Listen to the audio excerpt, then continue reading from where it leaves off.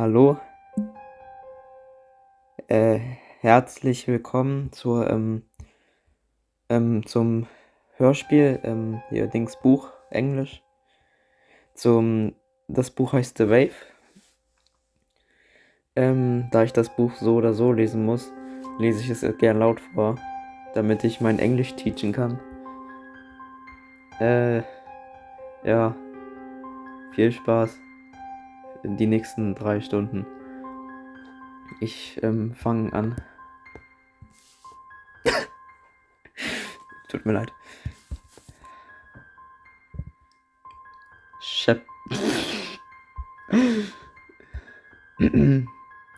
Chapter 1.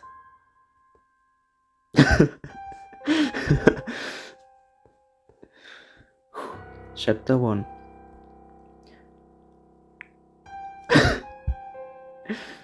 Tut mir leid. Chapter 1. Laurie Saunders sat in the publication office at Gordon High School, shaving on the end of a big pen.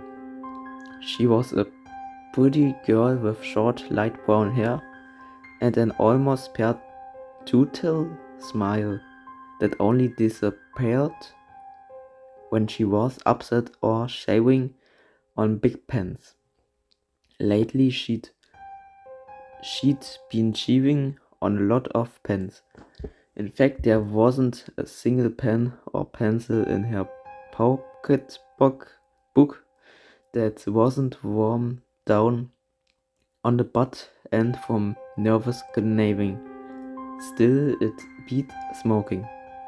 Laurie looked around the small office, a room filled with discs, typewriters, and light tables.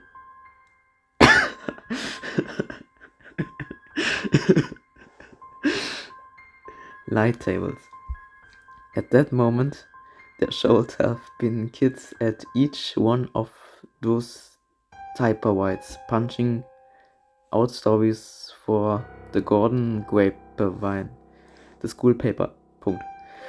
The art and layout staff should have been working at the light tables laying out the text issue.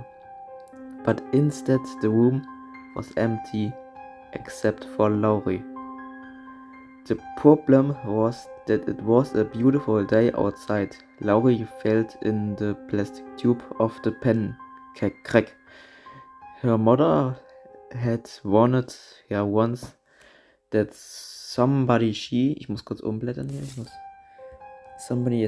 she would chew on a pen until it splintered, and a long plastic shard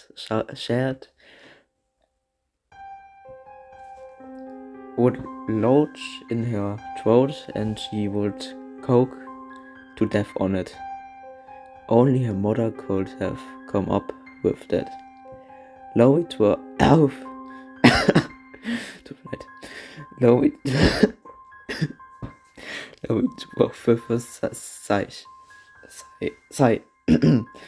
She looked up at the clock on the wall.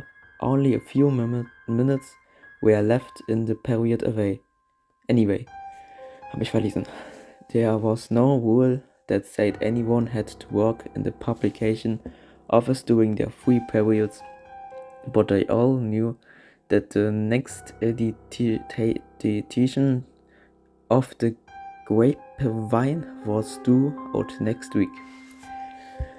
Couldn't they give up their frisbees and cigarettes and sometimes for just a few days in order to get an issue of the paper out on time? Laurie put her pen back in her pocketbook and started to gather up her notebooks for the next period. Jetzt habe ich's.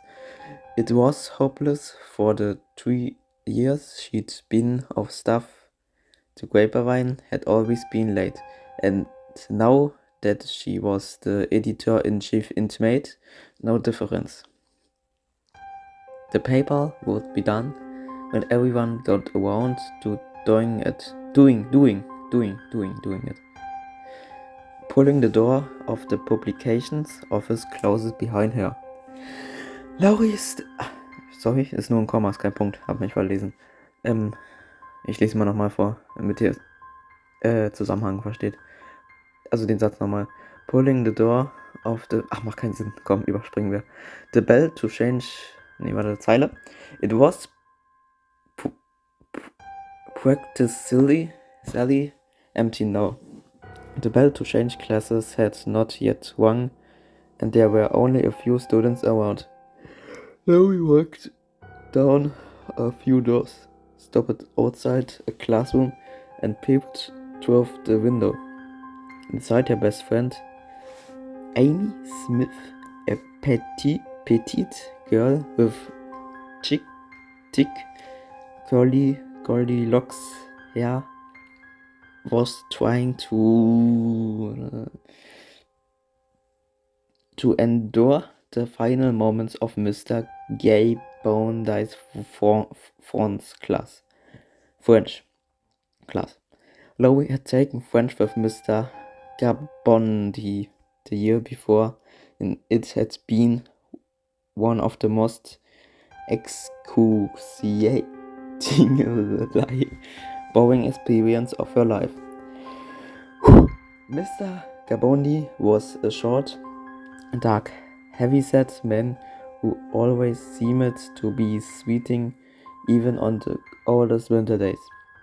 When he talked, he spoke in a dull monotone that could easily put the biggest student to sleep. And even though the course he taught was not difficult, Laurie recalled how hard it had been to pay enough attention to get an A point. Now watching her friend struggle to stay interested, Laurie decided she needs some cheering up. So positioning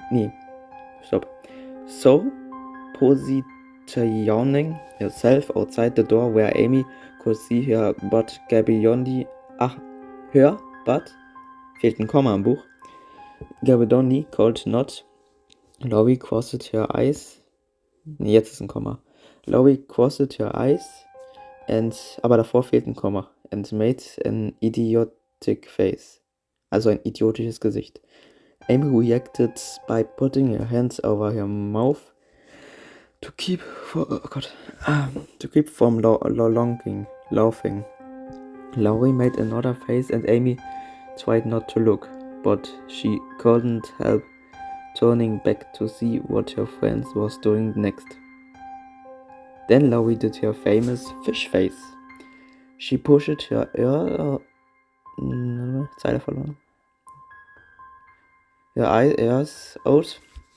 closed her eyes, and puckered her lips. Amy was trying so hard not to laugh that tears started to roll down her cheeks. Laurie knew she shouldn't make any more faces.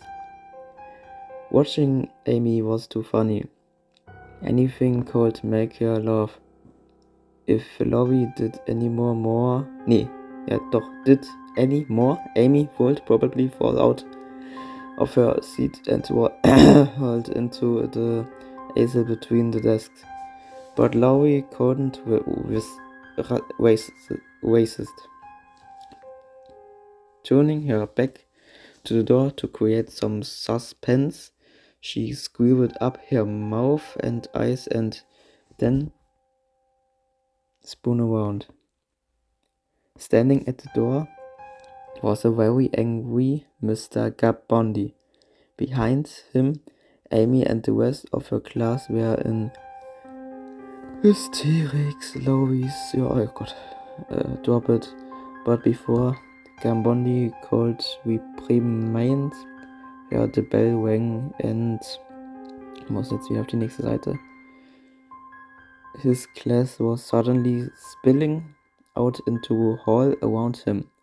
Amy came out holding her sides and pain from laughing so hard as Mr. Gabondi glared at them. The two girls went off arm in arm toward their next class. Too out of breath to laugh anymore.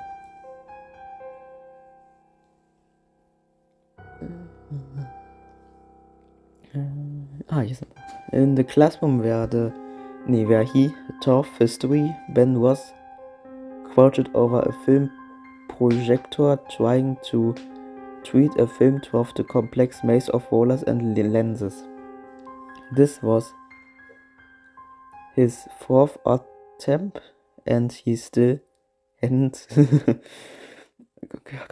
hadn't gotten it right. Frustrated, Ben went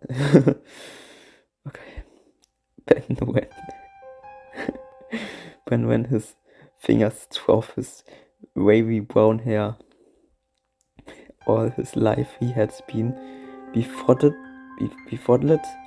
by machinery, film projectors, cars, even the self-service pump at the local gas station drove him bananas. He had never been able to figure out why he was so in that way, and so when it came to anything mechanical, he left it to Kirsty, his wife. She taught music and Chor, der Gesang, at Gordon High, and at home she was in charge of anything that required manual dexterity.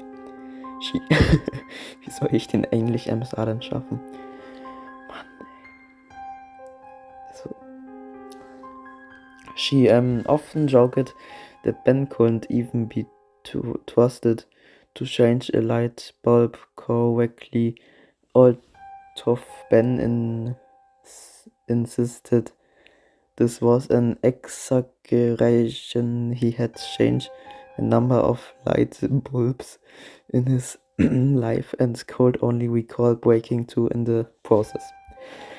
Thus far in his career at Gordon High, Ben and Kirsty had been teaching there for 2 years. He had managed to hide his mechanical inabilities, or rather, they had to been overshadowed by scrawling reputation as an outstanding young teacher. Ben's students spoke of his intensity, the way he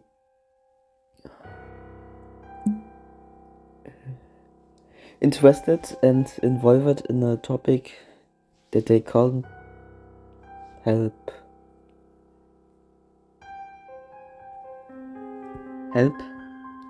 but be interested also. Punkt. He was, Anführungsstriche oben, contagious, Anführungsstriche oben, they'd say, meaning that he was charismatic. He could get rough to them. Was fellow faculty members were somewhat more divided in their feelings toward him. Some of them jetzt habe ich kurz abgelenkt, Zeile verloren. Some of them were impressed with his energy and the dedication and creativity. It was said that he brought a new outlook to his class. That whenever possible he tried to teach his students the practical, relevant aspects of history. If they were studying the political system, he would divide the class into political parties. If they studied a famous trial, he might assign one student to be the defendant, others to be prosecution and defense attorneys, and still others to sit as the jury. But other faculty members were more skeptical about Ben. Some said he was just young, naive, and overzealous. That after a few years, he would come down and start conducting classes the Anführungsstrich oben, white, Anführungsstrich oben, way, lots of reading, weekly quizzes, classroom lectures. Others simply said they didn't like the way he never wore a tie and tie in class. One or two might even admit they were just plain shieldless, but if there was one thing no teacher had to be jealous of, it was Ben's total inability to cope with film projects. While Pierre's brilliant, otherwise, no, he only scratched his head and looked at the triangle colored bunched in the machine. In just a few minutes, his senior history class would arrive, and he had been looking forward to. Jetzt habe ich rangezoomt, tut mir leid, ich kann es nicht mehr lesen. Forward to showing them. Mann, ich habe jetzt zu weit rausgezoomt. This film of 4 weeks. Why hadn't his teacher, college given a course in film treating? So. Jetzt konzentrieren wir uns mal. Was swallowed the film back into its pool and left it undertreated. No doubt one of the kids in his class was some kind of audiovisual whiz, also nicht whiff, sondern whiz mit Z, and could get the machine going in an instant. He walked back to his desk and picked it up.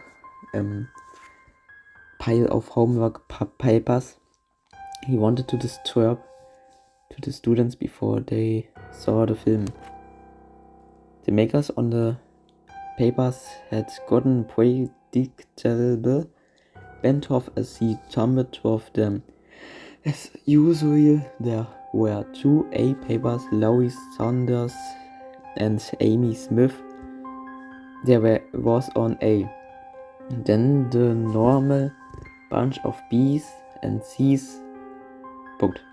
There were 2 D's. On one was Brian, a quarterback on the football team, who screamed to enjoy getting low marks even tough. It was obvious to Ben that he had the brains to do much better if he tried. The other D was Robert Billings, the class loser. Shook his head. The Billings boy has a real problem outside in the hall. The bells rang and Ben heard the sound of class doors banging, bam, open and students floating into the corridors. It was peculiar how students always left class so quickly, but someone arrived at their next class at the speed of snails. Generally, Ben believed that high school today... Jetzt bin ich wieder verrutscht. Today was a better place for kids to learn than it was when he went. Tut mir leid. But there were a few things that bothered him. One was his student, lackadaisical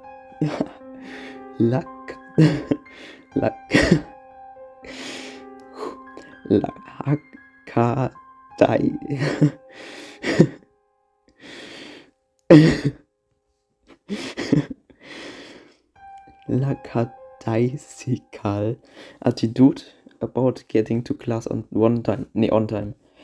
Sometimes 5 or even 10 minutes of valuable class time would be lost with students straggled in. Back when he was a student, if you went in class there when the school bell rang, you were in trouble. The other problems was the homework. Kid just didn't feel compelled to do it anymore. You couldn't. Hier ist hier verkürzt Staub. Yell theoreted them with Fs. Oder ich weiß nicht, was die ganze Zeit mit diesen Buchstaben wollen, aber na egal. Or oh Gott, ich kann nicht mehr. To detention and it didn't matter homework had become practically optional, or as one of his ninth graders had told him a few weeks before. So, I know homework is important, Mr. Ross, but my social life comes first. Ben chuckled. Social life. Students were starting to enter the classroom now. Ross spotted David Collins and tall, good joking boy who was running back on the football team. He was also Laurie Saunders' boyfriend, David, also Anführungsstriche, David. Wieder Anführungsstriche oben, was said. Und also das steht nicht Anführungsstriche, was said, sondern jetzt kommt wieder Anführungsstriche oben. Do you think, ist egal, komm, wir lassen weg. Do you think you could get that film project set up? Sourcing. David replied. As Watch watched, David kneeled beside the projector and went to work nimbly in just a few seconds.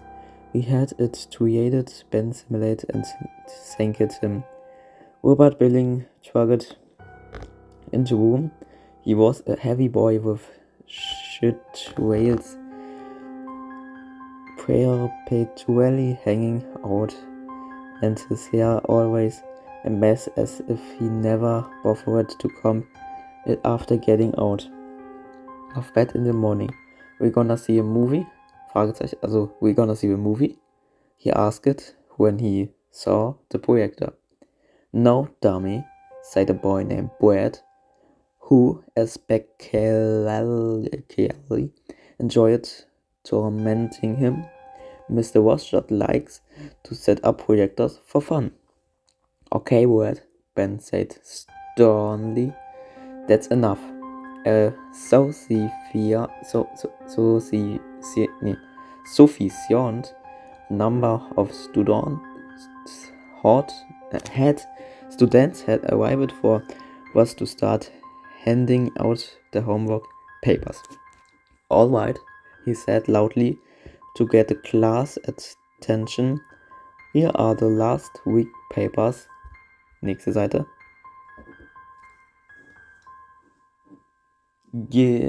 Generally speaking, you did a good job. He walked up and down the ace list, passing each paper to its author. But I'm wearing you again. These papers are getting too much sloppy. He stopped and held one up for the class to see. Look at this. Is it really necessary to doodle in the margins of a homework paper? The class tittered. Who is it? Someone asked. None of your business. Punkt. Ben shuffled the papers in his hand and kept handing them out. From now on, I'm going to start lowering grades on any papers that are really sloppy. If you've made a lot of changes or mistakes on a paper, make a new neat copy before you hand it in. Got that? Some members of the class nodded. Others weren't even paying attention. Ben went to the front of the classroom and pulling down the movie screen. It was the third time that semester he'd talked to them about messy homework. Das war Kapitel 1. Ich würde das jetzt noch gerne mal in meinen eigenen Worten kurz zusammenfassen. Also was ich verstanden habe. Also dass ich verstanden habe. Ich habe nicht viel verstanden. Ich war jetzt eher hoch fokussiert darauf, das richtig auszusprechen. Ich glaube, das hat nicht so geklappt. Was? Nee.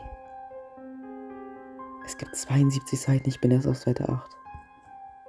Nee. Wie viele Seiten hat nur das Buch? 138 Seiten, wir sind erst bei Seite 8. Mann, ich nehme das irgendwie schon 25 Minuten auf. Egal. So, so wie ich das verstanden habe, hat das in der Schule stattgefunden, im Klassenraum. Und das geht irgendwie um so einen Lehrer, ich habe gerade den Namen vergessen, obwohl ich es 1000-mal gelesen habe. Und also Ben kam auch vorher. Ich glaube, Ben ist auch so. Also es gibt, glaube ich, 2 Mädchen. Ben kann sein, die mögen Ben. Bin ich mir jetzt aber nicht sicher. Das wäre nur eine Vermutung, eine Hypothese oder eine These. Und sonst so, also es gibt irgendwie so einen Test, haben die geschrieben, und es gab A, B, C, D, E und F Gruppen. Also nicht nur A und B, sondern bis F. Und die wollten, dass die den Test nicht schreiben. Und die wollten einen Film gucken. Nee, egal. Die wollten einen Film gucken und ja, jetzt machen wir mal weiter mit Chapter 2 von 17. So, viel Spaß mit Chapter 2. They were studying World War II, and the film Ben was showing his class that day was a documentary depicting the atrocities the Nazis committed in their concentration camps. In the darkened classroom, the class stared at the movie screen. They saw emaciated men and women starved to survey that they appeared to be nothing more than skeletons covered with skin. People with knee joints were the widest parts of their legs. Ben had already seen this film or films like it half a dozen times, but the sight of such worthless, inhuman cruelty by the Nazis still horrified him and made him feel angry. As the film rolled on, he spoke emotionally to the class. What you are watching took place in Germany between 1934 and 1945. It was the work of a man named Adolf Hitler, originally a manual laborer, porter and house painter who turned to politics after World War I. Germany has been defeated in the war. Oh, Snap von Flugzeug. Ja, das schneide ich mal aus. Its leadership was at a low ebb. Inflation was high and thousands were homeless, hungry and jobless. For Hitler it was opportunity to rise quickly throughout the political ranks of the Nazi Party. He espoused the theory that the Jews were destroyers of civilization and that the Germans were a supporter race. Today we know, oh Gott, ich sehe alles verschwommen, that Hitler was a paranoid, a psychopath, literally a madman. In 1923 he was thrown in jail for his political... Das wusste ich, dass es mal im Gefängnis war. Ich habe mal eine Dokumentation dazu gesehen. Was thrown in jail for his political activities, but by 1934 he and his party had seized control of the German government. Ben paused for a moment to let the students watch more of the film. They could see the gas chambers now, Gaskammern, and the piles of bodies laid out like stuffed wood. The human skeleton still alive, and the gruesome task of stacking the dead under the watching eyes of the Nazi soldiers. Ben felt his stomach churn. How on good earth could anyone make anyone else do something like that, he asked himself. He told the students the death camps were what Hitler called his final solution to the Jewish problems. But anyone, not just Jews, deemed by the Nazis as unfit for their superior ways was sent there. Ich kann nicht mehr. Kurze Pause.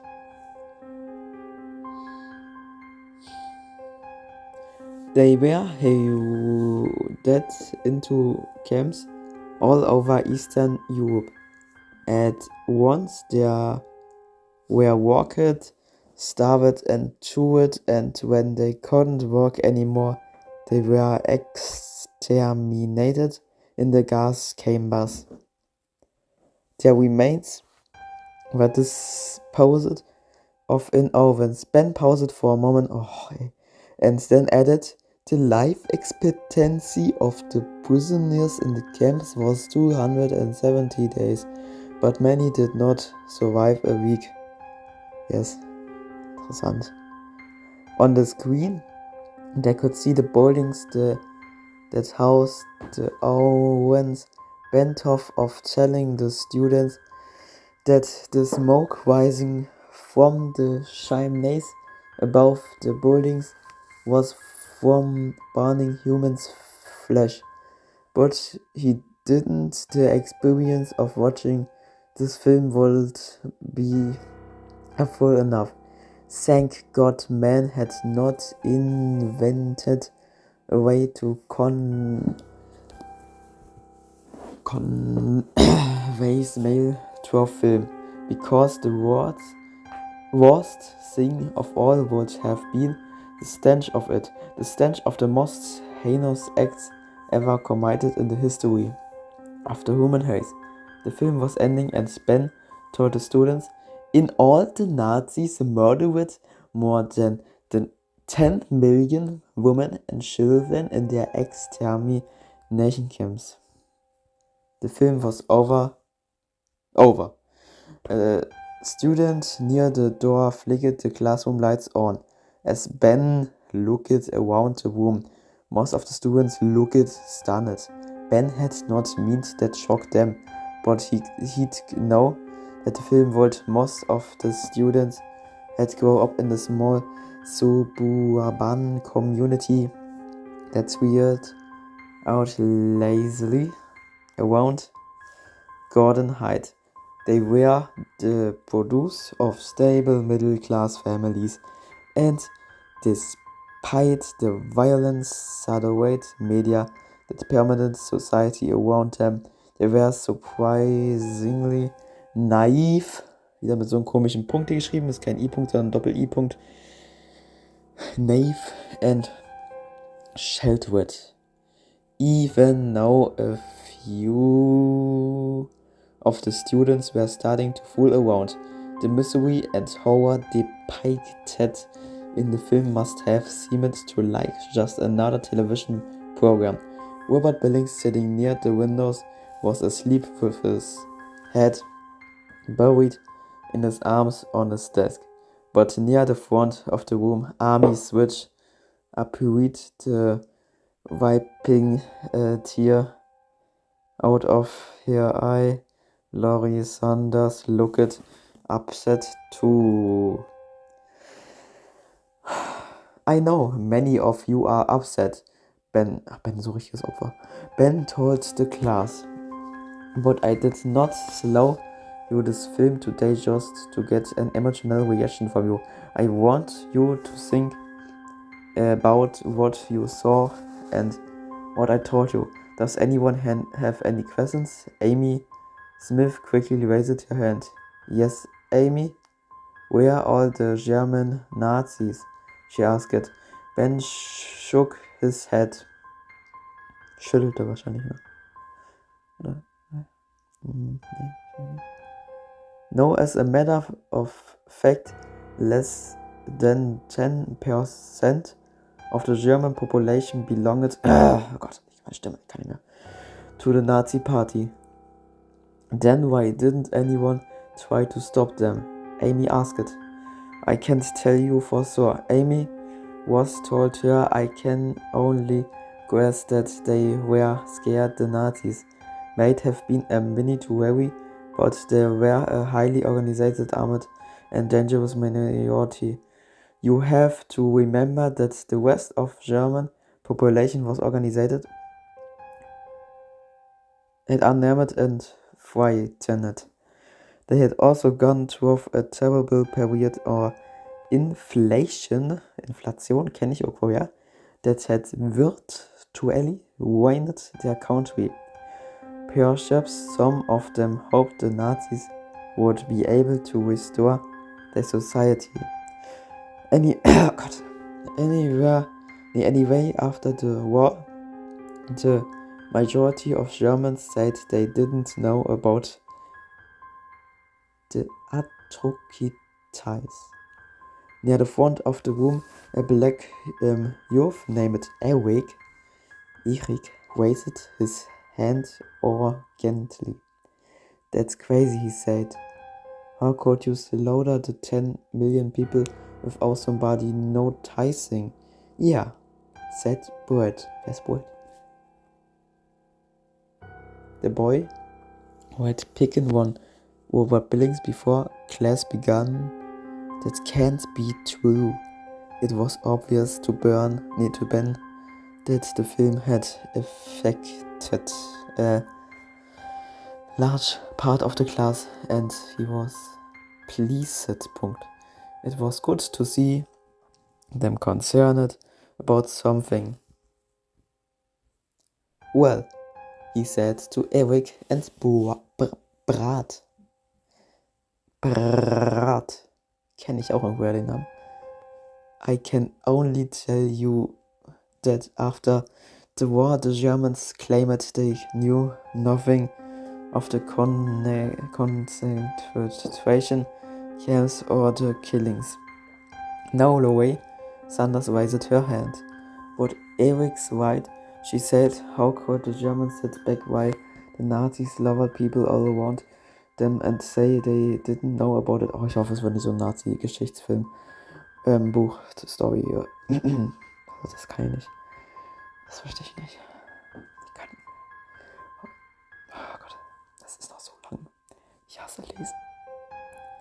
How could they do that? How could they even say that?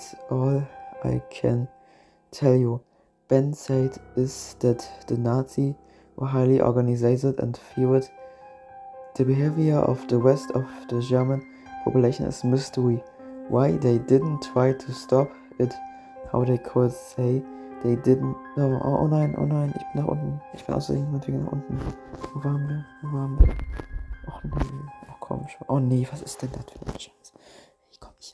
Ich hasse dieses Buch. Ich hasse, Mann, das ist, oh Gott, ich kann ausrasten.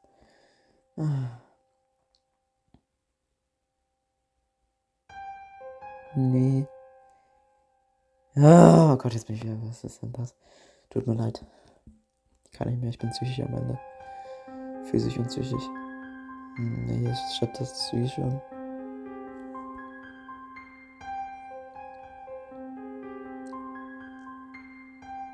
All I can tell you, Ben said, is that the Nazis were highly organized and feared. The behavior of the rest of German population is a mystery. Why they didn't try to stop it, how they could say they didn't know, where we just don't know the answer. Eric's hand was up again. All I can say is I would never let such a small minority of people rule the majority. Yeah, said Brett. I wouldn't let a couple of Nazis scare me into pretending I didn't see or hear anything. There were others' hands raised with questions, but before Ben could call on anyone, the bell rang out. Ja, endlich Schluss. Out, and the class was rushing out into the boy. Ich kann nicht mehr. David Collins stood up. Steht auf. His stomach was grumbling like mad. That morning he'd gotten up late and had to skip his usual 3-course breakfast to make it at school on time. Even throughout the film, Mr. Ross had Sean really bothered him. He couldn't help thinking that the next period was lunch. He looked over at Laurie Saunders, his girlfriend, who was still sitting in a seat. Come on, Laurie. He yogurt here. We have to get down the cafeteria fast. You know how long the line gets, but Laurie waved him to go without her. We'll catch up later. David scowled. He was torn between waiting for his girlfriend and filling his growling stomach. The stomach won, and David took off down the hall. After he was gone, Laurie got up from her seat and looked at Mr. Ross. There were only a couple of kids left in the room now, and except for Robert Blinks, who was just waking up from his nap. They were the ones who seemed the most disturbed about the film. I can't even believe that all the Nazis were that cruel, Laurie told her teacher. I don't believe anyone could be that cruel, Ben nodded. After the war, many Nazis tried to excuse their behavior by claiming they were only following orders and that they would have been killed themselves if they hadn't. Laurie shook her head. No, that's no excuse. They could have run away. They could have fought back. They had their own eyes and their own minds. They could think themselves. Nobody would just follow an order like that. But that's what they said, Ben told her. Laurie shook her head again. It's sick, she said. Her voice filled with revulsion. Just totally sick. Ben could only nod in agreement. Robert Billing was trying to sneak past Ben's desk. Robert, Ben said, "Wait a minute, who are you?" Wait a minute. The boy froze but could not look his teacher in the eye. "Are you getting enough sleep at home?" Ben asked. Robert nodded dumbly. Ben sighed. All semester he has been trying to get tough to his boy. He couldn't stand seeing him picked on by the other students, and it dismayed him that Robert didn't at least try to participate in class. Robert, his teacher, said sternly, "If you don't start participating in this class, I will have to fail you. You'll never graduate at this rate." Robert glared at his teacher and then looked away again. "Don't you have anything to say?" Ben asked. Robert shrugged. "I don't care," he said. "What do you mean, you don't care?" Ben asked. Robert took a few steps forward to the door. Ben could see that he was... Und ich muss mal kurz was trinken.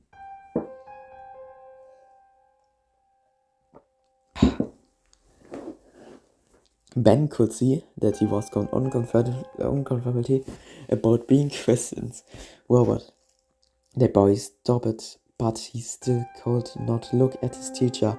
"I won't do any good anyway," he mumbled. Ben wondered what he could say. Robert's case was a tough one. The younger brother wallowing in the shadow of the night of an older brother who had been the quintessential model student and big man on campus. Jeff Billings had been an all-conference pitcher in high school and was now in the Baltimore Orioles farm systems while he studied medicine in the off-season. At school, he'd been a straight A student who excelled at everything he did. The kind of guy even Ben had despised in high school.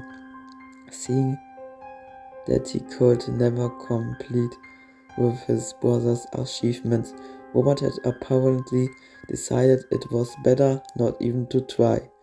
"Listen, Robert." Nee, doch. Ben said, "No one expects you to be another Jeff Billings." Robert glanced quickly at Ben and then started scraping nervously on the thumbnail. "All we are asking is that you try." Ben said, "I have to go," Robert said, looking down at the floor. "I don't even care about sports, Robert," Ben said, but the boy had already begun to move slowly to the door. Das war Kapitel 2. Ich versuchte mal kurz mit meinen eigenen Worten, so wie ich es verstanden habe. Ich habe kaum was verstanden, zusammenzufassen. Ja. Also die haben so einen Hitler-Film geguckt, so einen Hitler-Doku. Die Schüler haben 1000 Fragen gestellt, was mich überall abgefuckt hat. Und die kommen zum Schluss, Nazis sind grausam. So. Das war Kapitel 2. Und jetzt kommen wir zu Kapitel 3. Viel Spaß mit Kapitel 3. Chapter 3. Chapter 3. Seid ihr ready? Leute, komm. Let's go. I'm hyped. Ich gieße mir, während ich jetzt schon mal anfange zu lesen, noch was zu trinken ein. Chapter 3.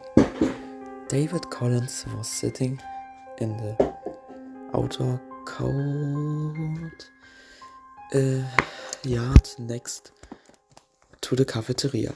He had already wolved down half his lunch by the time Laurie arrived, and he was beginning to feel like a normal human being again. He watched Laurie put her tray down next to his and then noticed, ich trinke kurz was.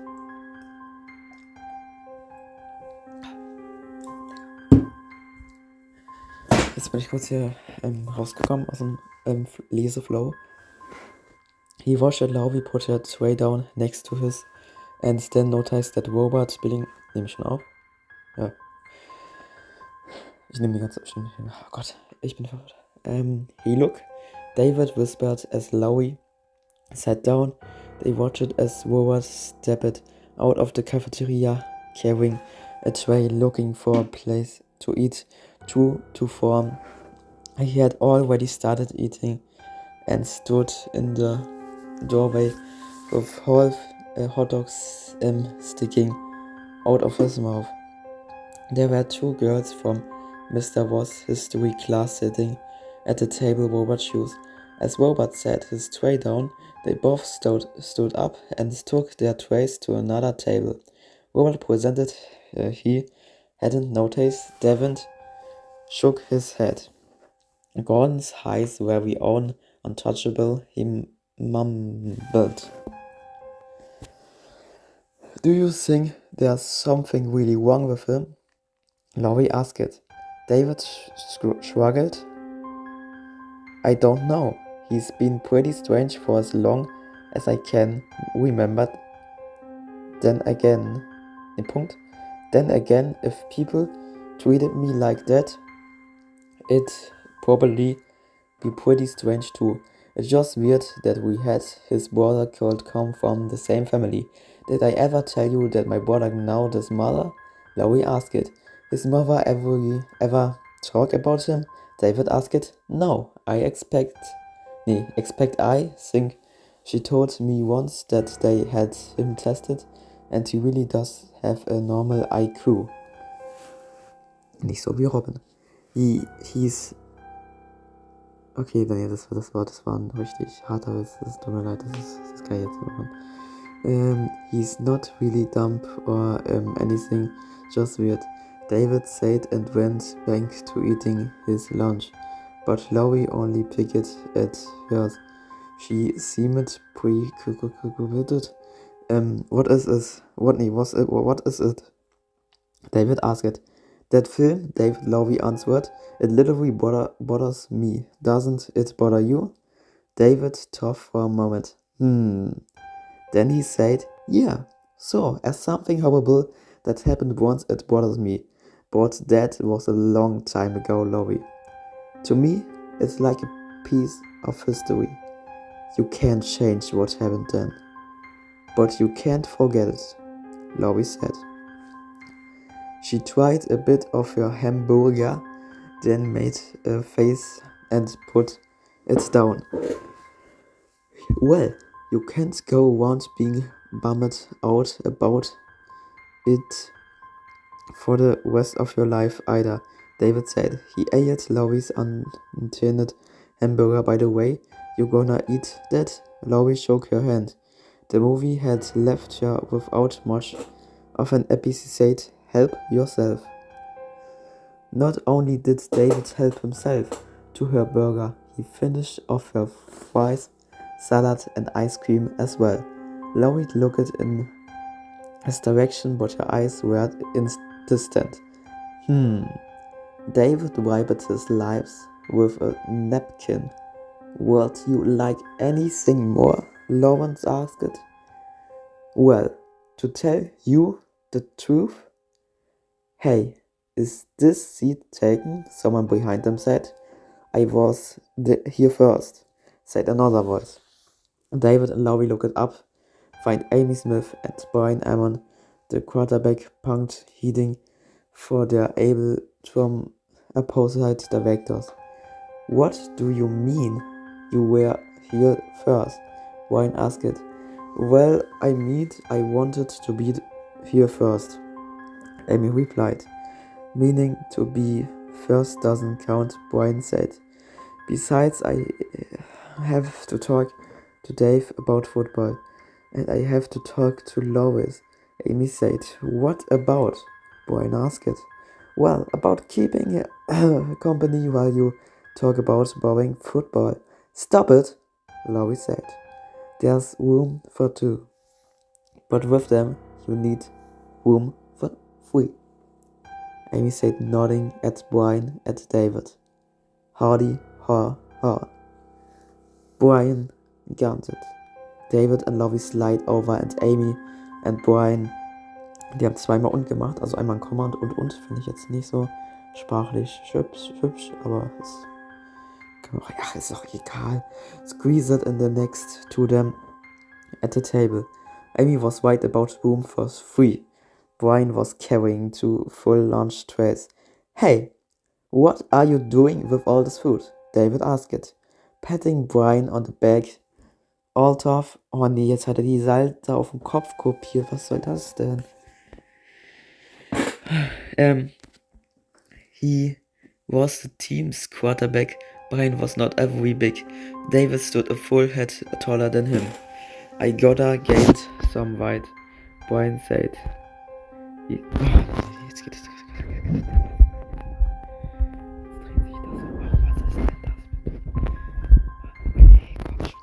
Ich habe Probleme. Brian said he started to wolf down his lunch. I'm gonna need every pound I've got against those guys from Clarkstown on Saturday. They are big, I mean huge. I hear they got a Lenneberg who stands 6'3" and weighs 220. I don't see what you're worried about, Amy said. No one that heavy can run very fast. Brian rolled his eyes. He doesn't have to run, Amy. All he has to do is squash quarterbacks. Will you have a chance on Saturday? Laurie asked. She was thinking about the story they would need for the grapevine. David shrugged. I don't know. The team is pretty disorganized. We're way behind on learning our plays and stuff. Half the guys don't even show up for practice. Yeah, Brian agreed. Coach Schiller said he was gonna drop anyone who didn't show up for practices of the team. But if he did that, we wouldn't even have enough guys to play it. No one seemed to have anything more to say about football, so Brian bit into his second hamburger.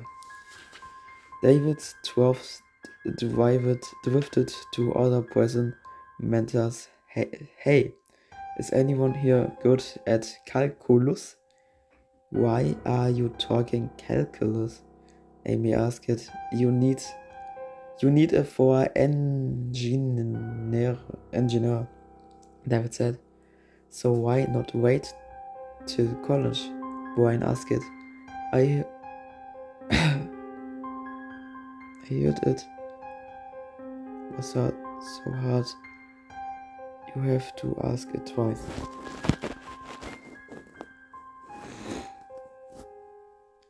To understand it, David explained.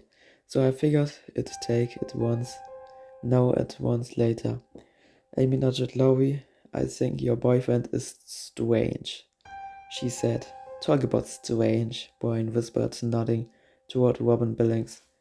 They all looked at Robert, who was sitting alone at his table, acknowledged in a Spider-Man comic book. His lips moved as he read, and there was a red streak of care steps on his chin. You see him sleep. Jetzt geht die Seite wieder falsch. Jetzt habe ich wieder Zeile verloren. Ich mache einfach jetzt irgendwo weiter. They all looked. Robert was sitting alone in the spider room. You see him sleep through the whole movie, Brian asked. Don't remind Laurie, David told him. She's upset. What about that movie? Brian asked. Laurie gave David a dirty look. Do you have to tell everybody? Well, it's true, isn't it? David asked. Oh, just leave me alone. Laurie answered. I can understand how you feel, Amy told you. I thought it was just a wolf fool. Laurie turned to David. There, you see, I'm not the only one that is bothered. Hey, David said defensively. I didn't say I wasn't bothered by it. I just said it's over now, forget about it. It happened. Once at the word learned its lesson. It'll never happen again.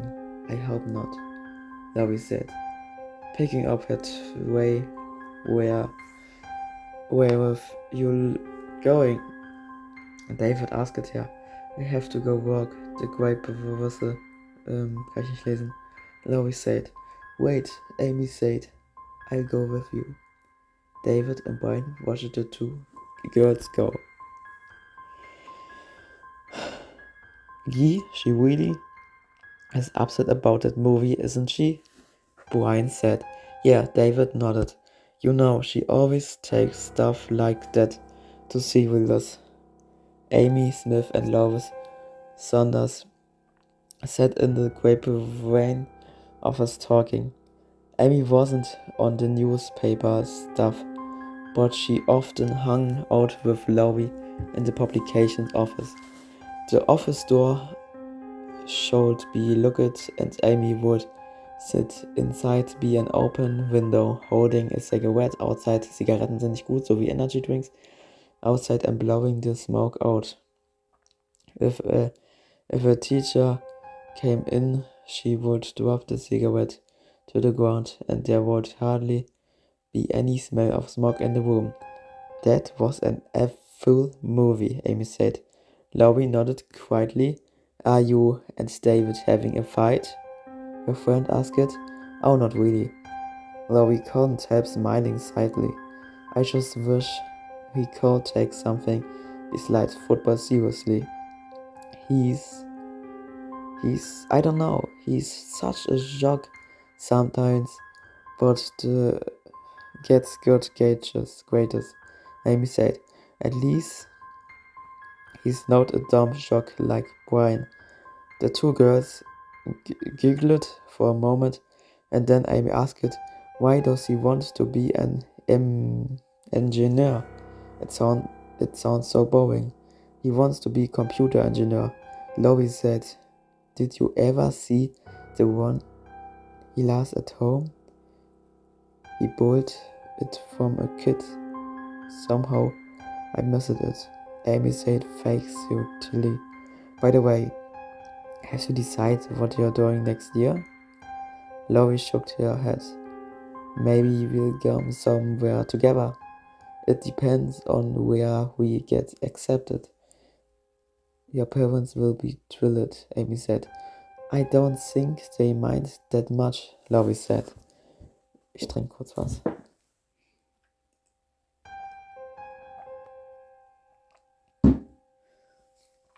Ja. Why don't you just get married? Amy asked. Laurie made a face. Oh, Amy. I mean, I guess I love David, but who wants to get married yet? Amy smiled. Oh, I don't know. If David asked me, I might consider it, she teased. Laurie laughed. Ha ha ha. Would you like me to drop a hint? Hinweis? Come off it, Laurie, Amy said. You know how much he likes you. He doesn't even look at other girls. He better not, Laurie said.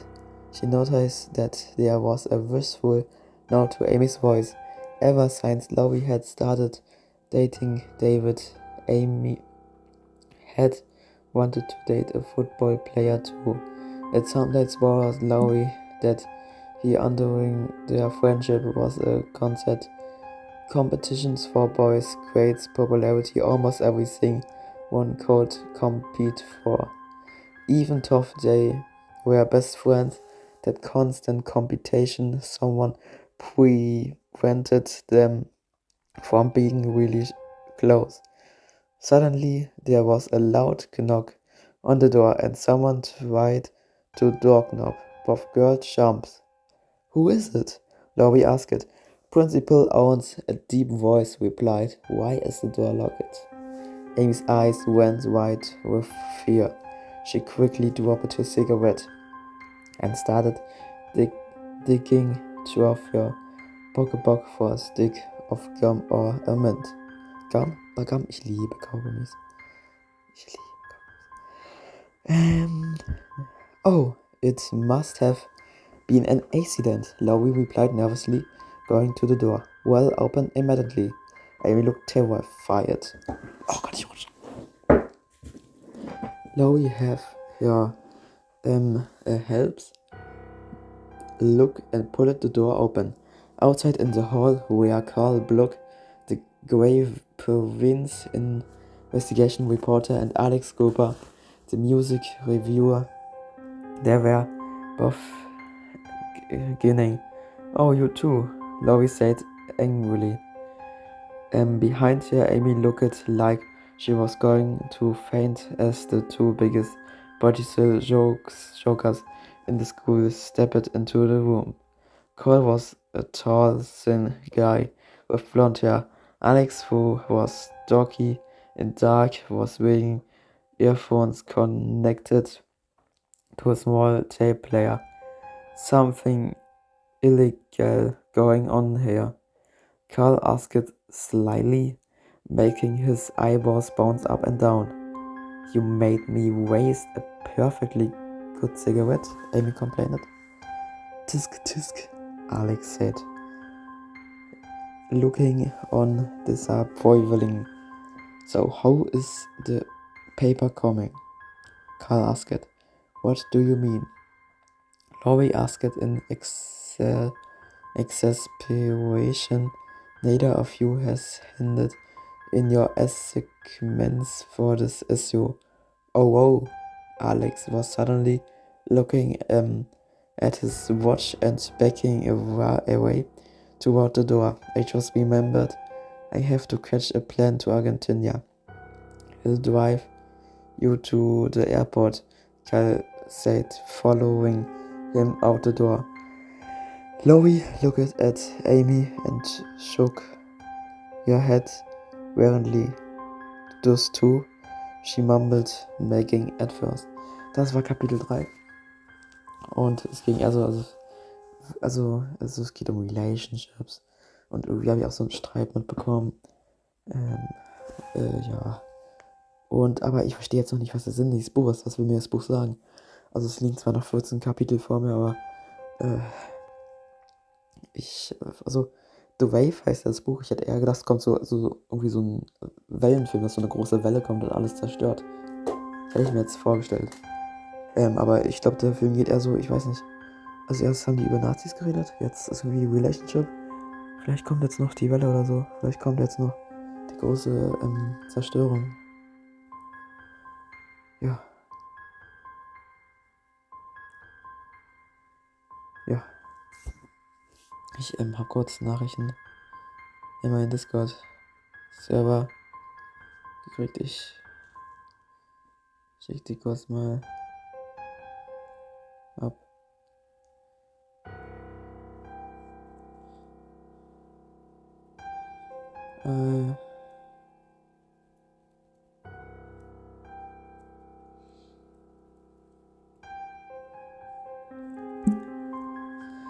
So, ich wünsche euch viel Spaß mit Kapitel oder Chapter Nummer 4. Viel Spaß. Chapter 4. Something bothered Ben was he couldn't quit put his finger on it, but he was intrigued by the questions the kids in history class had asked him after the film that day. It made him wonder why he hadn't been able to give us the students adequate answers to our questions. Was the behavior of the majority of Germans during the Nazi regime really so inexplicable? That afternoon, before he left school, Ross had stopped at the library and taken out an armful of books. His wife, Christy, would be playing tennis that evening with some friends, so he knew he would have a long period of uninterrupted time to pursue his thoughts. Now, several hours later, after reading through a number of books, Ben suspected that he would not find the real answer written anywhere. It made him wonder, was this something historians knew words could not explain? Was it something one could only understand by their one, or if possible by creating a similar situation? The idea integrated was, suppose he took a period, repairs 2 periods and tried an experiment, just try to give his students a sampling, a taste of what life in Nazi Germany might have been like if he could choose. fi- figure out how a could be done, how the experience could be won.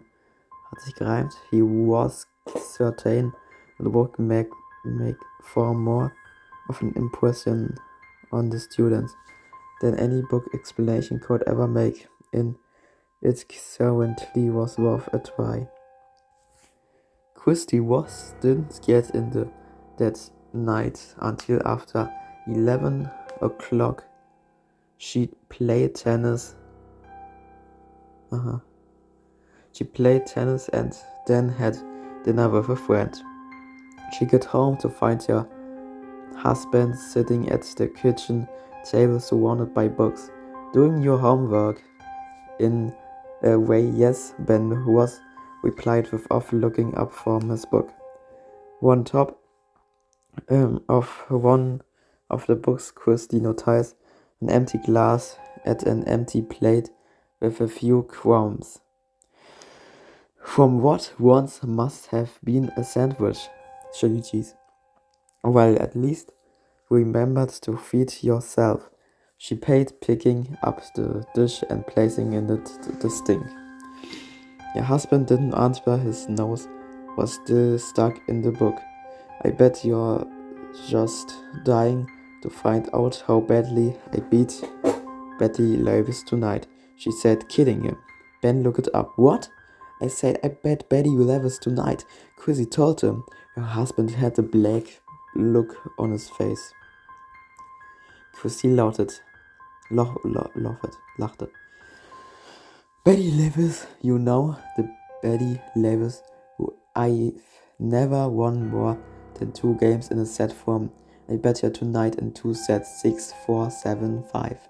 Oh ho, that's very good, Ben said absently. He looked back down at the book and started reading again. Some else might have been offended by his apparent rudeness, but Chrissy wasn't.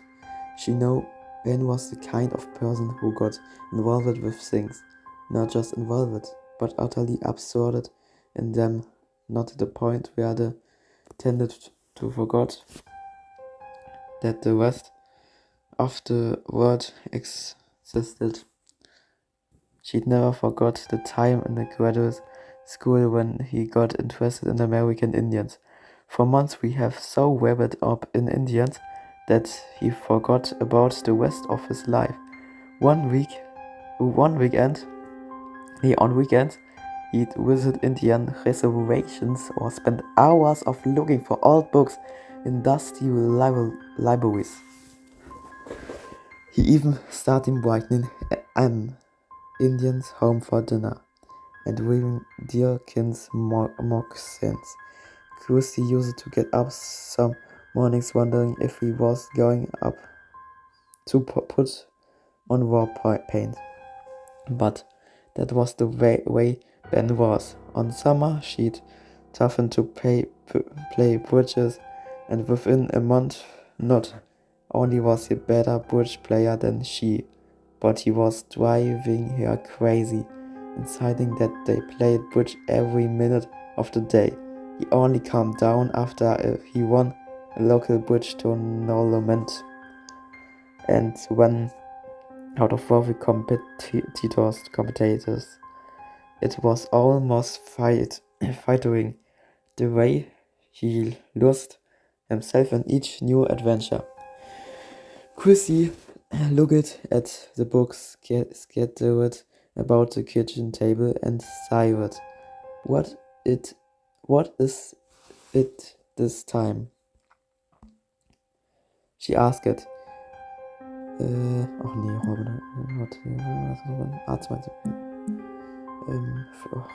Linus aus, ne? Jetzt gerade ganz viele Snaps bekommen und so. Das lenkt mich ab beim Lesen. The Indians again, astronomy. The behavioral characteristic of killer whales. When her husband didn't answer, she picked up some of the books. The Rise and Fall of the Third Reich, Hitler's Youth. She frowned. Oh, nicht wieder dieser Hitler. What are you doing cramming for a degree in dictatorship. Not funny, Ben muttered without looking up. You're right, Christie admitted. Ben was sat back looked at his wife. One of my students asked me a question today that I couldn't answer. So what else is new? Christie asked. But I don't think I ever saw the answer written anywhere, Ben told her. I just may be answer they have to learn for themselves.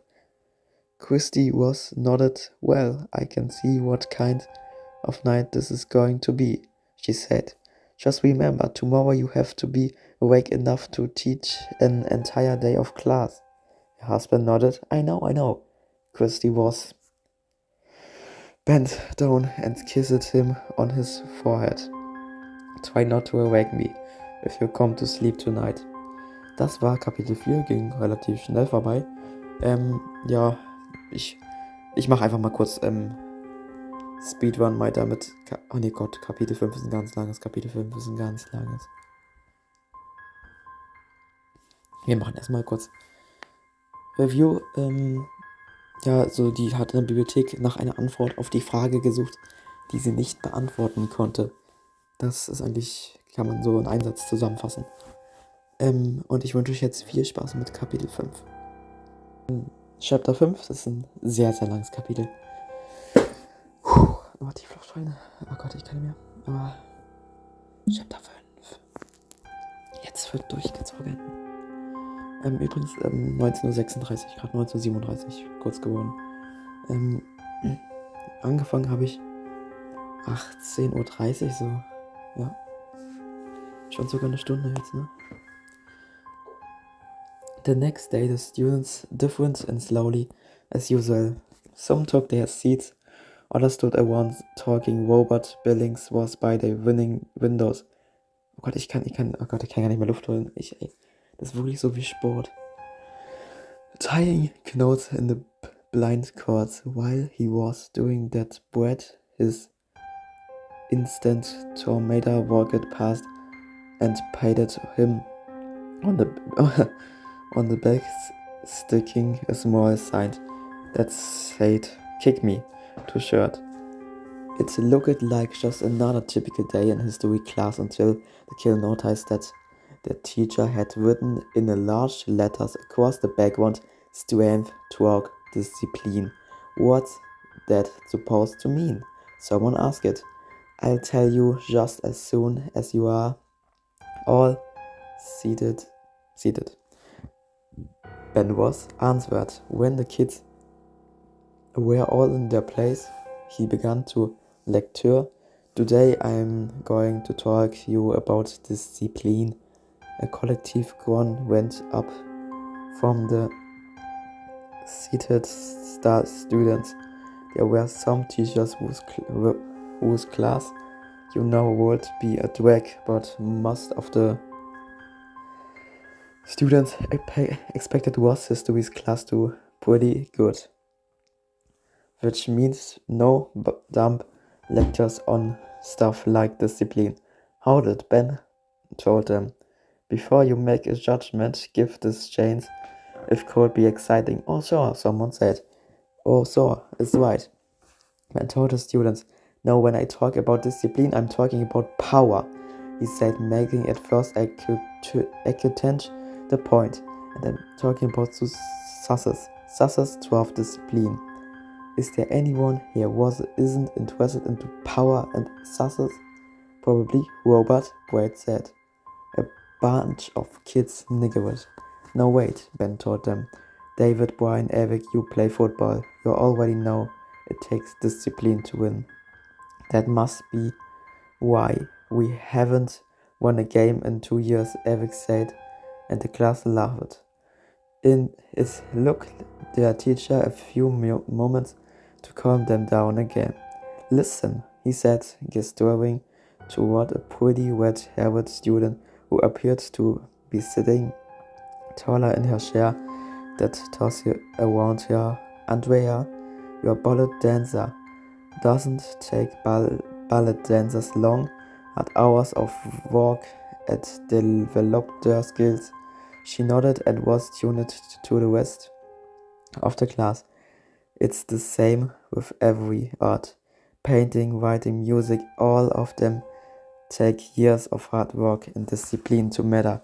Hard work, discipline, and control. So what? Said the student who was slouching down in the chair. So what? Ben asked it. I'll show you. Suppose Cohen proved to you that you can create. Die Seite ist nicht richtig gedrückt. Power 12 Discipline. Suppose we count it right here at this classroom. What will you say that? Boss had it accepted. Another wisecrack, and he was surprised when it didn't come. Instant were becoming interested and serious. Ben went behind his desk and put his wooden chair in front of the room so that all students could see it. All right, he said. Disciplines begin with pound tour. Amy, come up here for a minute. As Amy was buying Numlet, teacher's pet normally, that would have been enough to start their entire class laughing, but only a few chuckled. The rest ignored him. Everyone was wondering why their teacher was up to. As Amy sat in the chair at the front of the room, Ben instructed her on how it sit. Place your hands flat across the small of your back and forgot your spine straight up. This can't you breathe more easily. Around the classroom, many of the students were imaginated, depositing they saw Amy taking, but even though they were sitting straighter, some couldn't help finding it humorous. David was the next to try his hand at a joke. Is this history or does I come to the first as by mistakes? He asked it. A few kids laughed, but still tried to prove their point too. Come on, David, Ben said. Give it a try. We've had enough wise guys we make. Gradually, David pushed himself up straight in his chair. Meanwhile, the teacher walked down each easily, shaking the posture of each student. It was amazing. Was tough somewhere he'd look at them. Why even Robert? Class, Ben announced. I want everyone to see Robert's legs are parallel. His ankles are locked, his knees are bent at 90 degrees. 90. See how straight his spine is. Chin tucked in, head up. That's very good, Robert. Robert, the class nerd, looked up at the teacher and smiled bravely, then returned to stiff up right position. Around the room, the other students tried to copy him. Ben returned to the front of the classroom. All right, now I want you all to get up and walk around the room when I give the command. I want you to return you to your seats as quickly as possible and assume the proper seating posture. Come on, everyone, up, up, up. The students stood up and started wandering around the room. Ben knew he couldn't let them go too long or they lose their concentrations on their exercise. So he quickly said, take your seats. The students dashed back to their seats. There were bumps and grunts as a few ran into each other, and around the room some kids laughed, but the dominant sound was the loud scraping of chair legs as the kids sat down. In the front of the room, Ben shook his head. That was the most disorganized mess I've ever seen. This isn't duck, ghost, this is an experiment. It's movement, it's posture. Now come on. Let's try it again. This time, without the shadow. The quicker and more controlled you are, the faster you will be able to reach your seats probably, okay? Now everyone up. For the next 20 minutes, the class parties getting out of their seats, wandering around the parade, disorganized, and then, at the teacher command, quickly return to their seats and to correct seated posture. Ben shouted orders more like a drill sequence than a teacher.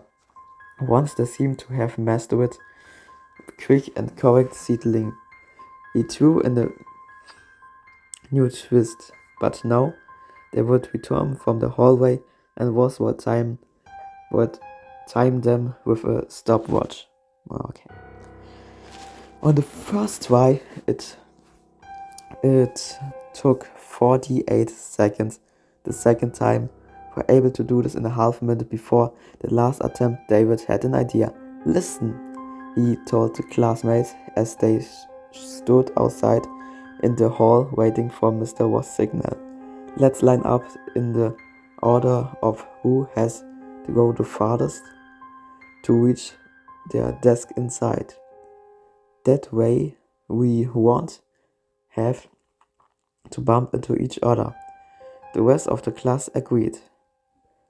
As they go into correct order, they couldn't help noticing that Roberts was at the head of the line. The new head of the class, someone whispers, and they waited nervously for their teacher to give them a sign. Ben snapped his finger, and the column of students moved quickly into the rooms. And as the last student reached his seat, Ben clicked at the stopwatch of he was smiling. 16 seconds. The class cheered. All right. Quiet down, the teacher said, returning to the front of the room. To this surprise, the students calmed down quickly. The silence that suddenly filled the room was almost eerie. Normally, the only time the room was that still was tough was when it was empty. No, there are 3 more rules that you must obey, he told them. 1. Everybody must have pencils and notepaper for note-taking. 2. When asking or answering a question, you must stand at the side of your seat. And 3. The first word you say when answering a question are Mr. Was all right? Around the room, Around the room, he nodded. All right, Mr. Was. Brett, who was the British Prime Minister before Churchill, still sitting at his seat. Brett chewed nervously on a fingernail. Oh, wasn't it? But before he couldn't say any more, Mr. Ross quickly cut him off. Wrong, Brett. You already forgot the rules. I just told you. He looked across the room at Robert. Robert showed Brett the proper producer for answering a question. Instantly, Robert stood up next to his desk and attention. Mr. Ross, correct, Mr. Ross said. Thank you, Robert. Oh, this is dumb. Brett mumbled, just because you couldn't do it right. Someone said, Brett. Mr. Ross said, who was the Prime Minister before Churchill. This time, Brett was and stood beside his desk. Mr. Ross, it was Prime Minister, you're still too slow, Brett. Mr. Ross said. From now on, everyone make your answers as short as possible and spit them out when asked. No, Brett, try again. This time, Brett snapped up beside his seat. Mr. Ross, Chamberlain. Ben nodded approvingly. No, that's the way to answer a question, Potential. Praises with punch at Rea. What country did Hitler invade in September of 1939? 1939. Andrea, the ballet dancer, stood stiffly by her desk. Mr. Ross, I don't know. Mr. Ross smiled. Still a good response because you use the proper form. Amy, do you know the answer? Amy hopped up beside her desk. Mr. Was Poland. Excellent, Mr. Was said. Brian was the name of Hitler's political party. Brian quickly got out of his chair. Mr. Was the Nazis. Mr. Was nodded. That's good, Brian. Very quick. Now does anyone know the official name of the party, Laurie? Laurie Saunders stood up beside the desk. The National Socialist. No. There was a sharp bang as Mr. Was struck his desktop with a ruler. No, do it again correctly. Laurie sat down, a confused look on her face. What had she do wrong? David leaned over and whispered in her ear.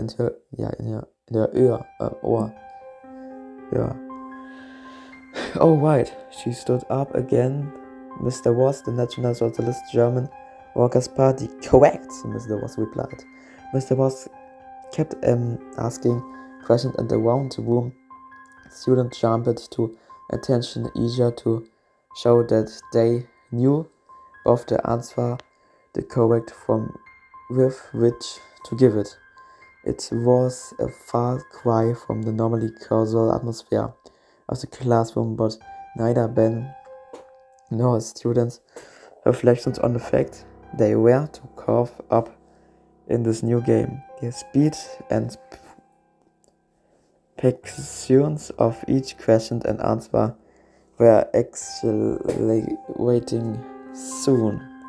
Ben was perspiring as he shouted each question out, and other student rose sharply beside his or her desk and shot back at tears rapidly. Peter, who proposed the Land Lease Act, Mr. Rose, Roosevelt. Right, Eric, who died in the Earth camps, Mr. Rose, the Joes. Anyone else but Mr. Rose? Gepies, homosexual, and the feeble mind. Good. Amy, why were they murdered? Mr. Rose, because they weren't part of the superior race. Correct. David, who ran the death camps? Mr. Rose, the SS. SS. Excellent.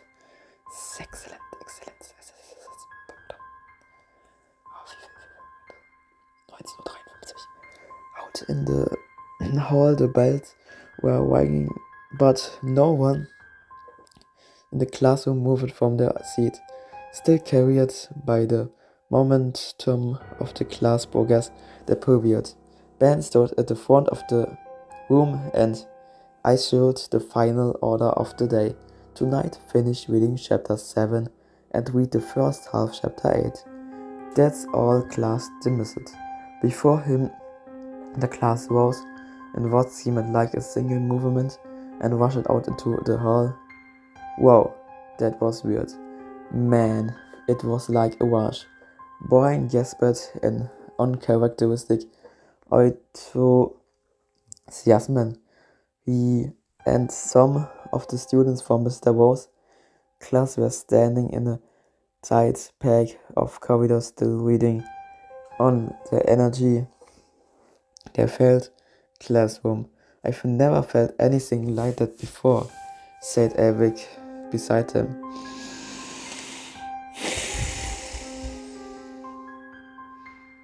Well, I saw Beats taking notes, Amy cracked. Yeah, Brian said. He and a couple of other students laughed. Hey, but don't knock it, David said. That was really different. It was like when we all acted together, we were more than just a class. We were a unit. Remember what Mr. Ross said about power? I think he was right. Didn't you feel it? Oh, you're talking too serious, said Pratt behind him. Yeah, David said. Well then, how do you explain it? Pratt shrugged. What's to explain? Was asked the question. We answered them. It was like any other class except we had to sit up straight and stand next to our desk. I think you're making a big deal out of nothing. I don't know, Brat. Daving said as he turned and left the package of students. Where are you going? Brian asked. The John, David answered. Catch up to you in the cafeteria. Okay, Brian said. They remembered to sit up straight, Brat said, and the other laughed. But David pushed toward the door to the men's room and really wasn't sure if Brat was right or not. Maybe he was making a big deal out of the nothing, but on the other hand there had been that feeling, that group unity. Maybe I didn't make that much difference in the classroom. After all, you were just answering questions, but suppose you took the group feeling, that high energy feeling, and got the football team into it. There were some good athletes on the team, and made David mad that they had such a bad record. They really weren't that bad. They were just undermotivated and disorganized. David knew that if he could ever get the team even half as shafted up as Mr. Rose's history class had been that day, they could tear apart most of the teams in the language. Inside the John, David heard the second bell ring, warning students that the next period was about to begin. He stepped out to a stall and was heading to the skin when he saw someone and stopped abruptly. The bathroom had emptied out, and only one person was left. Robert. He was standing in front of a mirror, tucking in his shirt, unaware that he wasn't alone. As David watched, the class closer straightened some of the hair on his head and stared at his reflection. Then he snapped to attention, and his lips moved silently, as if he was still in Mr. Rose's class answering questions. David stood motionless, and Robert practiced the move again and again and again. Late that night, in their bedroom, Christy Rose sat on the side of the bed in her wet nightgown and brushed her long auburn hair. Near her, Ben was pulling his pajamas out of a dryer. You know, he said, I would have 12 dates. All hate being ordered around, forgot to sit straight and recite answers. Instead, they took to it like they'd been waiting for something like this their whole life. It was weird. Don't think they were just playing it like a game, Christy asked, simply competing with each other to see who could be the fastest and the straightest. I'm sure that was a part of it. Ben told his wife, but even a game is something you either chose to play or not to play. They didn't have to play the game, but they wanted to. The Stranger Things. Als coole Serie. The strangest thing was once we started, I could feel them waiting more. They wanted to be disciplined, and each time they mastered one discipline, they wanted another. When the bell rang at the end of the period and were still in their seats, I know it meant more to them than just a game. Chrissy stopped brushing her hair. You mean They stared after the bell. She asked it. Ben nodded. That's what I mean. His wife looked as skeptical, but then grinned. I think you've created a monster, Hartley. Ben replied, chuckling. Christy put down her brush and rubbed cream into her face. On on his side of the bed, Ben was pulling on his pajama top. Christy was waiting for her husband to lean over for their customers' goodnight kiss. But tonight it was forthcoming. He was still lost in thought. Ben, Christy said, yeah. Do you think you'll go on with it tomorrow? I don't think so, her husband replied. Go to get on the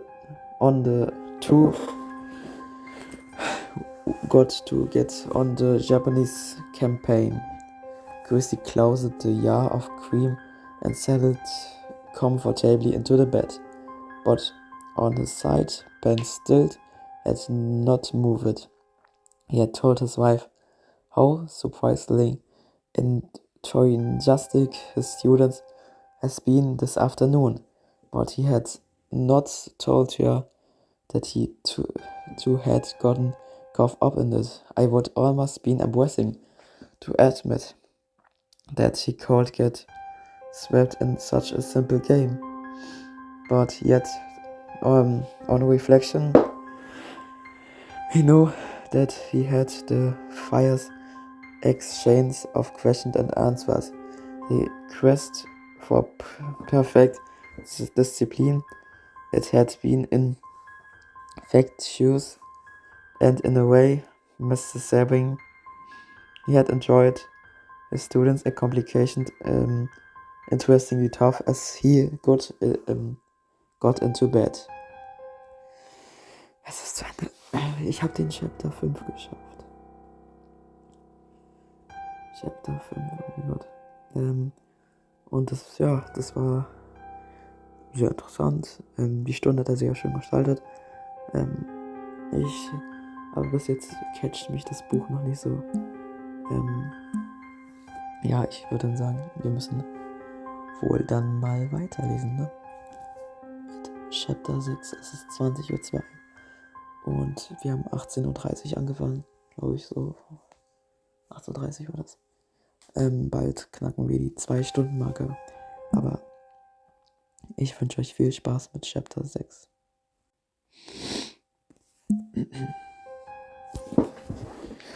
Chapter 6. Okay, Leute. Seid ihr bereit? Ja, machen wir. For Ben, what happened the next day was extremely unusual.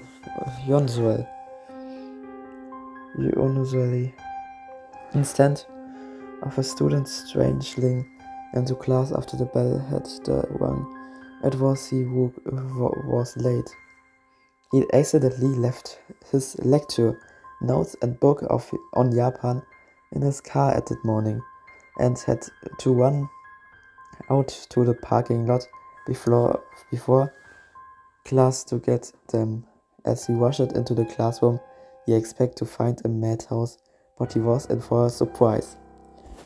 In his room were 5 neat rows of desks, 7 desks to a row.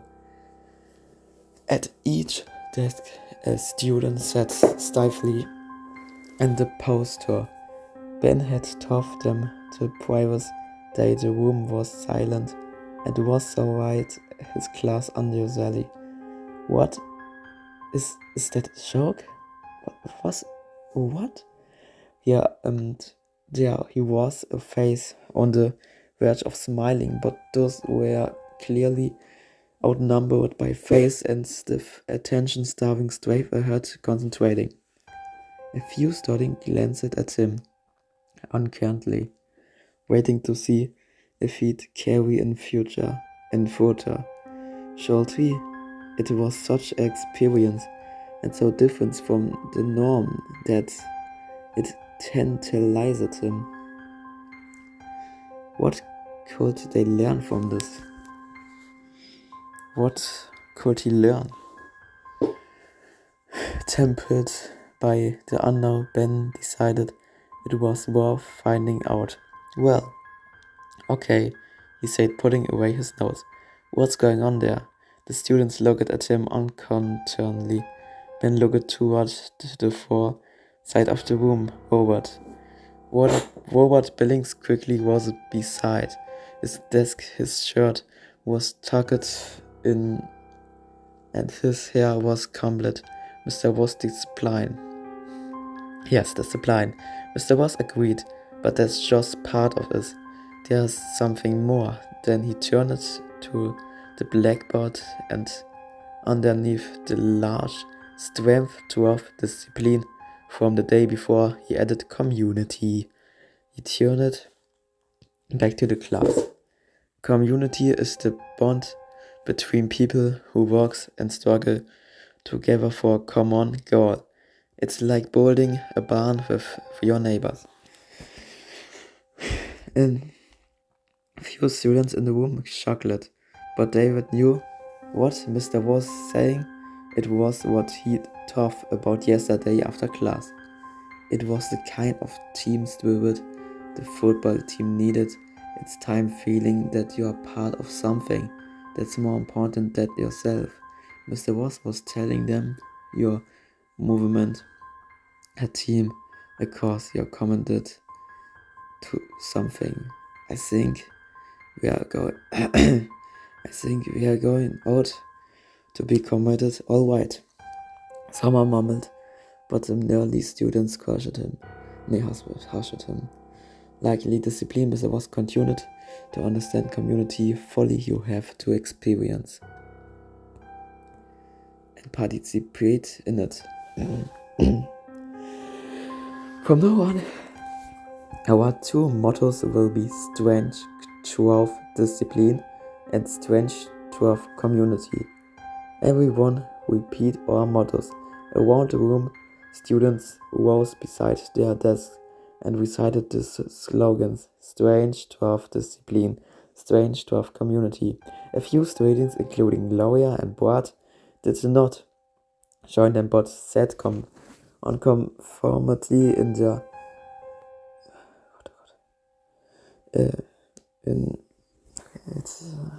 in their chairs as Mr. Voss had the class repeat the mottos again. Finally, Laurie rose and then Bart. No, the entire class stood beside their desk. What we need now is a symbol for our new community, Mr. Voss told them. He turned back to the board, and after a moment, Toff drew a cycle with the outline of a wave inside it. Oh, deswegen heißt das Buch Die Welle. Ganz wichtig, Seite 43. This will be our symbol. Wave is pattern of change. It has movement, direction, and impact. From now on, our community, our movement will be known as the wave. He paused and looked at the class standing at stiff attention, accepting everything he told them. And this will be our salute, he said, cupping his right hand in the shape of a wave. Whoa. Then taping it against his left shoulder and holding it upright. Class, give the salute, he ordered. The class gave the salute. Some hit their right shoulders instead of their left. Others forgot to hit their shoulders and tire again. Was ordered, making the salute himself. He repeated the exercise until everyone had it right. All right, the teacher said when they gotten it. Once again, the class could feel the resurgence of power and unity that had overwhelmed them the day before. The day before. This is our salute. And our salute only, he told them, whenever you see another wave member, you will salute Robot, salute, and give your models. Standing starface beside his seat, Robot performed the salute and replied, Mr. Was strength 12, discipline strength 12, community. Very good, Ben, said Peter, Amy, and Eric. Salute and recite our motto with Robot. The fourth student obediently saluted and chanted strength 12 discipline, strength 12 community. Brian, Andrea, and Laurie, Mr. Ross, commanded join them and repeat. Now 7 students joined in the chant, then 14, then 20, until the whole class was saluting and chanting loudly in one unison. Strength 12 discipline, strength 12 community. Like a regiment, Ben 12, just like a regiment. In the gym, after school, David and Eric sat on the floor in the football practice. Jill says they were a little early for practice and were having a heady but I think it's dumb, Eric said as he tied the legs on his cleats. It's just a game in history class, that's all. But that doesn't mean it couldn't work. David interested. What do you think we learned it for anyway? To keep it a secret. I'm telling you, Eric, this is just what the team needs. Well, you're gonna have to convince Coach Schiller of that, Eric said. And I'm not going to tell him. What are you scared of? David asked. You think Mr. Ross is gonna punish me because I tell a couple of people about the wave? Eric shrugged. No, man. I think they gonna laugh. Brian came out of the locker room and joined them on the floor. Hey, David said. What do you think of us trying to get the rest of the team into the waves? Brian tugged and his shoulder pads and 12 about it. You think the wave could stop that 220 pound linebacker from Glasgow? He asked. I swear, that's all I think about. I keep picturing me calling for the snap, and then this thing appears in front of me, this giant thing in a Glasgow uniform. It stepped on my center, it scratches my guts. It's so big, I can't left, I can't go, I can't throw, I can't ride over it. Brian rolled on his back on the floor, pretended someone was breathing down on him. It just keeps coming and down. Ah! Eric and David laughed, and Brian sat up. I'll do anything, he told them. Eat my virus, join the wave, do my homework, anything to stop that guy. More players had gathered around them, including a junior named Deutsch, who has the second string quarterback behind Brian. Everyone on the team knew that Deutsch wanted nothing more in the world than to steal Brian's position from him. As a result, the two of them didn't get along. I hear you say you're afraid of the Clarkstock team, Deutsch asked Brian. Deutsch, I take your place, man. Just say the word. They let you into the game and will have no chance at all, Brian told them. Deutsch sneered. The only reason you're first trying is cause you're a senior, he said. Still sitting on the gym floor, Brian gazed up the junior. Man, you are the most conceited bag of no talent I've ever seen, he said. Oh yeah, look who's talking, Deutsch snailed back.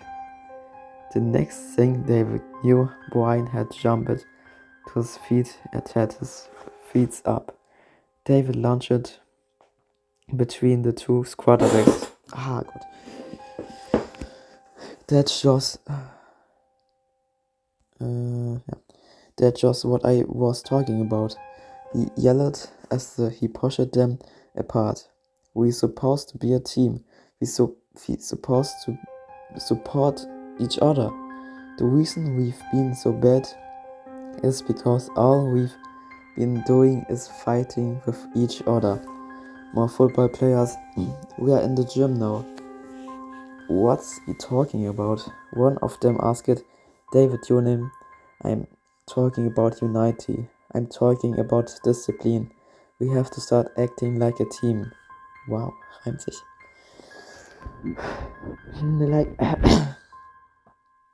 Like we have a common goal. Your job on this team isn't to steal another guy's positions.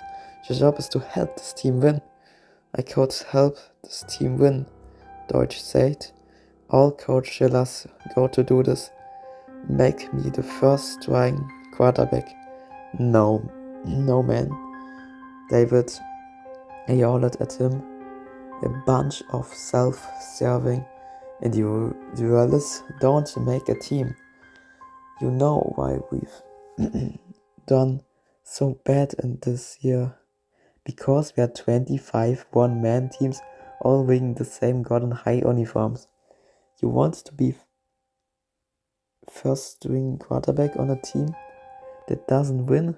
Or do you want to be second string on a team that does win? Deutsch swaggered. I'm tired of losing, said another player. Yeah, say to someone else. It's a drag. This school doesn't even take us serious anymore. I'd give up my position and be a weather boy if it means winning a game, said a third. Well, we could win, said David.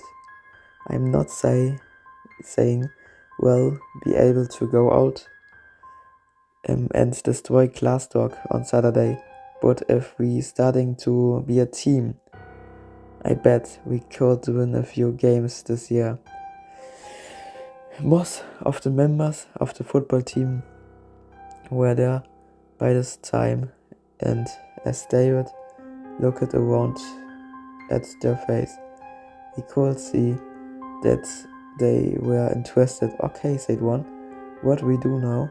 What do we do? David, he stated for a moment. What they could do was they wave. But who was he to tell them? He only learned of it the day before himself. Suddenly he felt someone nodding him. Tell them. Eric whispers. Tell them about the wave. What the hell, David? Tough. Okay, all I know is you gotta start by learning the mottos. And it is Salute. Okay. Das war Kapitel 6. Es sieht so aus, als wenn wir ein Spiel haben und das gewinnen müssen. Das ist also die Story vom Film. Ja. Und dank des Lehrers haben die jetzt keine Ahnung. Ja. Ich guck mal, wie lang Kapitel 7 ist. Kapitel 7. Okay. Naja. Aber wir haben noch viel vor uns. Da ist noch wirklich viel Arbeit. Okay, die PDF hat 71 Seiten. Und ich bin bei Seite 26. Ja. Und ich wünsche euch viel Spaß. Es ist 20:21 und ich wünsche euch viel Spaß mit Kapitel 7, Chapter 7. Also, ich habe noch kurz eine kleine Essenspause gemacht. Und ja, noch kurz. Ja, jetzt ist auf jeden Fall 20:48 Uhr. Und es geht weiter mit Chapter 7. That evening, Laurie Sanders told her parents about her last 2 days of history class. The Sanders family was sitting at the dining room table finishing dinner. 12 most of the meal Lauren's father had given them a stroke-by-stroke description of the 78th shot in golf that afternoon. Mr. Sanders ran a division of a large semi-conductor company. Lowie's mother said that she didn't mind his passion for golf because on the course he managed to get out all the pressure and frustrations of his job. She said she couldn't explain how he did it, but as long as he came home in a good mood, she wasn't going to argue. Neither was Lowie, although listening to her father talk about his golf game sometimes bored her to death.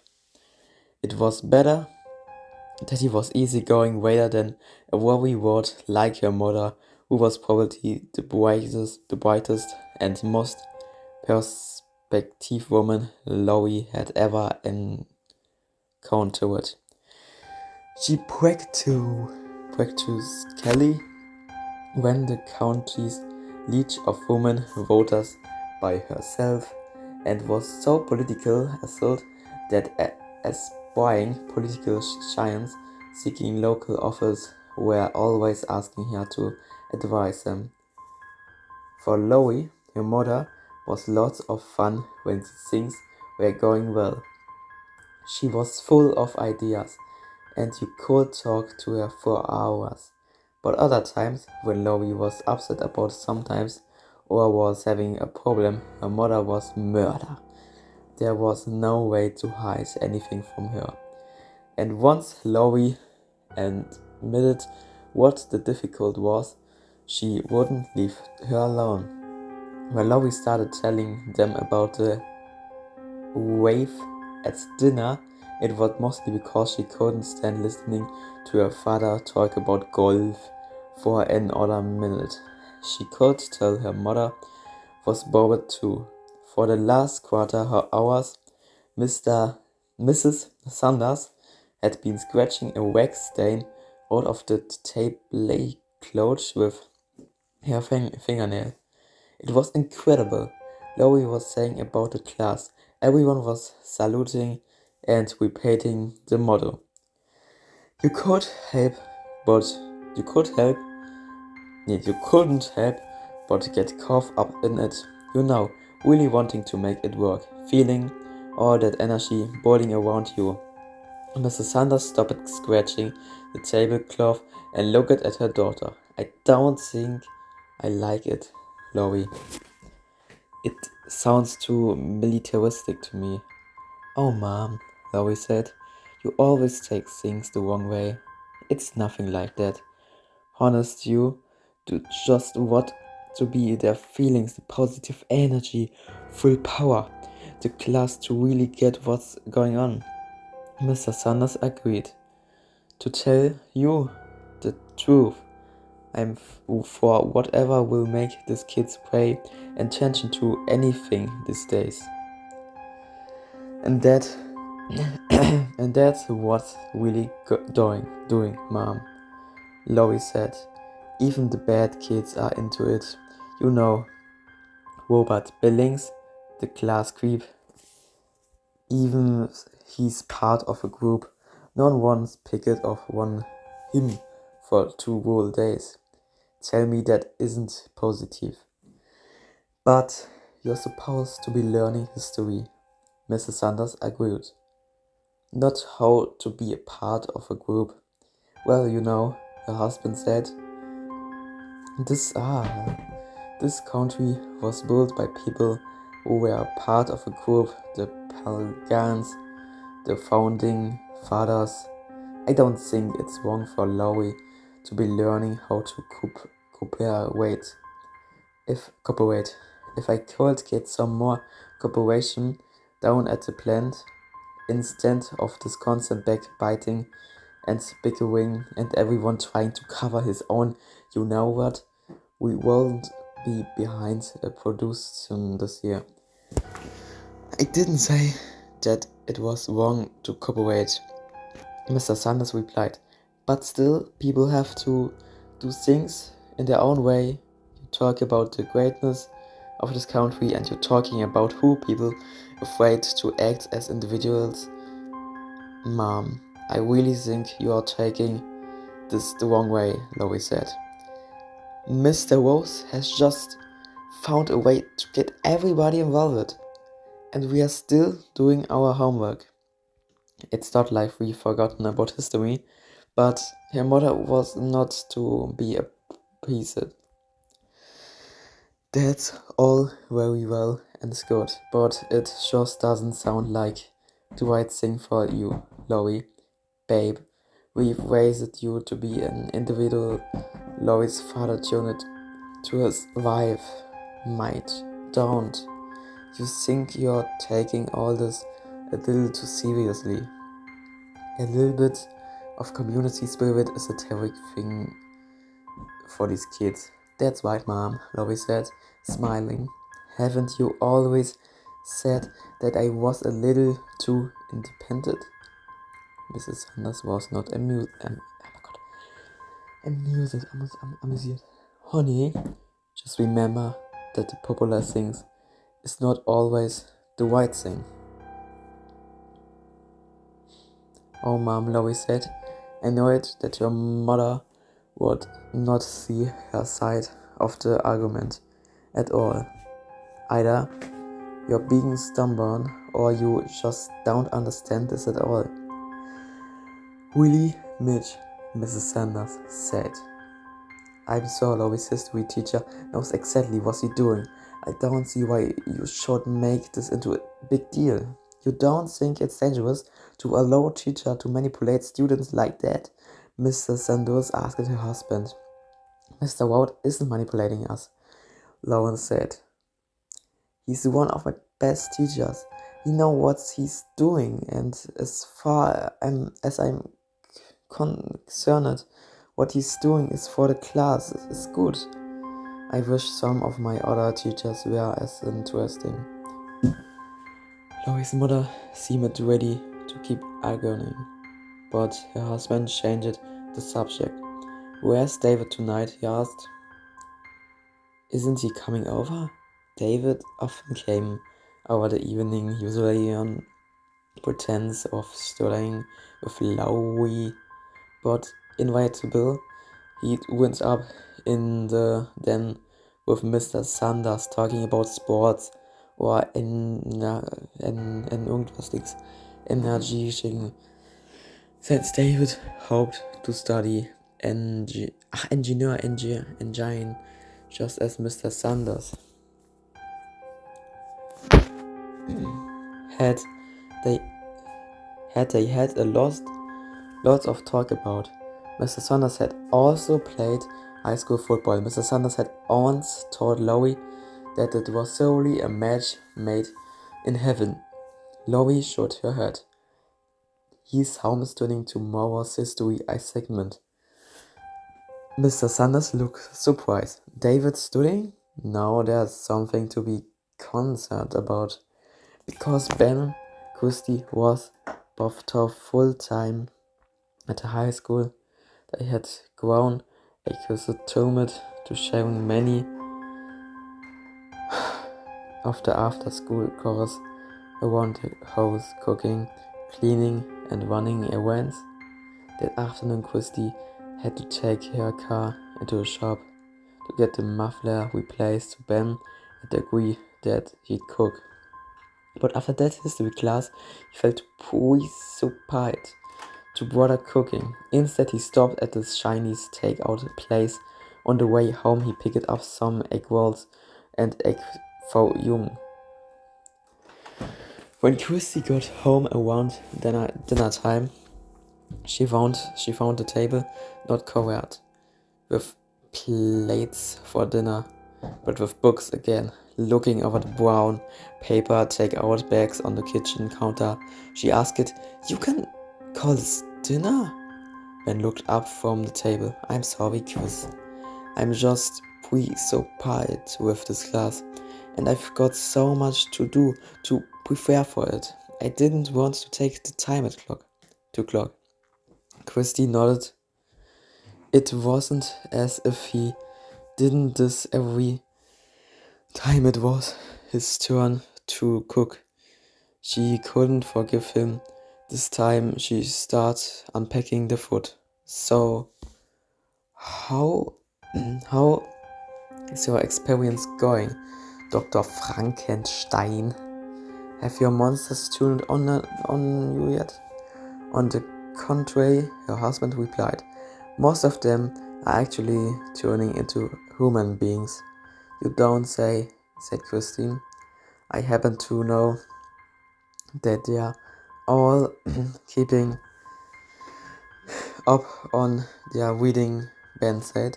Some of them are even reading ahead. It's as if they suddenly love being prepared for class, or they're suddenly afraid of being unprepared with his observed.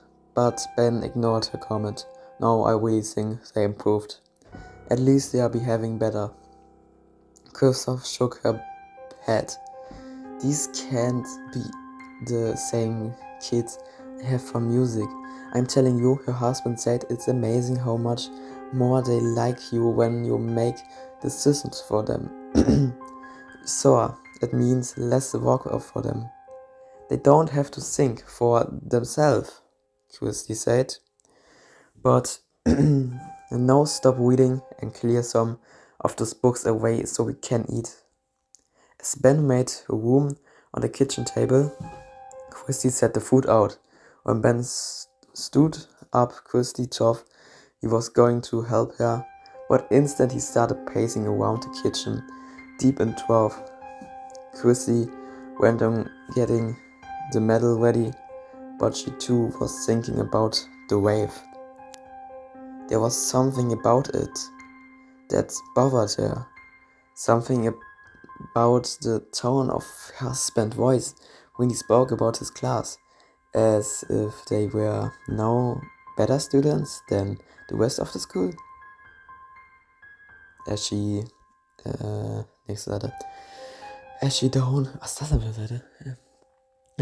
at the table, she said, how far do you plan to push this, Ben?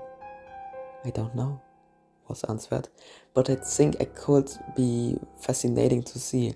Christy watched her husband pace around the kitchen, lost in thought. Why don't you sit down? She said. You egg, Fu Yong's going to get all cold. You know, her husband said as he came to the table and sat down. The funny thing is, I feel myself getting caught up into it. It's contagious. Christy nodded. That was obvious. Maybe you're becoming a guinea pig in your own experiment, she said, although she made it sound like a joke. She was hoping he'd take it as a warning. So, das ging euch auch, das war jetzt Kapitel 7. Wir sind bei, auf dem Buch sind wir jetzt bei Seite 55 angekommen, also fast schon die Hälfte, nicht mehr lang, dann haben wir die Hälfte geschafft und ich wünsche euch jetzt viel Spaß mit Chapter 8. Ich mache noch kurz eine kurze Minute Trinkpause und dann geht's weiter mit Chapter 8. Es ist 21:03 Uhr. Chapter 8 oder Chapter 8. Viel Spaß. Ist wieder ein etwas längerer Chapter, aber ja, die 2 hat 17 Kapitel, also wir sind schon fast bei der Hälfte, bald haben wir's. Both David and Laurie lived within walking distance of Gordon High. David's route didn't necessarily lead past Laurie's house, but ever since then great, he'd always gone out of his way. When he first noticed here as a sophomore, sophomore, he used to walk down her street on the valley to school every morning hoping that he would pass her house just as she was leaving for the school. At first, he managed to run into her only about once a week, but as the weeks passed and they got to know each other, he began to catch her more frequently until by the spring they walked together almost every day. For a long time, David thought this was just a matter of luck and good timing. It never occurred to him that from the beginning Laurie had waited at her window watching for him. At first she had only pretended to run into him once a week. Later she went into him more often. When David picked Laurie up to work with her to school the next morning, he was bursting with brainstorms.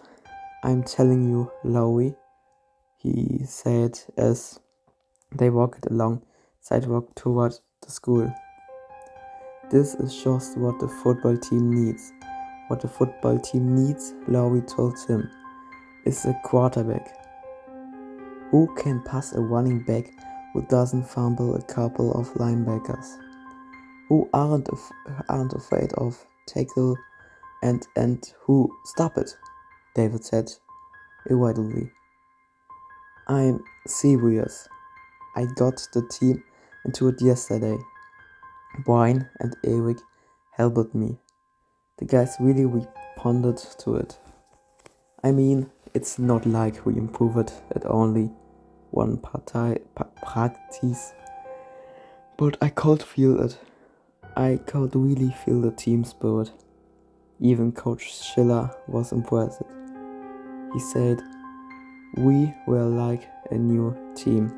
My mother says, it sounds like brainwashing to her. Sekte, we called this in German. Lois said, what? She says Mr. Voss is manipulating us? She's crazy, David said. How could she know? And Bessie Days, what do you care what your mother says? You know, she worries about everything. I didn't say agree with her, Laurie said. Well, you didn't say you disagree with her either, David said. I was just telling you what they said, Laurie replied. David wouldn't let it drop. How does she know anyway? She can't possibly understand what the wave is about unless she's been in the class to see it work. Parents always think they know everything. Laurie suddenly felt an urge to disagree with him, but she restrained herself. She didn't want to start a fight with David over something so petty. She hated it when they quarreled. Bessie this, for all she knew, the wave might be just what the football team needed. They certainly needed something. She decided to change the subject. Did you find help for calculus? David shrugged. Nah, the only kids who know anything are in my class. So why not ask on one of them? No way, David said. I don't want any of them to know I'm having trouble. Why not? Laurie asked. I'm sure someone would help you. Of course they would, David said, but I don't want their help. Laurie sighed. It was true that lots of kids at school were competitive about grades and class standing, but few took it as far as David did. Well, she said, I know Amy didn't say anything at lunch, but if you can't find anyone else, she couldn't probably help you. Amy? She's incredibly smart in math. Lowry explained it.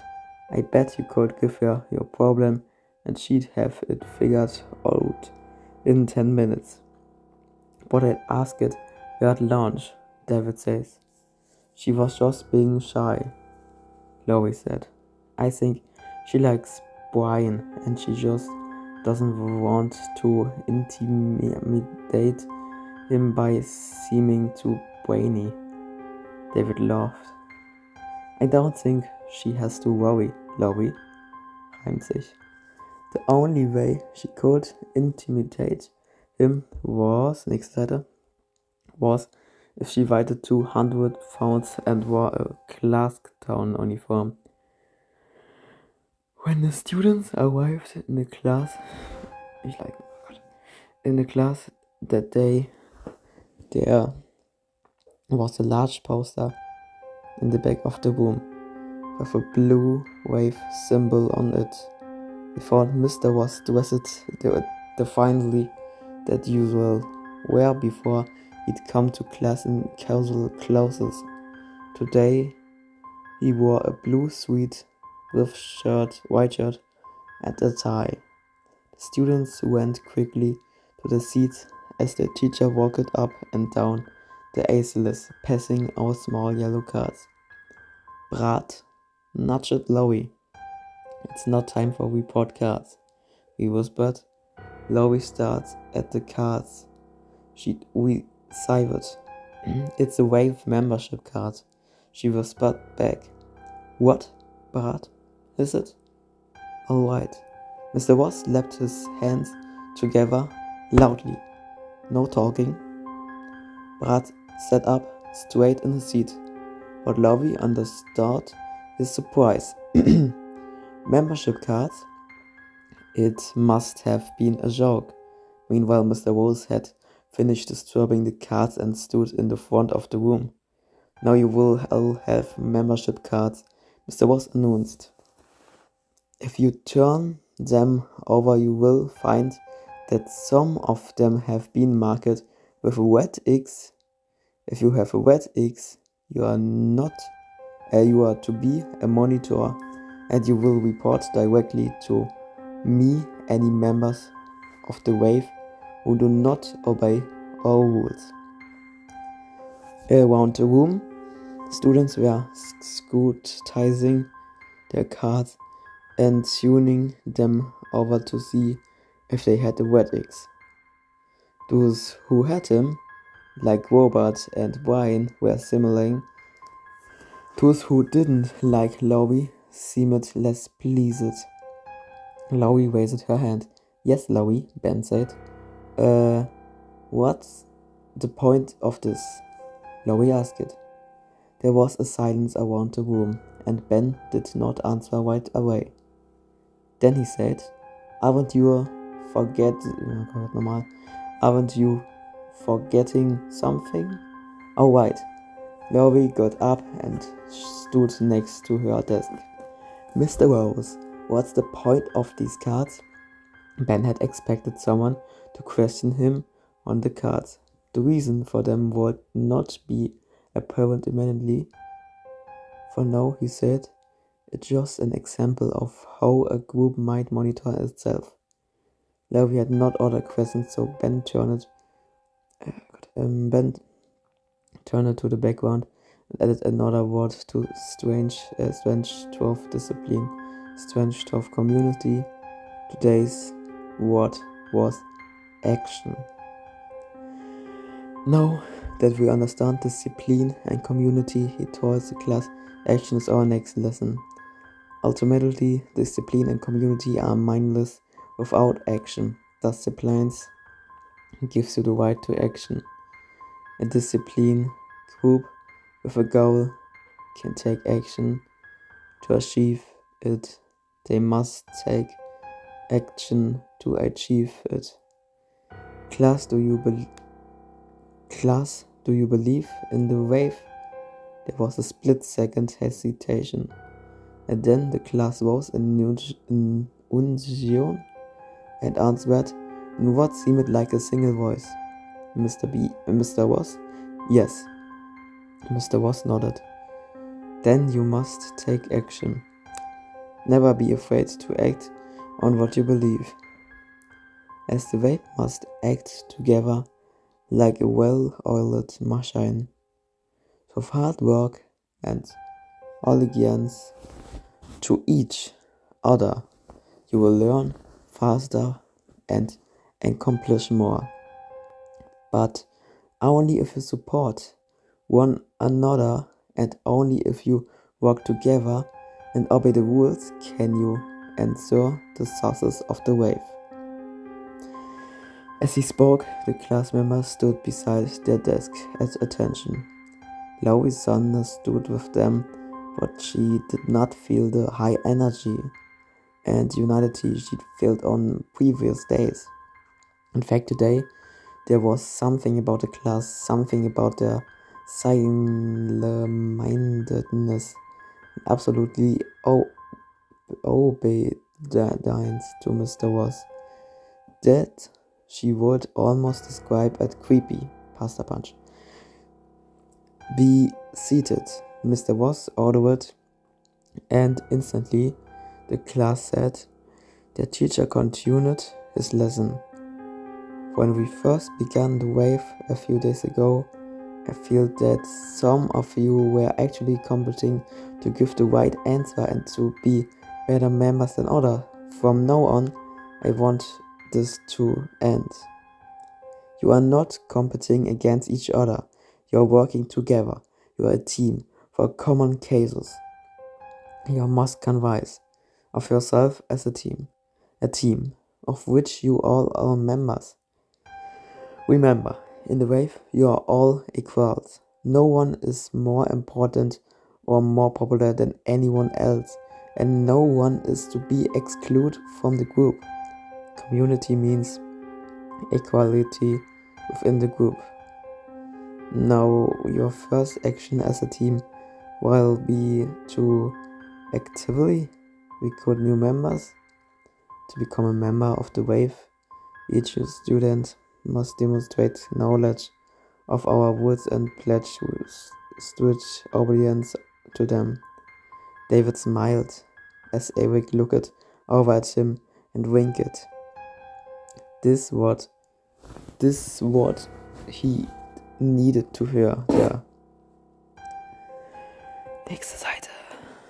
Was nothing wrong with turning other kids onto the wave. It was for the good of everybody, especially the football team. Mr. Rose had concluded his talk to the wave. He intended to spend the rest of the period reviewing the assignment he'd given the class the night before. But suddenly, a student named George Snyder was raising his hand. Yes, George. George sprang from his seat to attention by his desk. Mr. Ross, for the first time, I feel like I'm part of something immense, something great. Around the room, startled students stared at George, feeling the eyes of the class upon him. George began to sink back into his chair. But then Robert suddenly stood. Mr. Ross, he said proudly, I know just how George feels. It's like being born again.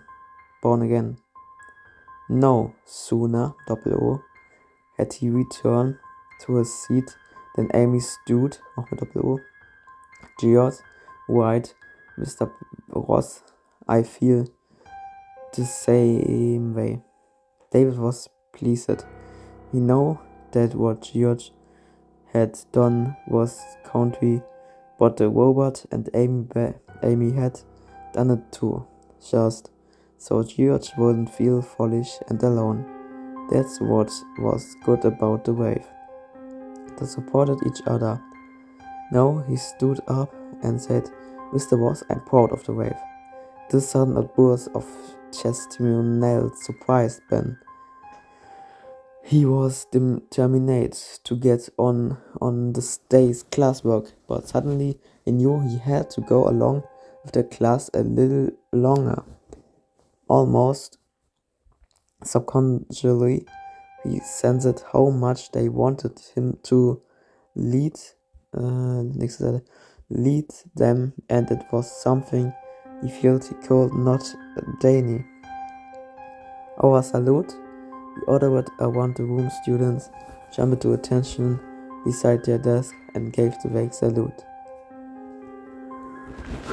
The mottos followed: strength of discipline, strength of community, strength of action. Mr. was picking up his class notes when students buzzed forth again, this time giving salute and chanting their motto without prompting. The silence fell over the room. Mr. Ross gazed at the students in wonderment. The wave was no longer just an idea or a game. It was a living movement in his students. They were the wave now. And Ben realized that they could act on their own without him if they wanted. Their tough could have been frightening, but Ben was confident that he had control as their leader.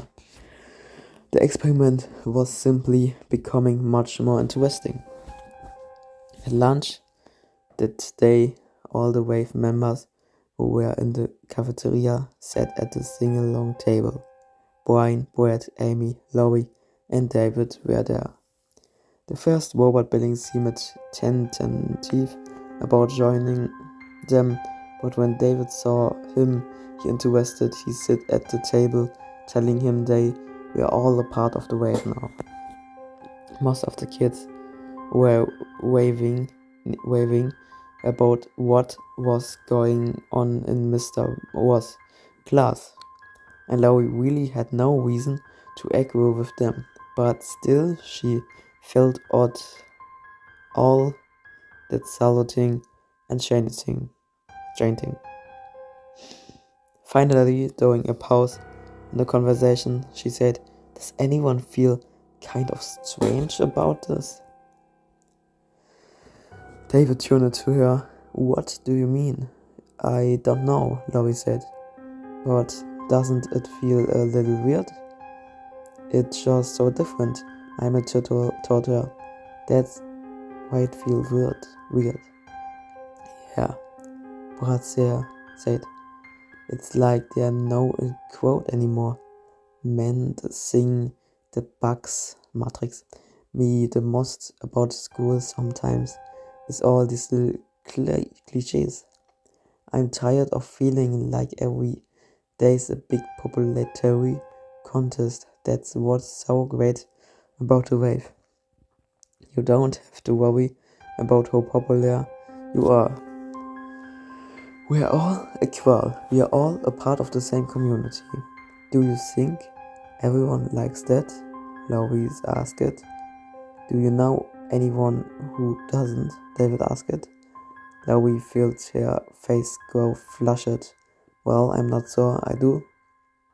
Suddenly, Brian pulled something out of his pocket and held it up to Laurie's. "Hey, don't forget," he said. He was holding up his Wave membership card with the red X on the back. "Forget what?" Laurie asked. "You know," Brian said. What Mr. Ross said about reporting anyone who breaks the rules? Laurie was shocked. Brian really couldn't be serious. Could he? No. Now Brian started to whine and she relaxed. "Besides," David said, "Laurie isn't breaking any rule. If she was really against the wave, she would be Robert said." Ach, wie scheiße ist denn die Seite gedruckt hier? Ich muss mich jetzt ein bisschen anstrengen. "The best of the table became a silent surprise that Robert had said anything. Song of the weren't even used to hearing his voice. He usually said so little. "What I mean is," Robert said nervously, "the whole idea of the wave is that the people in it have to support it. If we are really a community, we all have to agree." Laurie was about to say something, but she stopped herself. It was the wave that had given Robert the courage to sit at the table with them and to join in the conversation. If she argued against the wave now, she would really be implying that Robert should go sit by himself again and not be a part of their community. Brad patted Robert on his back. "Hey, I am glad you joined us," he said. Robert blushed and then turned to David. "Did he stick anything on my back?" he asked. Everyone at the table laughed. Das war Kapitel 8.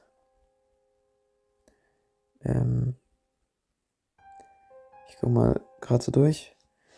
Ja, jetzt kommt Kapitel 9, ne? Was habe ich wohl gedacht? Ja. Es ist 21:35 Uhr. Ich wünsche euch, also bei mir, nicht bei euch, aber mir ist es 21:35 Uhr. Ich habe 18:30 Uhr ungefähr so angefangen. Und auch einmal eine Esspause gemacht, ja, klappt schon. Und ich mache jetzt weiter mit Kapitel 9, mit Chapter 9. Viel Spaß. Chapter 9. Ben wasn't quite sure what to make of the wave. What had begun as a simple history experiment had become a fad that was spreading outside his classroom. As a result, some unexpected things had started to occur. For one, the size of his daily history class was beginning to expand as students from free periods, study halls, and lunch came to be part of the wave. The recruiting of more students for the wave had appeared honestly been far more successful than he'd ever expected. So successful, in fact, that Ben began to suspect that some students were cutting their class to 6 in honors, remarkable enough to have even when the larger class size and the students' insistence on practice, the salute and motto, the class was not falling behind. If anything, they were covering the assigned lesson even faster than usual, using the repeat questions and answer style the wave had inspired. They had quickly converted Japan's entrance into World War II. Ben noticed a marked improvement in preparation for class and in a class preparation, but he also noticed that there was less thinking behind the preparation. The students could glibly spit back answers as if by rote, but there was no analysis, no questions on their parts. In a way, he could not fault them, but because he himself had introduced them to the ways of the wave. It was just another unexpected development in the experiment. Ben reasoned. Then the students realized that to neglect their studies would be detrimental on the wave. The only way they could have time to spend on the wave was to be so well prepared that they only needed half the regular class to cover their assigned lesson. But he wasn't certain this was something to be pleased about. The class home work assignment had improved, but rather the long, thoughtful answers. They wrote short ich halluziniere. One a multiple choice test. They might all do well, but when had his doubts about how they do one end exam consisting of essays. To add to the interesting developments in this experiment was a report he'd heard that David Collins and his friends Eric and Brian successfully infused the wave into the school football team. Over the years, Norm Schiller, the biology teacher who also coached the school football team, had become so soured by Weisel's six about the team's continual losses that during football season he practically went months without speaking to another teacher. But that morning, infectious lunch Norm had actually thanked him for introducing the wave to his students, but one is never case. On his own, Ben had tried to find out what was attracts students to the wave. Someone of those he asked said it was just something new and different, like any fad. Others said they liked the democracy of it, the fact that we are all equals now. A pleased it was to hear the answer. He enjoyed thinking that he had helped break down the body popularity contest and cliches that he felt often precursed to much of his students' thinking and energy. A few students even said they thought the idea of increased discipline was good for them. That had surprised Ben. Over the years, discipline had become an integral personnel responsibility. If the students didn't do it themselves, their teachers were less and less inclined to step in. Maybe this was a mistake. Ben Tuff, perhaps, of the results of his experiment would be a general rebirth of school discipline. Even they dreamed about the history in the education section of Time magazine. Discipline returns to the classroom. Teacher makes startling discovery. Laurie Saunders sat on the desk in the school publication office chewing on the end of a pen. Various members of the Gordon Grapeforth staff sat on desk around her, biting their nails or chewing gum. Ich liebe Kaugummi. Alex Cooper was wearing his Sony radio and was bopping to the music through his earphones. Another reporter was wearing roller skates. This was the Grapevines excuse for a weekly editorial meeting. Jetzt ist Halbzeit, wir haben die Hälfte des Buches geschafft. Ungefähr. Und ich wünsche euch noch angenehme weitere 3 Stunden. Okay, Laurie told him. We've got the same problem as usual. To prepare is due out next week, but we don't have enough stories. Laurie looked at the girl wearing roller skates. Jeannie, you were supposed to do a fashion story on the latest clothes. Where is it? Oh, nobody's wearing anything interesting this year, Jeannie replied. It's always the same thing. Jeans and sneakers and t-shirts. Well, then write about how there are no new styles this year, Laurie said.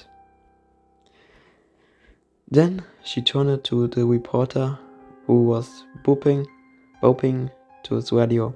Alex? Alex kept bopping. He couldn't hear her. Alex, Laurie said more loudly. Finally, someone near Alex gave him a nudge. He looked up startled. Oh, yeah? Laurie rolled her eyes.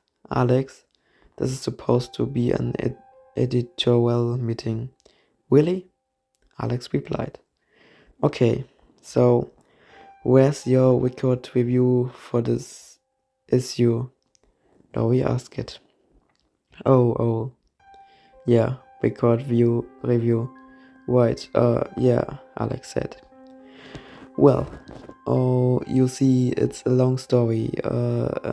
Like I was going to do it, but remember that job I said I had to take Argentina? Laurie rolled her eyes again. Well, it felt rough, Alex said. And I had to go to Hong Kong instead. Laurie tuned to Alex's sidekick. Carl, I suppose you had to go to Hong Kong with him, she said sarcastically. Carl shook his head. No, he replied serious. I made the trip to Argentina as scheduled. I see, said Laurie. She looked around at the rest of the grapevine staff. I suppose the rest of you have been to buses shopping around the globe to get anything written as well. I went to the movies, Jeannie said. Did you write a review? Laurie asked. No, I was too good, she replied. Too good? Too good? It's no fun writing reviews of good movies, she said. Yeah, said Alex. The global hoping record viewer. It's not fun doing a review of a good movie, because you can't say anything bad about it. The only time it's fun to review something, it's when it is bad. Then you can tear it to shreds. Hehehe. Alex started rubbing his hands together as he went into his math sciences routine. Alex had the best math sciences routine in the school. He also did great imitation of a windsurfer in a hurricane. We need stories for the paper, Laurie said resolutely. Doesn't anyone have any ideas? They good at a new school bus, someone said. Whoop. I heard that Mr. Gabardon's going to sabbatical next year. Maybe he won't come back. Some kid in the 10th grade brought his first through a window yesterday. He was trying to prove that you could punch a hole in a window and not cut yourself. Did he do it? Nope. Got 12 stitches. Hey, wait a minute, said Carl. What about... Next item. What about this wave thing? Everyone wants to know what it is. Haven't you in was history class, Laurie? And other staff member asked. That's probably the biggest story in school right now, said a third. Laurie nodded. She was aware that the wave was worth a story, and she may be a big story at that. A couple of days ago, it had even occurred to her that something like the wave was probably just that sluggish. Disorganized stuff of the grapevine itself needed. But she had the idea aside. She couldn't even explain her discussion consually. It was just that creepy feeling. She'd begun to get the feelings that maybe they should be careful with the wave.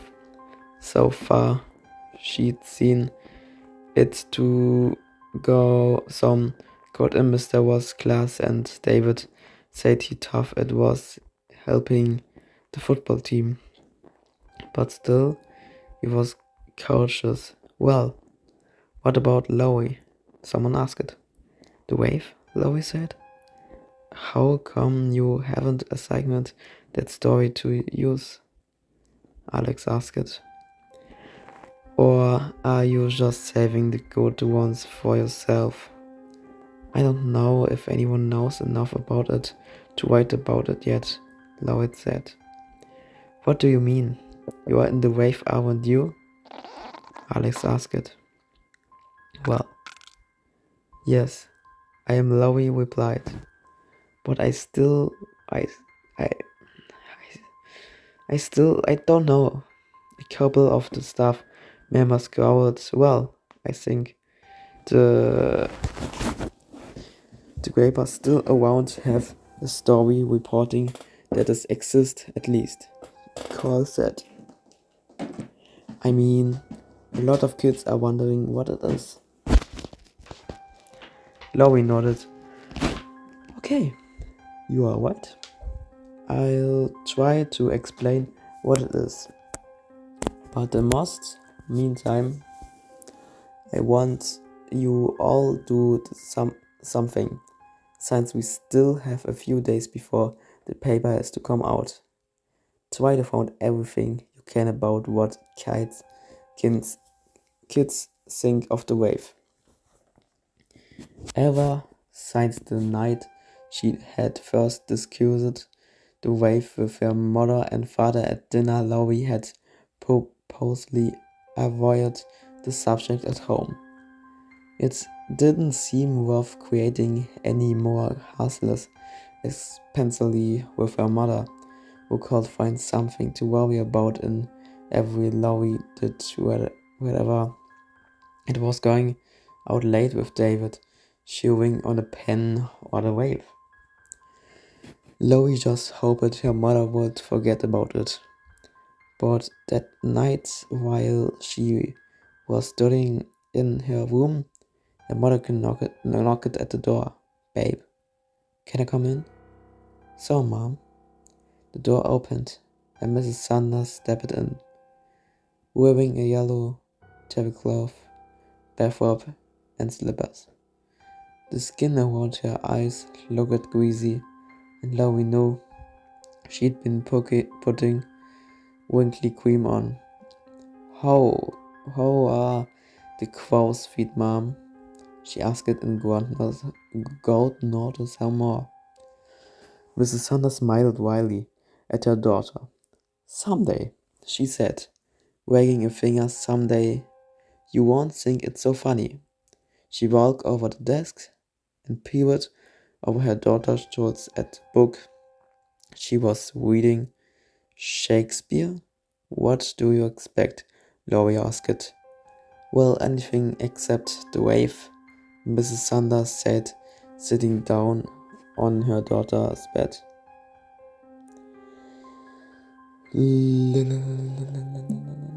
Laurie turned to look at her.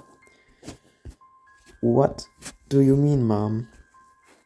Only that I met Eleni Ballings at the supermarket today, and she told me Robert is a completely new person. Was she worried? Laurie asked. No, she wasn't, but Mrs. Sanders said.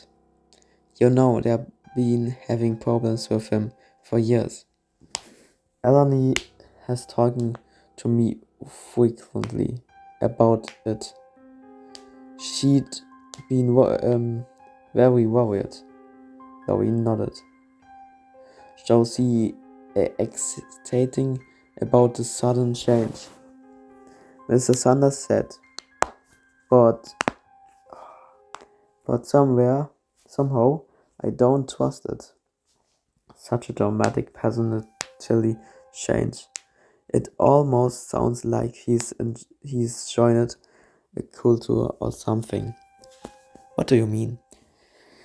Laurie, if you study the types of people who join these cults, there are almost always people who are unhappy with themselves, human, and their lives. Aber Roman ist cool.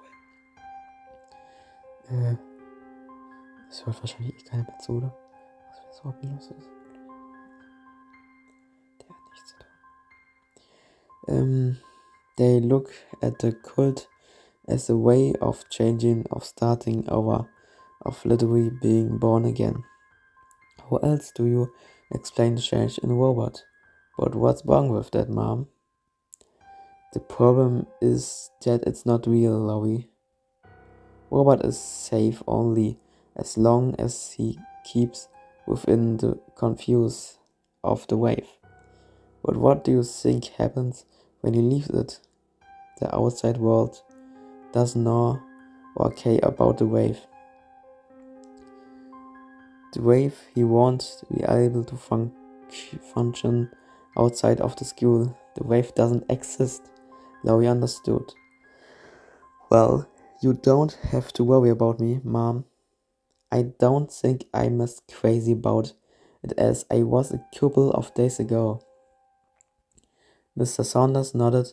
No, I didn't think you would be once. You tough about it for a while. So what's the problem? Lowy asked. The problem is everyone else at the school who still takes it seriously, her mother said. Oh, Mom, you're the one who's taking this too serious. Do you want to know what I think? I think it's just a fad. It's like punk, rock, something. In 2 months, no one will even remember what the race was. Mr. Billings told me they're organizing a wave really for Friday afternoon. Mr. Sanders said it's just a pep rally for the football game on Saturday. Lowy explained. The only difference is they're calling it a wave rally instead of a pep rally, at which they will formally to announce 200 new members. Mrs. Sanders asked skeptically. Lowy sighed. Mom, listen to me. You're really getting paranoid about this whole thing. Nobody's introducing anything.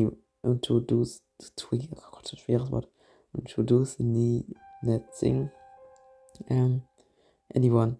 They're going to welcome new members to the wave at Willy. Those people would have come to the pep Willy anyway. Really, Mom, the wave is just a game. It's like little boys playing soldier. I wish you could meet Mr. Ross, because then you'd seen there's nothing to worry about. He's such a good teacher. He'd never get into anything like cults. And you are not disturbed by it at all, Mrs. Sanders asked. Mom, the only thing that disturbs me is that so many kids in my class could allow themselves to get caught up in something so immature. I mean, I guess I can understand why David is into it.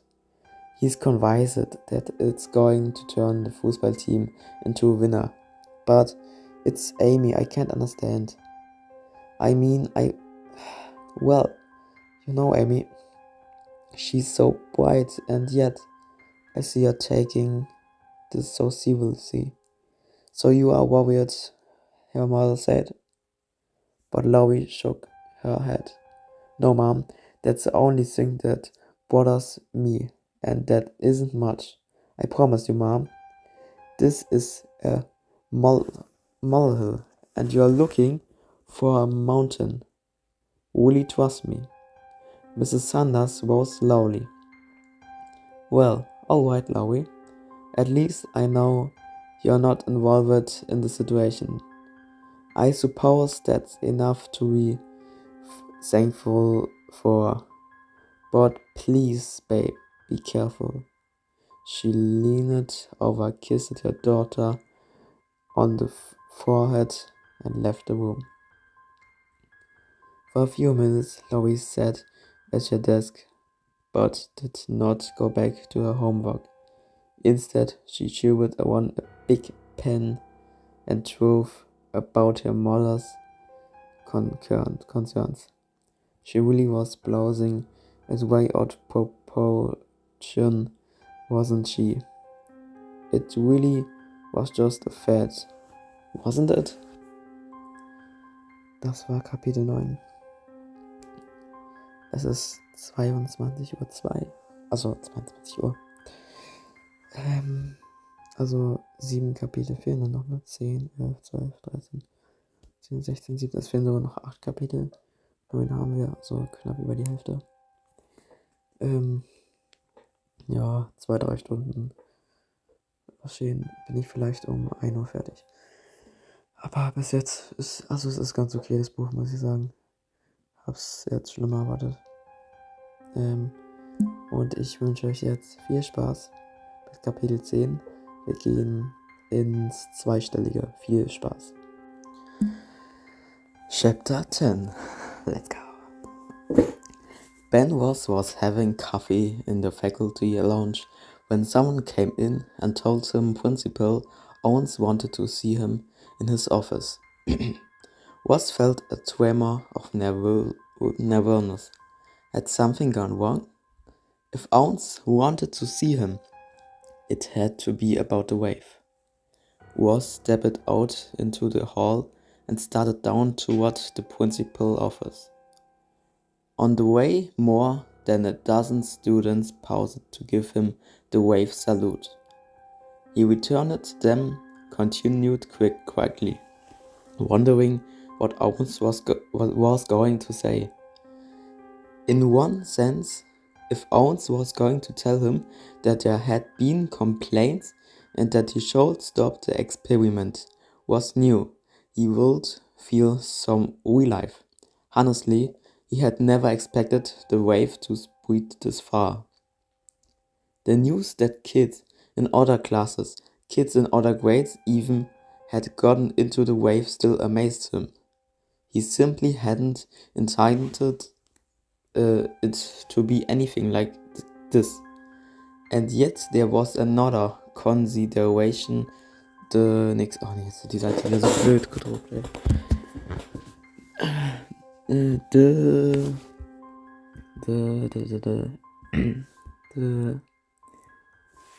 The so-called losers in the class, Robert Billings.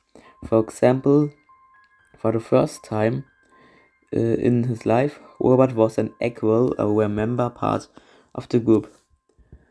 No one was making fun of him anymore. No one was giving him a hard time. And the change in Robert was ended remarkable. Not only had his appearance improved, but he was starting to contribute. For the first time, he was an active member of the class. And it wasn't just a story. Christy said she was noticing it in music too. Robert seemed like a new person. To end the wave might mean returning Robert to the world of class creep and taking away the only chance he had. And wouldn't ending the experience now also cheat the other students who were taking part in it?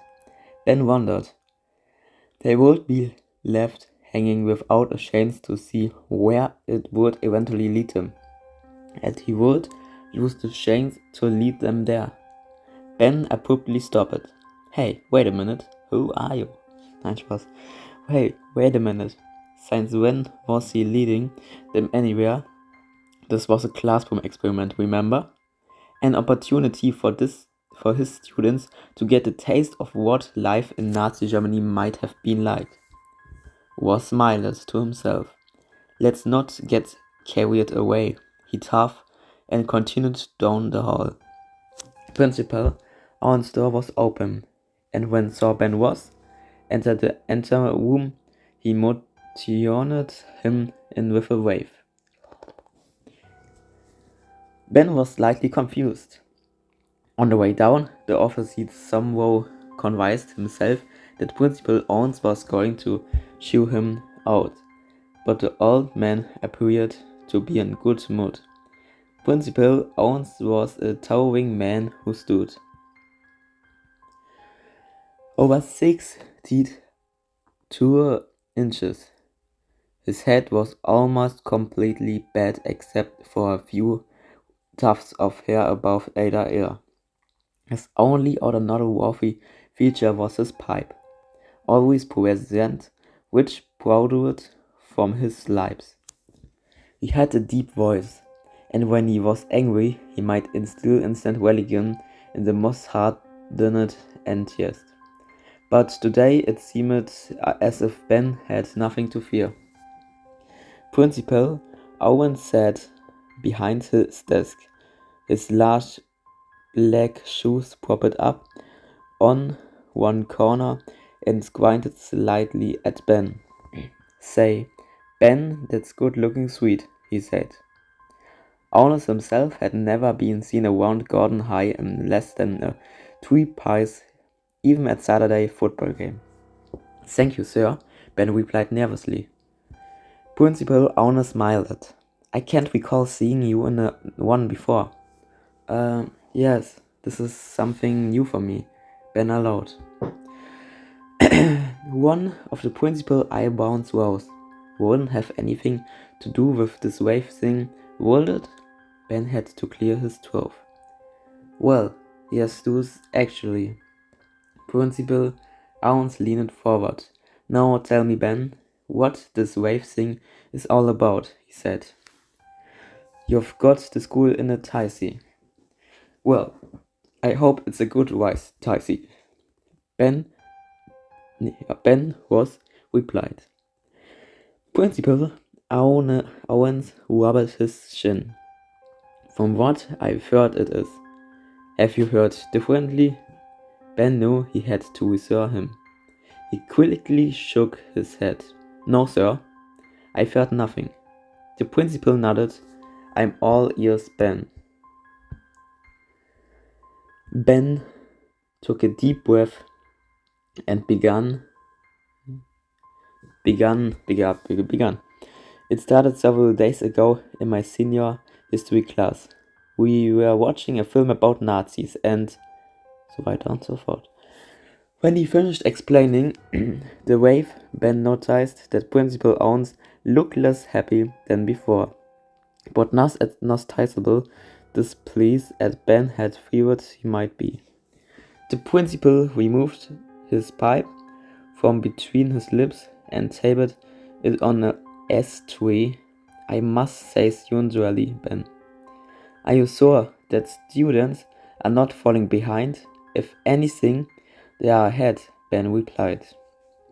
"But there are students outside your class that are now involved with this," the principal observed. "But there have been no complaints," Ben said. "In fact, Christy says she's even noticed an improvement in her class because of it." This was a slight exaggeration, Ben knew. But he also felt was necessary because owners were overacting the wave.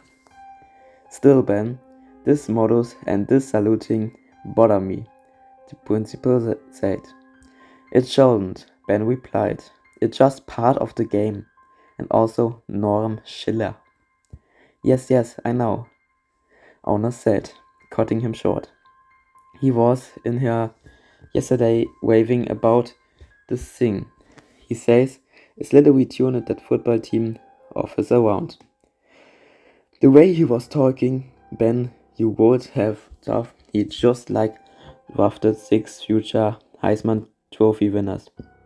"Frankly, I just like to see them beat class work on Saturday." The principal paused momentarily and then said, "But that's not what I'm concerned about, Ben. I'm concerned about the students. This wave thing seems too open-ended for..." Nächste Seite. "For my liking. I know you haven't broken any rules, but there's a limit." "I'm completely aware of that," Ben insisted. "You have to understand that this experiment can't go any future that I let it go. The whole basis of the wave is the idea of a group willing to follow their leader. And as long as I'm involved in this, I assure you it can't get out of hand." Principal Owens relighted his pipe with fresh tobacco and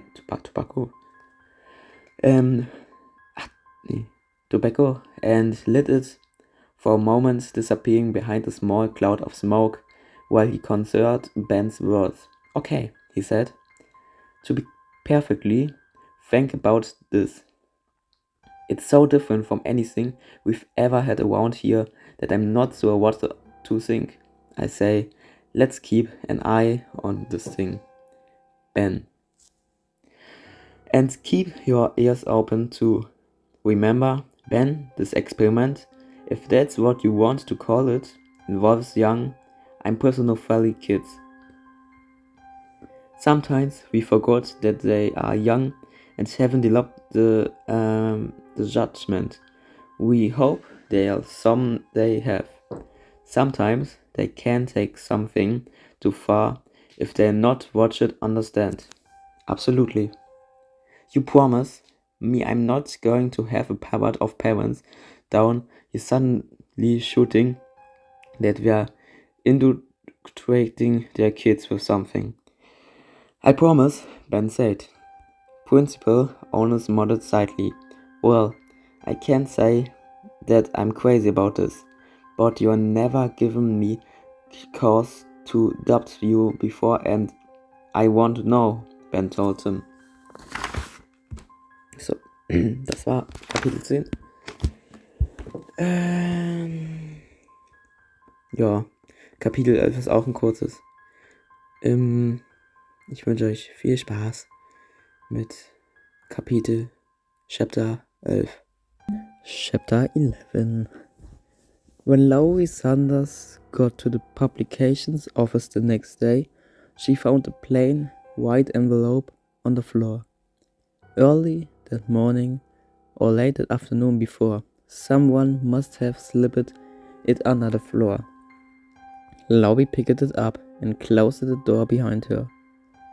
Inside the envelope was a handwritten story with a note attached. Laurie read the note. Dear editors of the Grapevine, this is a story I have written for the Grapevine. Don't bother looking for my name because you won't find it. I don't want my friends to other kids to know I wrote this. Scrolling, Laurie turned the story. At the top of the page, the anonymous author has written a title, Welcome to the Wave or else. Ich lese jetzt den Artikel vor. I'm a junior here at Gordon High. 3 or 4 days ago, me and my friends heard about this thing called the Wave that all the seniors were getting into. We got interested, you know, how juniors always want to be like the seniors. A bunch of youth went to Mr. Ross' class to see what it was. Some of my friends liked what we heard, but some of us weren't sure. It looked like a dumb game to me. When the class was over, we started to leave, but the senior stopped us in the hall. I didn't know him, but he said he was in Mr. Ross' class and asked did we want to join the Wave.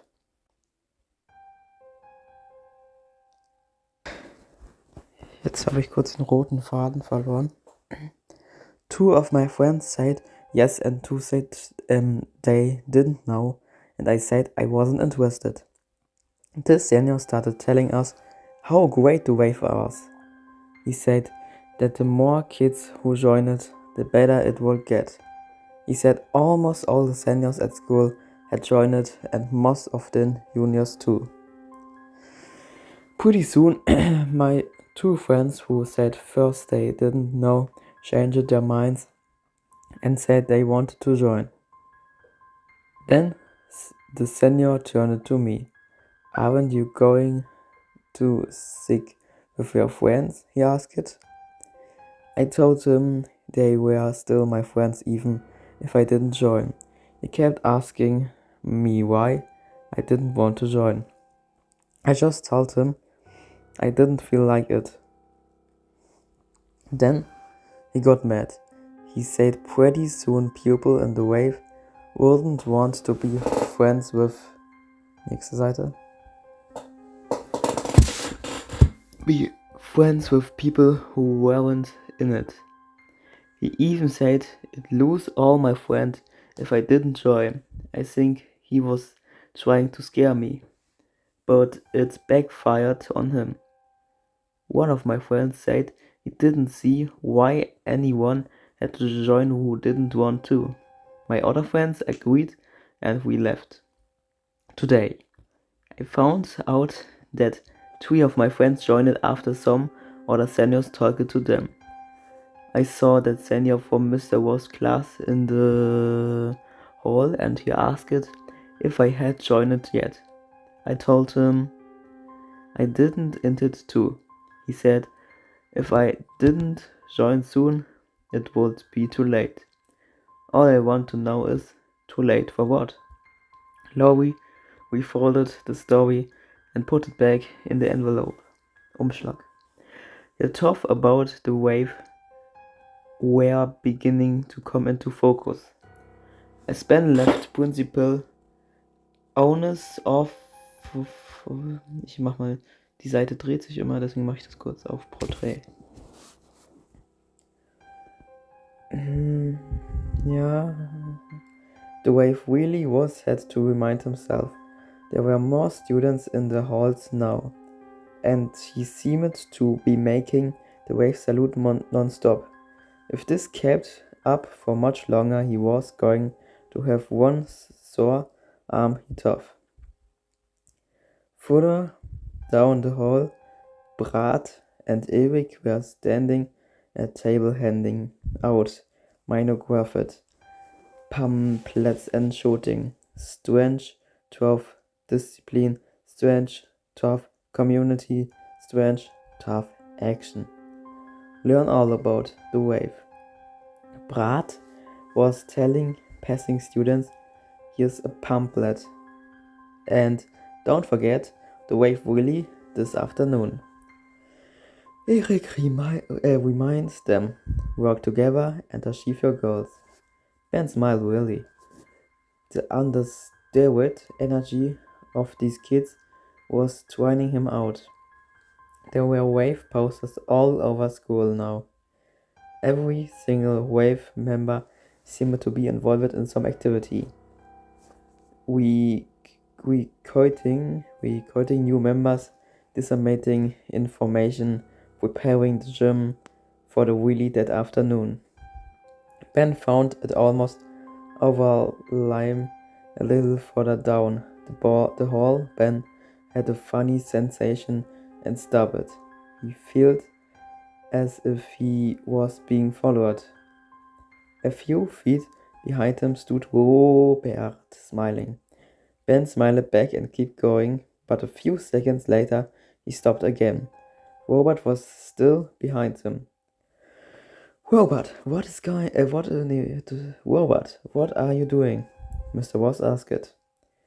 "Mr. Ross, I'm your bodyguard," Robert announced. "My what?" Robert hesitated slightly. "I want to be your bodyguard," he said. "I mean, you are the leader, Mr. Ross. I can't let anything happen to you." "What could happen to me?" Ben asked, startled by the notion. But Robert seemed to ignore the question. "I know you need a bodyguard," he insisted. "I could do it, Mr. Ross. For the first time in my life I feel well. Nobody makes jokes about me anymore. I feel like I'm a part of something special." Ben nodded. "So can't I do it?" Robert asked. "I know you needed a bodyguard. I could do it, Mr. Ross." Ben looked into Robert's face, where there had once been a withdrawn and an unconfident boy. There now stood a serious wave member, concerned for his leader, but the bodyguard. Ben hesitated a moment. Wasn't that going a little too far? More and more, he began to recognize the position of importance his students were unconfoundedly forcing upon him. The ultimate leader of the wave. Several times Over the last few days, we had heard Wave members discussing orders he had given. Orders to put posters up in the halls. Orders to organize the Wave movement in the lower grades. Even the order to change the Pep Wheelie into a Wave Wheelie. Except the crazy thing was, he'd never given those orders. Somehow they'd simply involved in the students' immigrations, and once there, they automatically assumed he'd given them. It was as if the Wave had taken one alive of its own, and now he and his students were a little rewriting it. Ben was looking at Robert Billings. Somewhere in his mind he knew that by agreeing to let Robert to his bodyguard, he was also agreeing to become a person who required a bodyguard. But wasn't that what the experiment required as well? Alright, Robert, he said, you can be my bodyguard. A wide smile appeared on Robert's face. Ben winked at him and continued down the hall. Perhaps having a bodyguard would be helpful. It was essential to the experiment that the man maintain the image of leader of the Wave. Having a bodyguard could only change that image. Das war der Chapter 11. Und ich habe das jetzt mit dem Bodyguard nicht so ganz 100% verstanden. Aber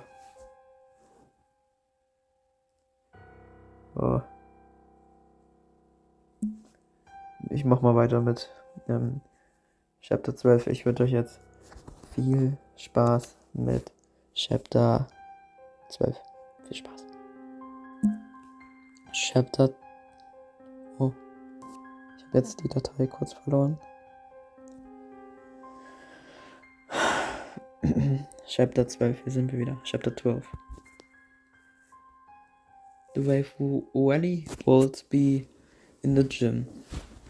But Laurie Sanders stood by her locker on curtain that she wanted to go. She still couldn't put into words exactly what bothered her about the Wave, but she could feel it growing inside her. Something was wrong. The anonymous letter that morning was a symptom. It wasn't only that a senior had tried to bully a junior into joining the Wave. It was more. The fact that the junior hadn't put his name on the letter, the fact that he'd been afraid to. It was something Laurie herself had been trying to deny for days. But it just wouldn't go away. The Wave was scary.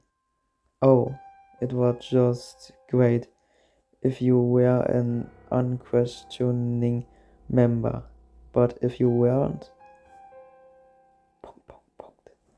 Laurie's thoughts were interrupted by a sudden flurry of shots out in the quadrangle. She quickly went to a window and saw that two boys were fighting while a crowd of kids stood watching and yelling at him. Nicht gut kämpfen, Gewalt ist nie die Lösung. Laurie gasped. One of the fighters was Brian Amon. She watched as they threw punches at each other and then acquainted was tied to the ground. What in the world? No, the teacher went out and separated the two fighters, grabbing each tightly by the arm. He started tugging them inside, no doubt to find Principal Owen's office. As he went, Brian showed a strange of discipline, strange of community, strange of action. The other boy showed it back. Oh, shove it. You see that? The sudden sound of a voice So close to her started Lowie, and she jumped around to find David beside her. I hope Principal Owens let Brian attend the wave really after this, David said. Where the fighting about the wave? Laurie asked it. David struggled. It's more than that. That kid Brian was fighting, he's this junior named Deutsch, der ist ja wieder back. Deutsch is back. Who's been after Brian's position all year.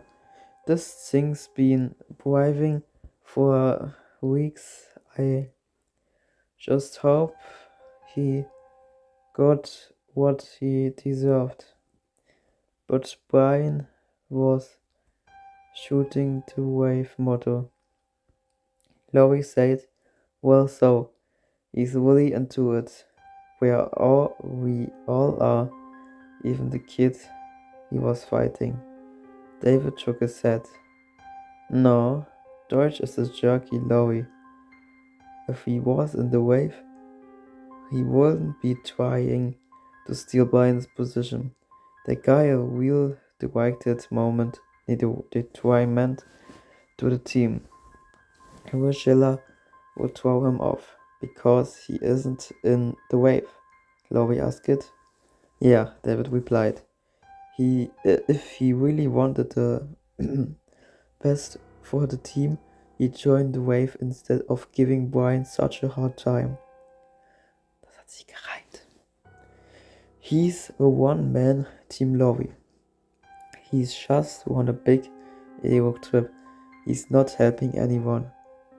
David looked down to the hall at a clock. Come on, we've got to get to that really. It's gonna start in a second. Suddenly, Laurie made a decision. I'm not going in the sea shade, she said. What? David looked shocked. Why not? Because I don't want to. Laurie, this is an incredible important rally, David says. All the new members of the Wave are going to be there. David, I think you and everyone else are taking this whole Wave thing a little too bit serious. Ja, das denke ich auch. David shook his head. No, I'm not. You're not taking this serious enough. Look, Laurie, you've always been a leader. The other kids, they're always looked up to you. You've got to be at that really. But that's exactly why I'm not going. Laurie tried to explain. Let them make up their own minds about the wave. They are individualists. They don't need me to help them. I don't understand you, David said. David, I can't believe how crazy everybody's gotten. The wave is taking over everything. Sure, David said, because the wave makes sense. Laurie, it works. Everybody on the same team. Everybody's equal for once. Oh, that's terrific, Laurie said sarcastically.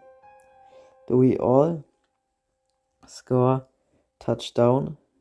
David stepped back and studied his girlfriend. Nächste Seite. Die erste Zeile ist richtig schlecht gedruckt. Ich kann jetzt nur vermuten, was da steht. He out expected anything like this. Not from Laurie. Don't you see? Laurie said, mistaking his hesitation for a glimmer of doubt. You're so idealistic, David. So you are so idealistic, David. You are so intent on creating some kind of utopian society full of equal people and great football teams. that you don't see it at all. It can't happen, David. There will always be a few people who want to join. They have a right not to join. David squinted at his girlfriend. You know, he said. You're just against this thing because you're not special anymore. Because you're not the best and almost popular student in the class now. That's not true, and you know it, Lowy gasped. I think it is true, David insisted. Now you know how the rest of us feel listening to you always giving the right answer. Always being the best. How does it feel not to be the best anymore? David, you're being stupid. Yowie leveled at him. David nodded. Alright. If I'm so stupid, why don't you go find yourself a smart boyfriend? He turned and walked away toward the gym. Lowie stood behind and watching him. It's crazy. She tough. Everything is going out of control. From what Lowie called her, the wave really was a giant success. She was spending the period in the publications office down the hall. It was the only place she could think of going where she would be safe from the questions look of kids wondering why she wasn't actually loved it.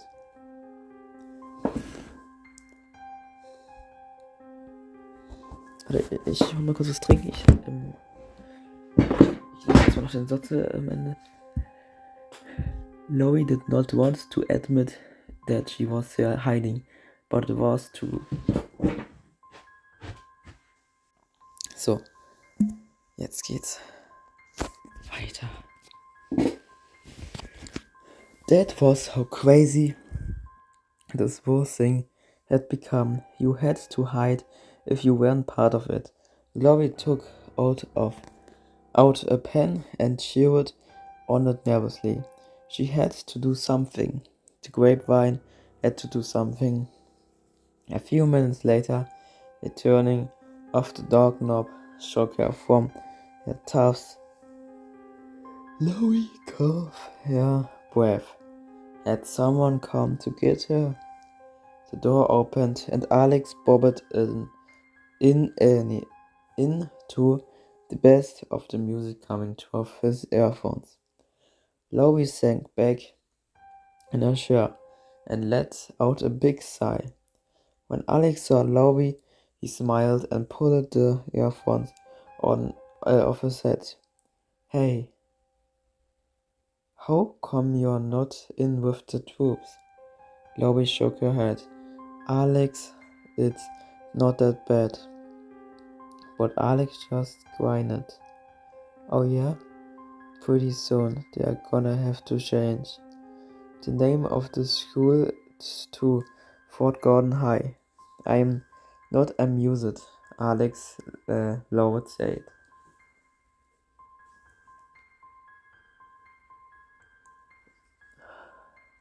Alex scrunched up his shoulders and made a face. Lowie, you must learn that nothing is above ridicule. Well, if you think they're troopers, aren't you fight the wind of being defeated too? Lowie asked. Alex grinned. Who? Me? Then he swiped through the air with several fierce-looking cavalry cops. Anyone has this me and the Kung Fu team into Shopet Soy. The door of the publication office opened again, and now a crowd slipped in, seeing Lowie and Alex there. He smiled. Looks like I've stumbled into Anne Frank's attic, he said. The last of the rugged individuations, Alex said. Carl nodded. I believe it. It just came from the valley. They let you out? Alex asked. I had to go to the bathroom, Carl answered. Hey man, Alex said. You got the wrong place. Carl grunted. This is where I went after the bathroom. Any place but that valley. Join the club, Lois said. Maybe was should give ourselves a name, Alex said. If they are the wave, we could be the Whipple. The Whipple. What do you think? Carl asked it. About calling ourselves the Whipples? Whipple? Lois said. Now about the wave. I think it's time we put out that issue of the grapevine. Lois said. Excuse me for injecting my own, not always serious opinion, Alex said. But I think we ought put it out fast before the rest of the stuff gets carried away by the mighty wave. Pass the word around to the other staff members, Lois said. On Sunday at 2 o'clock, well, have an emergency meeting at my house, and try to make so only non-wave members are there. That night, Lois stayed alone in her room. All afternoon she'd been too preoccupied with the wave to allow herself to feel anything about David. Basically, they'd had fights before, but earlier in the week, David had made the date to take her out that night, and here it was 10:30. It was obvious he wasn't coming, but Laurie couldn't quite believe it. They'd been going together since sophomore year, and suddenly something as trivial as the wave had broken them up, only the wave wasn't trivial. No anymore. Several times during the evening Mr. Saunders had come up to her room to ask if she wanted to talk about it, but Lois said she didn't.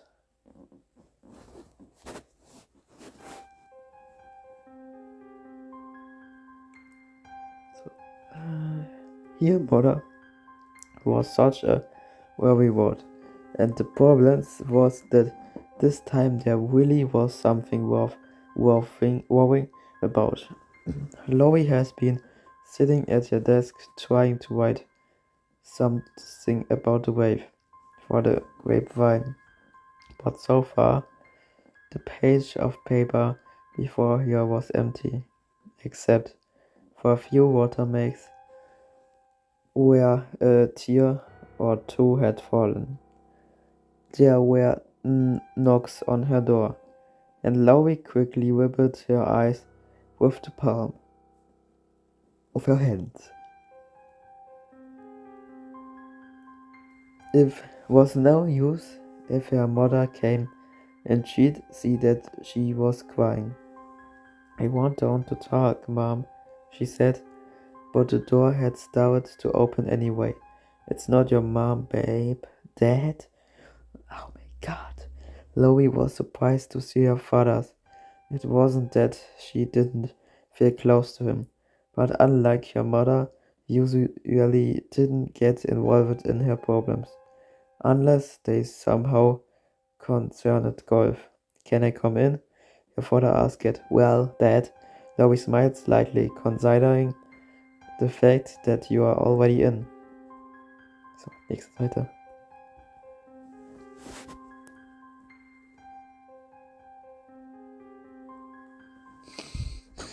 Mr. Sanders nodded. I'm sorry to barge in, babe, but your mother and I are both worried. She told you David broke up with me, Laurie asked. Oh, yes, she did, Mr. Sanders said. And I'm sorry about that, babe. I really am. I thought he was a nice boy. He was, Laurie said, until the way she thought. But I'm concerned about something else. Laurie, about something I heard on the golf course this evening. Mr. Sanders always left work early on Friday to play 9 holes of golf in a Twilight Leach before the sun went down. What, Dad? Today, after school, a boy was beaten up, her father said. No, I got this history secondhand, so I don't know if it's all accurate.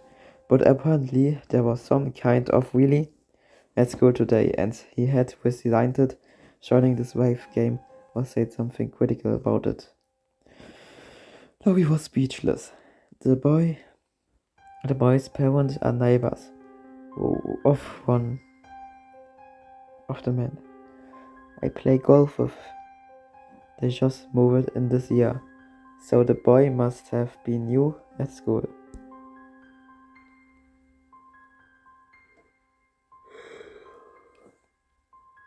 Oh Gott. Jetzt habe ich die Zeile verloren. Kurz. Nee, ich hab sie. It sounds like he would have been a perfect candidate for joining the wave. Laurie said, maybe Mr. Sanders, but Laurie, the boys is yellowish. Could that have had anything to do with it? Laurie's jaw dropped. You didn't think, Dad, you can't believe there's anything like that going. Oh, I mean, I don't like the wave, but it's not like that. Dad, I swear I isn't. Are you sure? Mr. Sanders asked. Well, I know everyone who was originally in the wave. I was there when it began. The whole idea was to show how something like Nazi Germany could have happened. It wasn't for us to become little Nazis. It's ... It sounds like it sounds like it's gotten out of hand, Laurie. Her father said, has it? Laurie just nodded. She was too shocked to be able to say anything.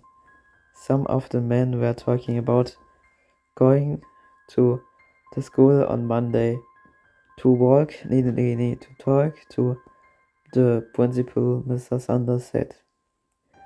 Just, to be on the safe side. Laurie nodded. We are going to put out special issues of the Grapevine. We are going to expose this whole thing. Her father was quiet for a new moment. That sounded like a good idea, babe. But be careful, okay? I will, Dad, Laurie said. I promise. Das war Chapter 12. Und ich guck mal, wie lang Chapter 13 ist. Ist ein relativ kurzer. Also, ich wünsche euch viel Spaß mit der Unglückszahl 13. Chapter 13. For the last 2 years during football seasons, sitting with Amy at Saturday afternoon games had become a habit of Laurie. David, of course, was on the team. While Amy didn't have a steady boyfriend, guys she dated were almost always football players. By Saturday afternoon, Laurie couldn't wait to see Amy. She had to tell her what she'd learned.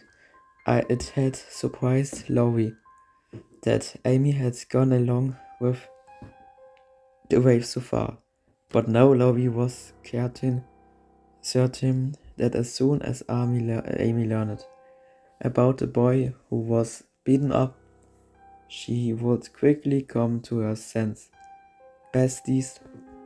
Laurie suddenly needed to talk to her about David. She still couldn't understand how something as dumb as the wave could have made David break up with her.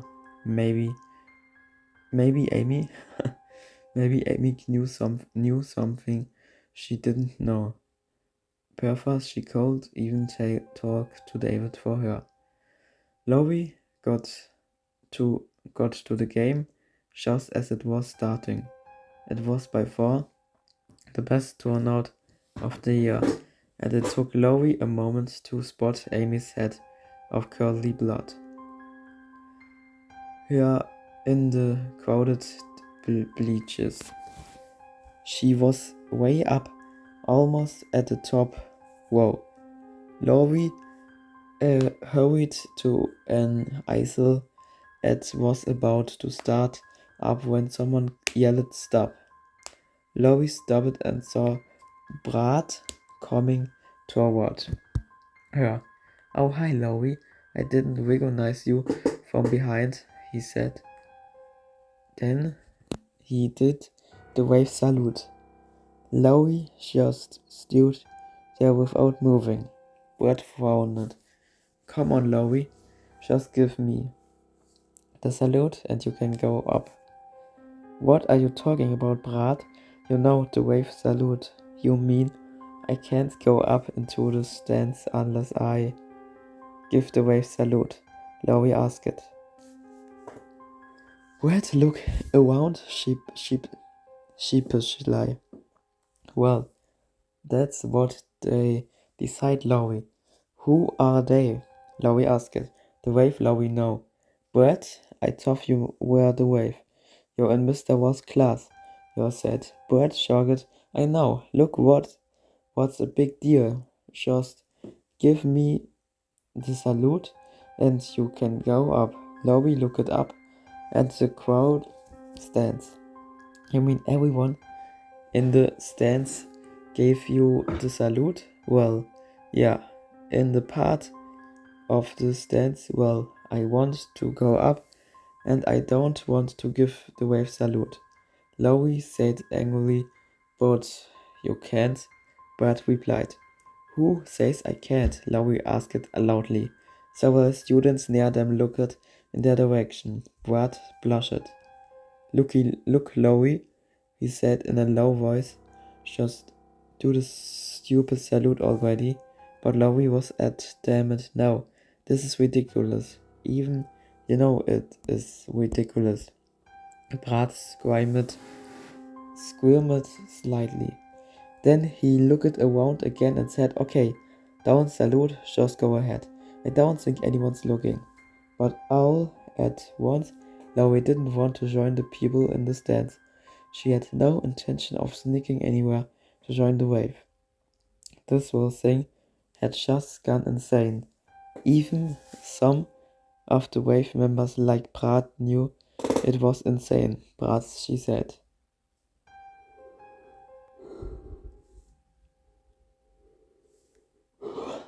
Why are you doing this if you know it's stupid? Why are you part of it? Look, Laurie, I can't talk about it now. Brad said, the game's starting. I'm supposed to let people into the stands. I got too much to do. Are you afraid? Laurie asked. Are you afraid of what? The other wave members will do if you don't go along with them? Brad's mouth opened, but for a few seconds no sound came out. I'm not afraid of anyone, Laurie, he said finally, and you better shut your mouth. You know, a lot of people noticed that you weren't at the wave really yesterday. So what? Laurie demand. Demand heißt, glaube ich, fragen. Ich von Französisch, ja. I'm not saying anything. I'm just telling you, Brad said. Laurie was aghast. She wanted to know what he was trying to say. But there was a big play on the felt Brad turned away and her words were lost in the noise of the crowd. Suddenly, afternoon, Laurie and some of the staff of the Grapevine tuned in Sandra's living room into a newsroom as they put together a special edition of paper devoted almost entirely to the Wave. Several members of the newspaper were not there, and when Laurie asked those parents why, they seemed regulated to answer at first.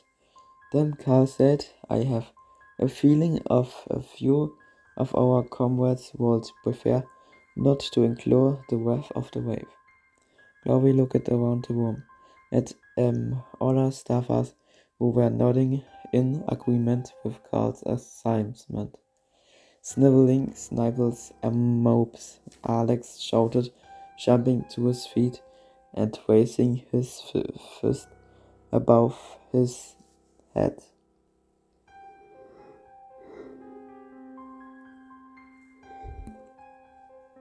"I pledge to fight the wave until the end.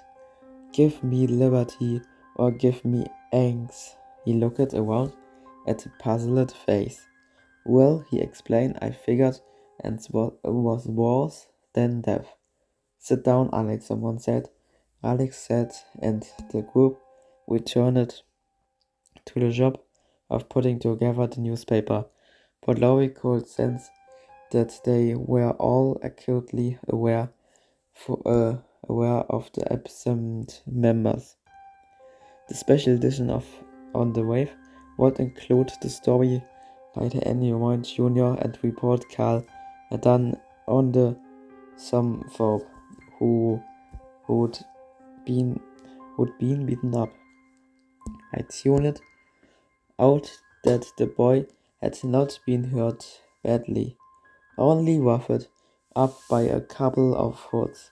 There was even some uncertainty over whether it was over the wave, or whether the wave was just an excuse the hoods had to use to start a fight. However, one of the hoods had called the boy a dirty Jew. The boy parents told Carl they were keeping him out of the school and planned to visit Principal Owen's person nearly Monday morning.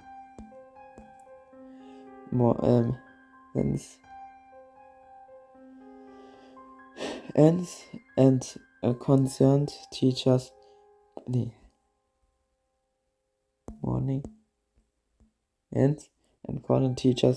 but the most critical article was an editorial.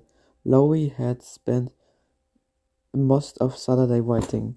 It condemned the wave as a dangerous and mindless movement that suppressed freedom of speech and tough and renounced everything the county was founded on.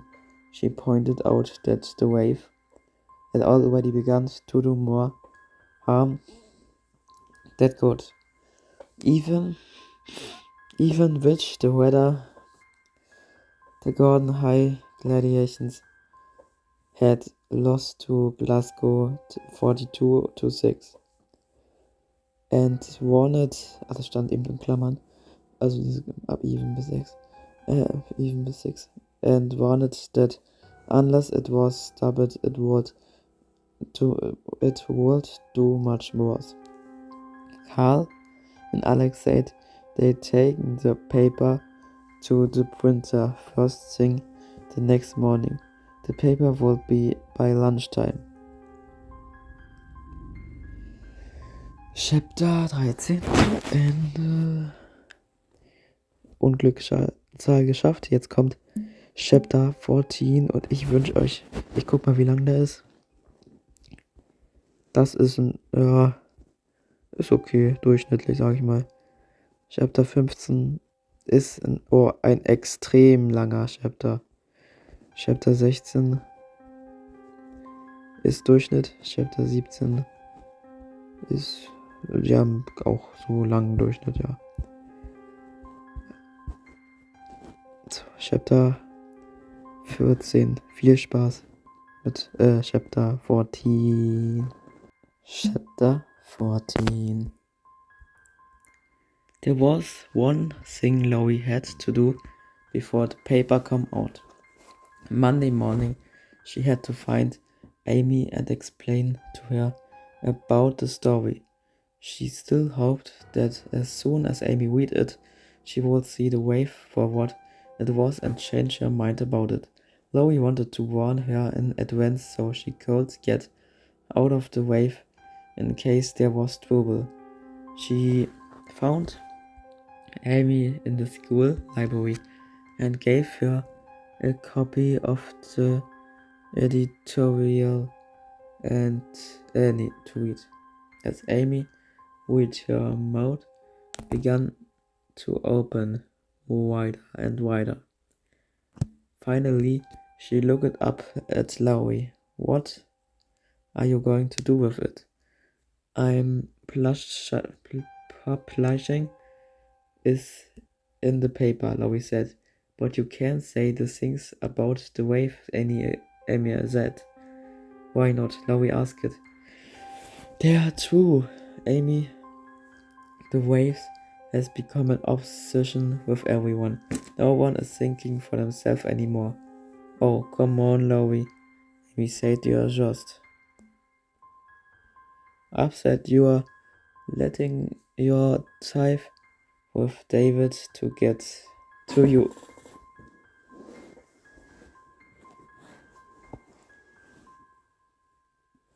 Und das ist Seite 100. Loie shook her head. "Amy, I'm serious. The wave is hurting people and everyone's going along with it like a flock of sheep. I can't believe that after reading this, you'd still be a part of it. Don't you see what wave is? It's everybody forgetting who they are.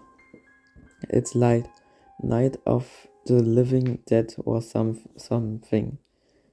Why do you want to be a part of it? Because it means that nobody better than anyone else for once," Amy said. "Because ever since we became friendly, all I've ever done is try to compete with you and keep up with you. But now I don't feel like I have to have a boyfriend on the football team like you. And if I don't want to, I don't have to get the same grades you get." Loie. For the first time in 2 years, I feel like I don't have to keep up with Loie Saunders and people will still like me. Loie felt chills run down her arms. I always knew you felt that way," she stammered. "I always wanted to talk you about it. Don't you know that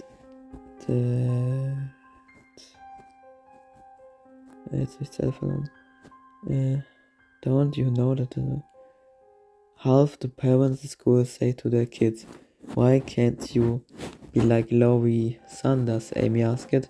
"Come on now, Loie. The only reason you are against the wave is because it means you're not a princess anymore." Loie was stunned.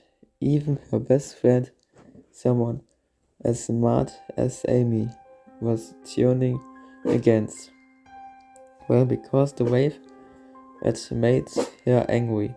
Well, I'm publishing this," she said. Amy only looked up at her and said, "Don't, Loie." But Loie shook her head. "I already have," she said, "and I know what I have to do." Suddenly, it was as if she was strange. Amy Amy, look. Oh nein, ich verrutscht.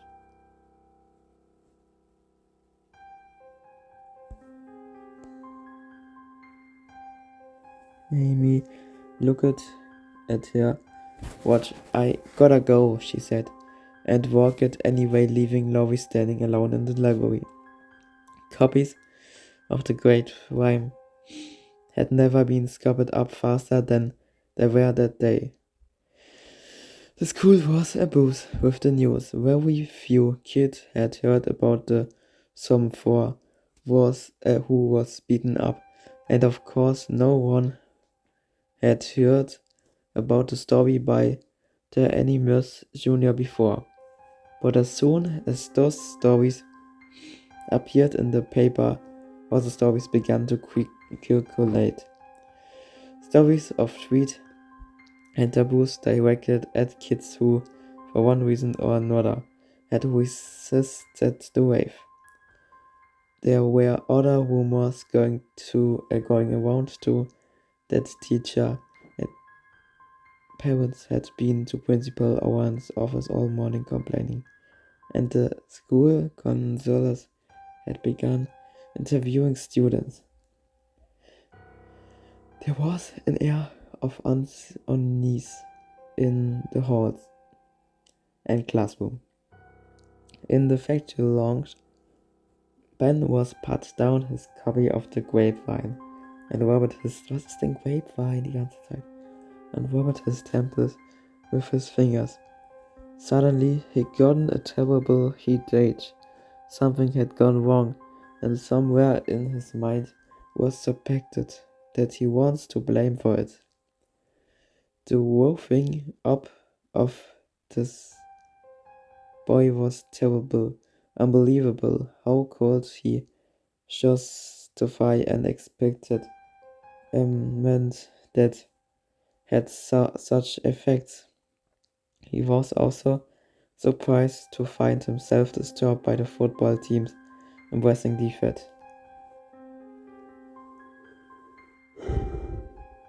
He didn't care the least about high school athletics. This defeat would bother him so.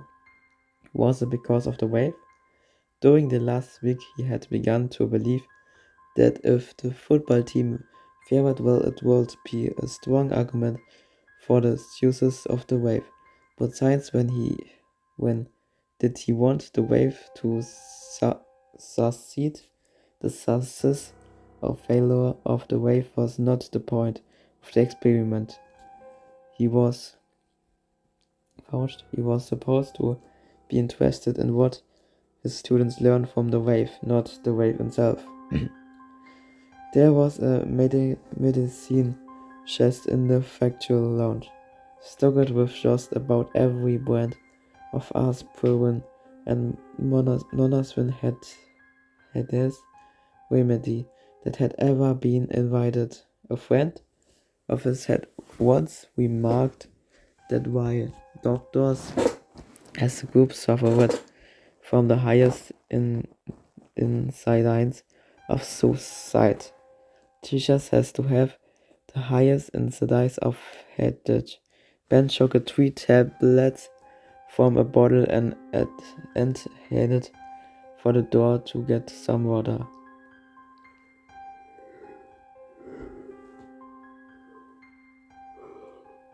But just as he reached the factory room door, Ben stopped. Outside in the hall he could hear voices, Norm Schiller's and modern male voices he didn't recognize. Someone must have stopped Norm just as he going into the factory lounge, and now he stood outside the door talking. Ben listened from inside. No, it wasn't worth a damn. Schiller was saying. So it got them switched up, made think they could win. But out on the field, they couldn't execute. All the waves in the world don't mean a thing next to our well execute quarterback option. There's no substitute for learning the damn game.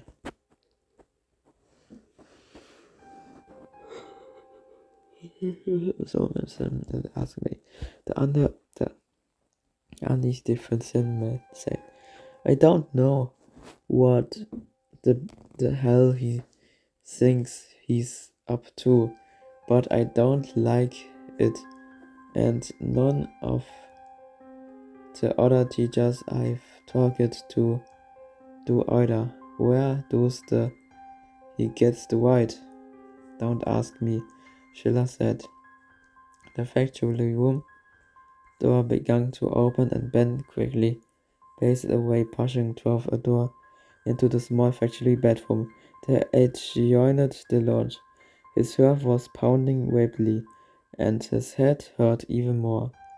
He swallowed the 3 aspirins and avoided looking at himself. In the mirror, was he afraid of who he might see? A high school history teacher who had accidentally slipped into the role of a dictator. David Collins still couldn't understand is it didn't make sense to him why everyone hadn't joined the wave in the first place. They never would have been this helpless. They all could have functioned as equals, as teammates. People were laughing and saying that the wave didn't help the football team at all on Sunday, but what did they expect? The wave wasn't a miracle drug. The team had known about the wave for exactly 5 days before the game. What had changed was the team spirit and the team attitude.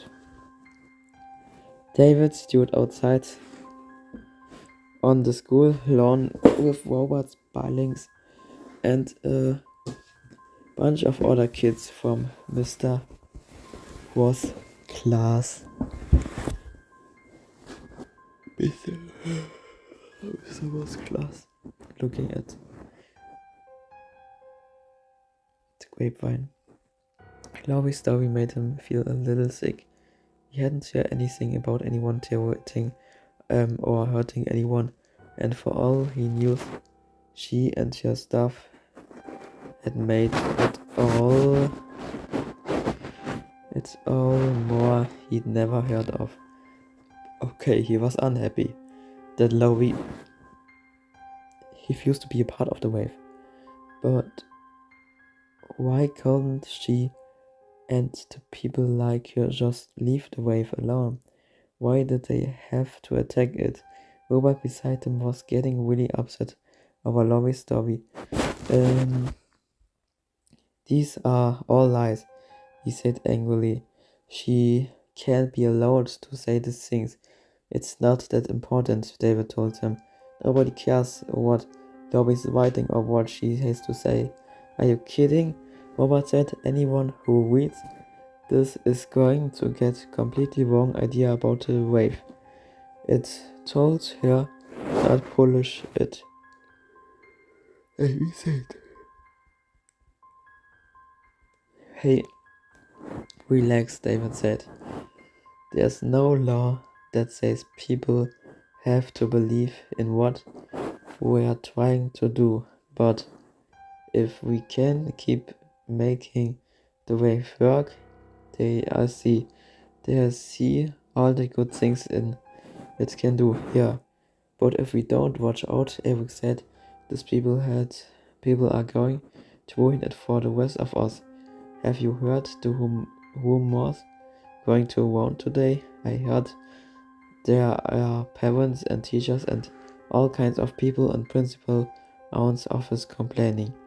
Can you believe that? At this rate, no one will get a chance to see what the wife can do. Laurie Sanders is a tweet. Robert started bluntly. She must be stubborn. David didn't like the sinister tone in Robert's voice. Hey, wait. He began to protest, but Brian cut him off. Don't worry, Robert. David and I can take care of Laurie, right, Dave? Oh. Boom, boom, boom. Oh. David suddenly felt Brian's hand on his shoulder, slowly guiding him away from the rest of the group. Hubert was nodding in approval. Look, man, Brian whispered.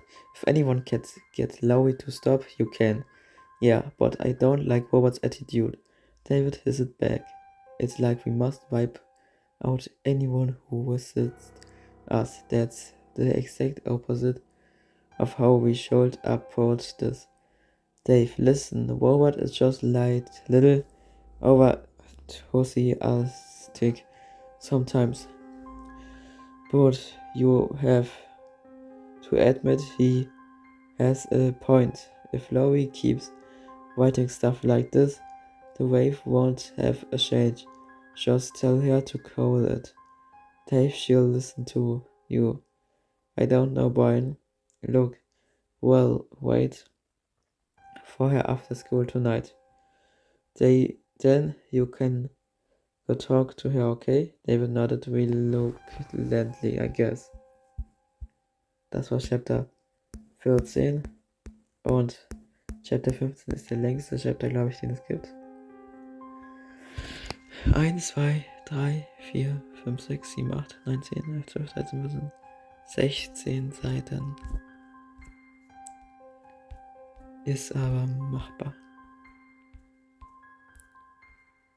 Ist machbar. Nicht mehr lang. Dann haben wir es geschafft. Das war Chapter 14. Ich wünsche euch viel Spaß mit Chapter 15. Chapter 15.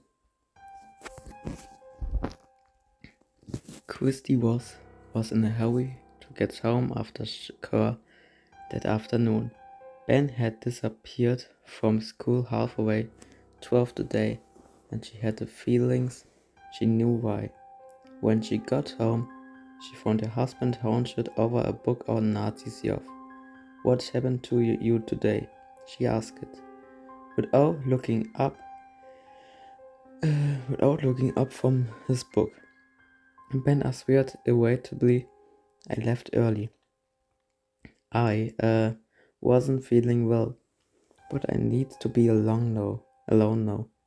Chrissy have to be prepared for tomorrow. But honey, I need to talk to you. Christy, I'm implored. Can't it wait? Ben snapped. I've got to finish this before class tomorrow. No, Chrissy insisted. That's what I have to talk to you about. This wave thing. Have you any idea what's going on at school, Ben? I mean, let's not even dwell on the fact that half my class has been skipping just to go to yours.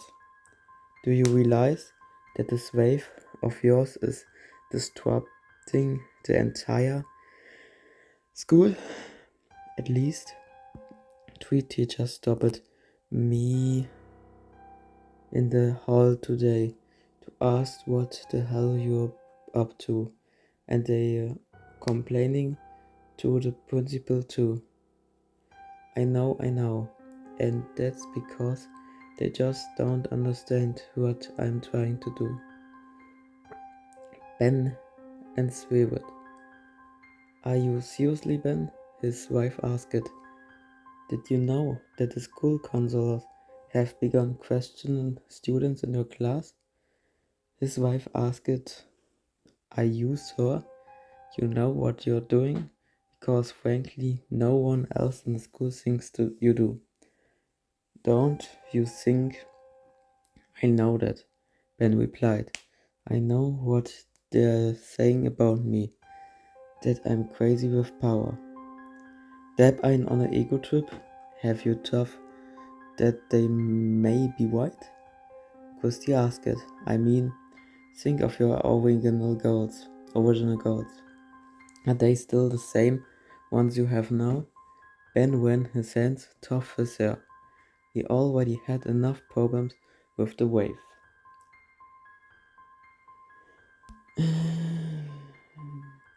Christy, I thought you were on my side, but inside he knew that she was right.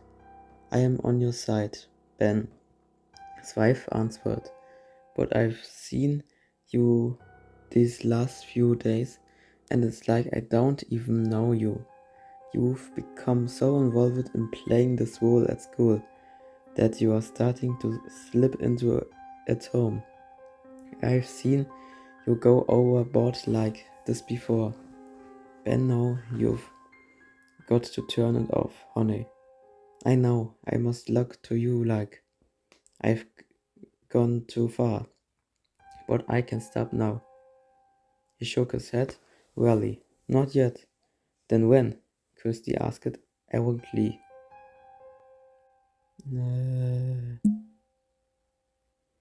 After you. Or some of these kids do something you all will get? "Do you think I'm not aware of that?" Ben asked. "Do you think it doesn't worry me? But I created this experiment and they went along. As I stop it now, they'll all be left hanging. They'd be confused, and they wouldn't have learned anything." "Well, let them be confused," Christy said. Ben suddenly jumped to his feet in frustrated anger. "No, I won't do that. I can't do that." He shouted at his wife. "I'm their teacher. I was responsible for getting them into this. I admit that maybe I did let this go too long, but they've come too far to just drop it now. I have to push them until they get the point. I might be teaching these kids the most important lesson of their lives." Christy was not impressed. "Well, I just hope Principal Owens agrees with you, Ben," she told him. "Because he called me as I was leaving today and said he'd be..." Musste kurz unterbrechen. Es ist zufällig gerade jemand in mein Zimmer reingekommen. Jetzt habe ich irgendwie die Textstelle hier verloren, aber irgendwie hier unten war ich, ne? "Not only that, but teachers and administrators said even some students had been stopping the cold all day and thanking them for reliving the other side of the wave. Already they had heard stories that some students were reunited from the wave. The staff had realized that a single issue of the paper was not enough to stop a movement that bad gained as so much momentum as the wave had that past week. But at least they had struck it a serious blow. Carl said he damned it. There won't be any more incidents of tweets against non-wave members or any more beatings. As usual, Laurie was the last one to leave the publication office. One thing about the Wave-Hörspiel staff, there were great party eyes. But when it came time to clean up somehow, they all disappeared. It had come as a shock to Laurie earlier that year when she realized what having the top position on the paper editor-in-chief really meant, having to do every little stupid job no one else wanted to do, and tonight that meant cleaning up after the rest of the staff went home. By the time she finished, Laurie realized that it had already grown dark out, and she was practically alone in the school building. As she closed the door of the grapevine office and turned off the light, that nervous she'd felt all week began to return again. The wave was undoubtedly smarting from the wounds the grapevines had inflicted, but it was still strong and golden high, and Laurie was aware that as the heat of the paper she told us, She told herself, "You're just being silly and paranoid." The wave was nothing serious, just a classroom experiment that had gotten slightly out of hand. There was nothing to be afraid of.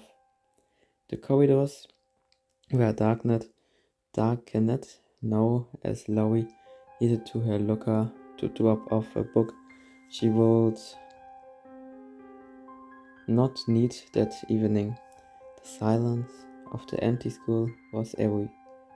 For the first time, she heard sound she'd never heard before.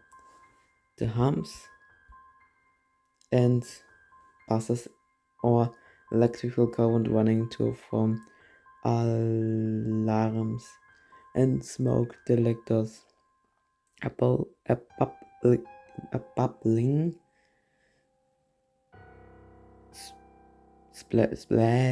splashing sound coming from the sky room, where some overnight night experiment must have been left brewing.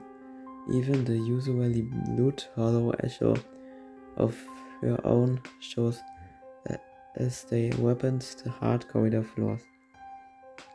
A few feet from her hookers, Laurie falls.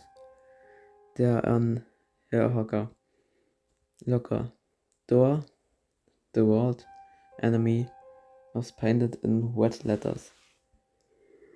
Suddenly, the loud noise in the corridor was the quickly instant beating of her own heart. "Calm down," she told herself. "Someone is just trying to scare you." She tried to get control over herself and started to do combination of her look, but she stopped in a mid-word. Had she heard something? Footsteps? Laurie backwards slowly, away from her locker, broadly losing her battle to suppress her own groaning fight. She turned and started walking down the hallway toward the exit. The sound of footsteps seemed to be growing louder, and Laurie quickened her pace. The footsteps grew even louder, and all at once the light at the far end of the hall went out. Terrified, Laurie turned and peered back down into the dark hallway. Was there someone down there? The next thing Laurie knew, she was running down the hallway toward the exit doors at the end. It seemed to take forever to get there, and when she finally reached the double metal doors and banged her hip against the opening bar, they were locked. In a panic, Laurie threw herself against the next set of doors. Miracle, they opened, and she flew out into the cool evening air, running and running. It seemed as if she ran for a long time, and finally she lost her breath and had to slow down. Clutching her books to her breast and breathing hard, she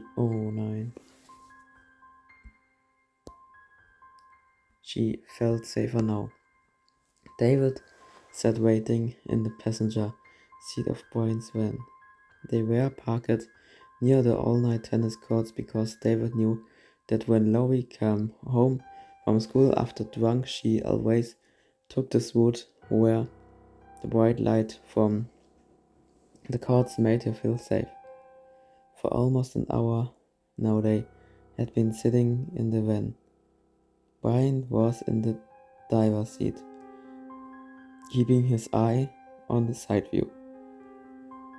Mirror watching for Laurie and whistling some song so out of tune that David had no idea what it was. David watched the tennis players and listened to the monotonous plonk of tennis balls being hit back and forth.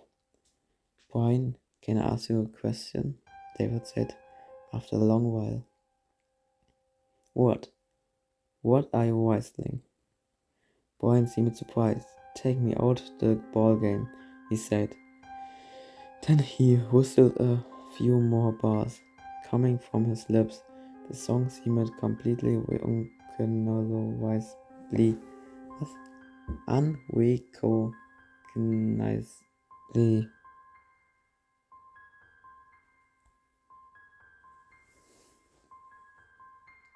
There now, can you tell?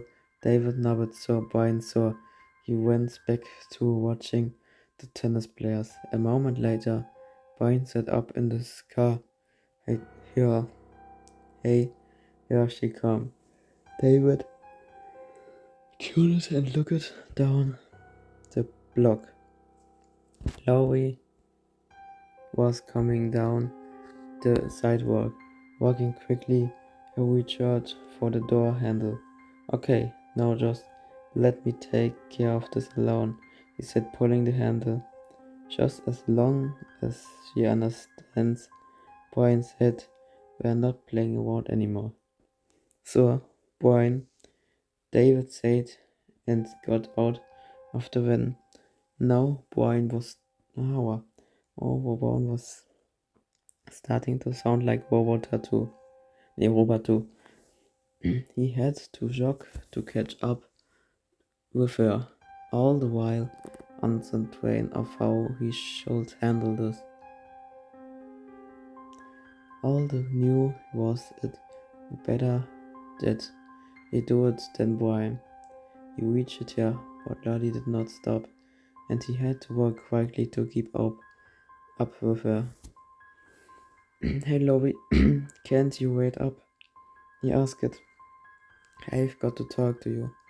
It's real important. Lottie slowed down and glanced behind him. It's okay, nobody else is incoming. David said. Lottie, stop it. David noticed she was breathing hard as clothing her books tightly.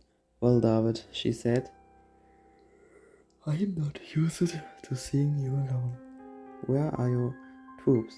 David knew he had to ignore the antagonistic remarks and try to reason with her antagonistic remarks and try to reason with her. Look, Laurie, will you just listen to me for a minute, please? But Laurie didn't seem interested. David, we said everything we had to say to each other the other day. I don't want to research it now, just leave me alone. Again, as well, David feels himself getting mad. She wouldn't even listen. Laurie, you've got to stop writing stuff against the wave. You're causing all kinds of problems. The wave is causing the problems, David. It's not. David insisted. Look, Laurie, we want you with us, not against us. Laurie shook her hand. Well, count me out. I told you. I quit. This is not a game anymore. People have been hurt. She started to walk away, but David followed her. That was an accident. The instant some guys just used the wave as an excuse for beating that kid up. Don't you see? The wave is still for the good of the whole. Why can't you see that, Laurie? It could be a whole new system. We could make it work. Not with me. You can't. David knew if he didn't stop her, she'd get away. It just wasn't fair that one person called to ruin it for everyone else. He had to convince her. He had to. The next thing he knew, he had grabbed her arm. Let go of me. Let go of me. Laurie struggled to get free, but David held her arm tightly. Laurie, you've got to stop, he said. It just wasn't fair. David let go of my arm. Laurie stopped writing. Those are tickets. Keep your mouth shut about the wave. You're running it for everyone else. But Laurie kept was citing. I will write and I will say anything that I want to. and you can't stop me. She yelled at him. Overcome with anger, David grabbed her other arm. Why did she have to be so stubborn? Couldn't she see how good the wave could be? We can stop you, and we will. He shouted at her, but Lowry only struggled harder to get out of his grasp. I hate you, she cried. I hate the wave, I hate all of you, I hate the world. This words struck David like a hard slap in the face. Almost out of control, he screamed, "Shut up!" and threw her down on the grass. Her books went flying as she fell roughly to the ground. David instantly recoiled in shock at what he had done. Lowry was still on the ground, and he was filled with fear as he dropped to his knees and put his arms around her. "Jess, Lowry, are you all right?" Lowry nodded, but seemed unable to talk as sobs filled her throat. David held her tightly. "Good, I'm sorry," he whispered. Could feel her tremble and wondered how on the earth he could have done something so stupid. What could have made him want to hurt the girl? Did one really still love it? Lowry pushed herself up slightly and sat sobbing and gasping for breath. David konnte not believe.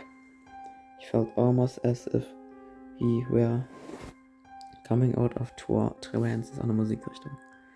What had progressed him these last days that could cause him to do something so stupid? There had been anything that the wave could hurt anyone. And at the same time, he'd hurt Lowry, his own girlfriend, in the name of the wave. It was crazy, but David knew that he'd been wrong. Anything could make him do what he's just wrong. I had to be. Meanwhile, moving slowly down the street, Point went past them and disappeared into the darkness. Later that night, Christy went into the study where her husband was working. "Ben," she said firmly, "I'm sorry I interrupted you, but I've been thinking and I have something important to say." Ben leaned back in his chair and looked at his wife earnestly. "Ben, you've got to end Wave tomorrow." Christy told him, "I know how much this means to you and how important you think it is for your students. What I'm telling you, it must end." "Oh, nein." "How can you say that?" Ben asked. "Because, Ben, if you don't end it, I am convinced Principal Aunes will," she told him.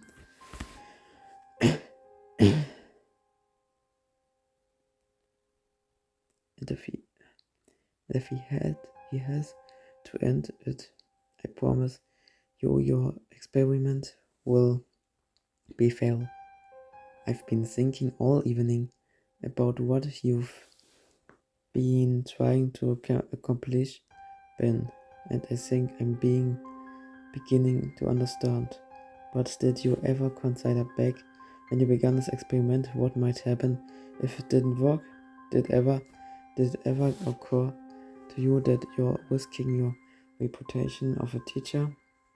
If this goes wrong, do you think parents are going to let their kids into your classroom again? Don't you think you're exaggeration? Ben asked. No, Christy replied. Did it ever occur to you that you've not only put yourself into jeopardy, but me as well? Some people think that just because I'm your wife, that somehow I'm involved in this.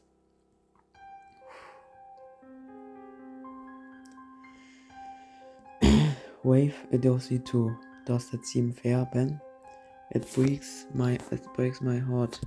After 2 years at Gordon High, you're in danger of running your job. You're going to end it tomorrow. Ben, you're going to the principal honest and then tell him that it's over. Christy, how can you tell me what you do? Ben asked it. How can I possibly end it in one day and I still do student justice? You have to think something, Ben. Christy instead. You just have to do too. Ben rubbed his forehead and thought about the next morning meeting with Principal Owens. Owens was a good man. I don't know the new ideas, the experiment, but what he made the pressure on him. One side, parents and teachers were in arms over the wave, and the pressure was going on the principal to step in and out, put a halt to it. On the other side, there was only Ben Ross pleading with him not to interfere, trying to explain that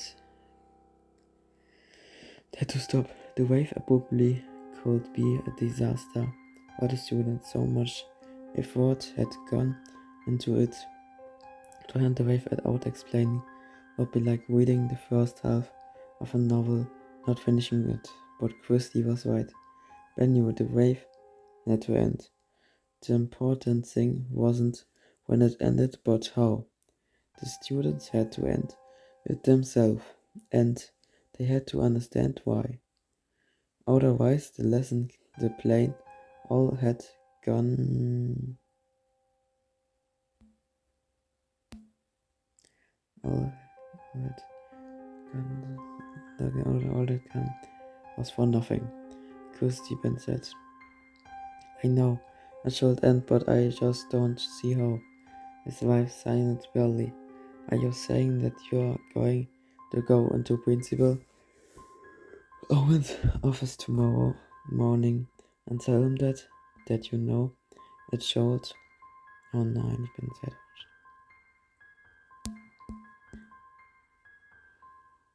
You don't know how.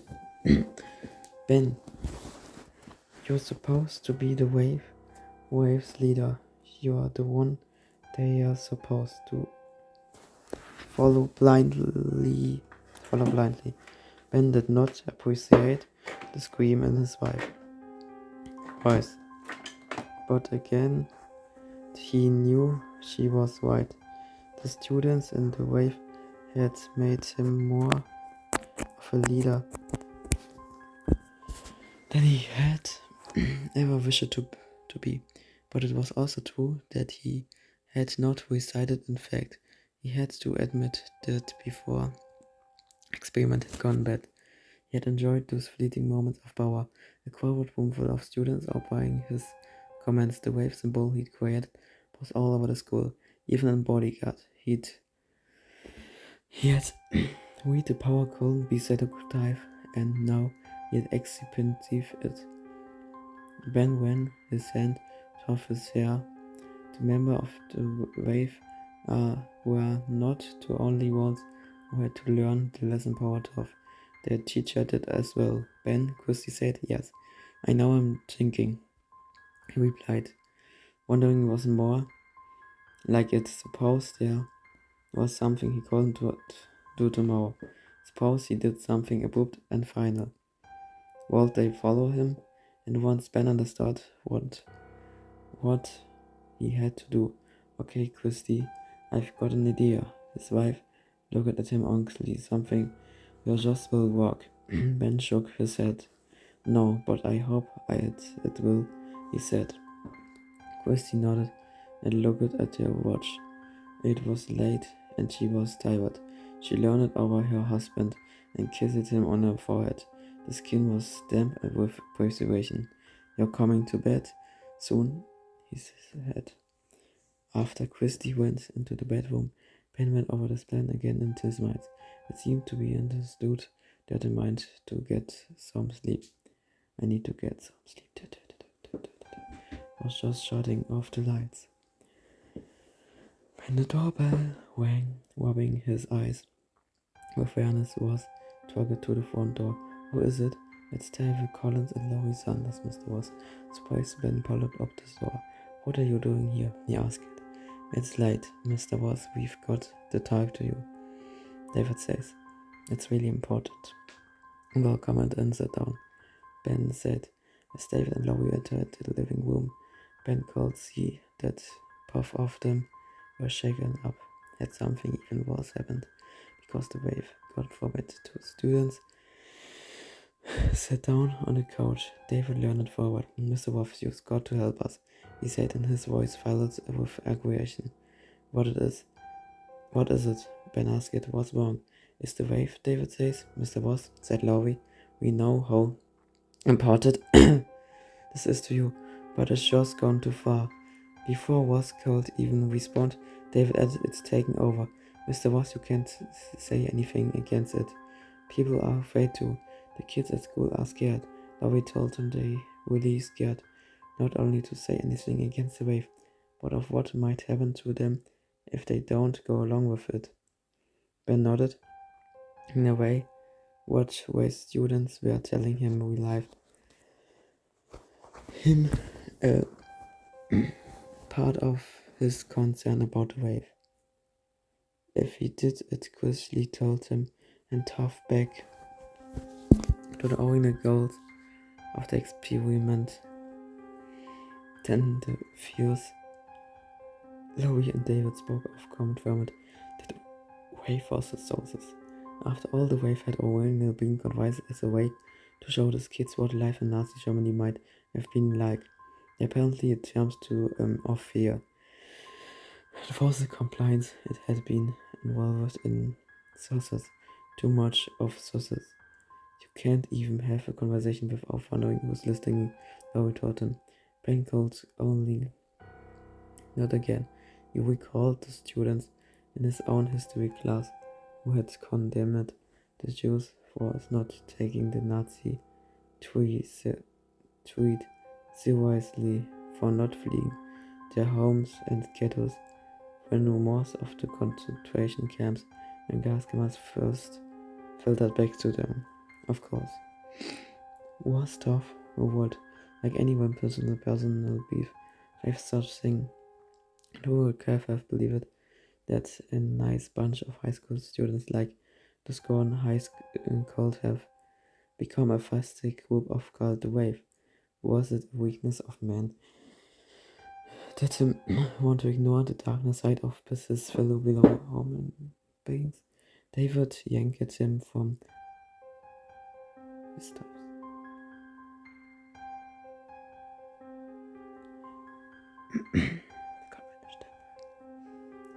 Tonight,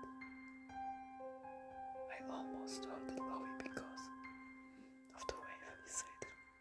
I don't know where it came over me, but I do know what that it's the same thing that's come over almost everyone who in the wave. You're going to stop at Laurie, angered him. I know, Ben said. I will.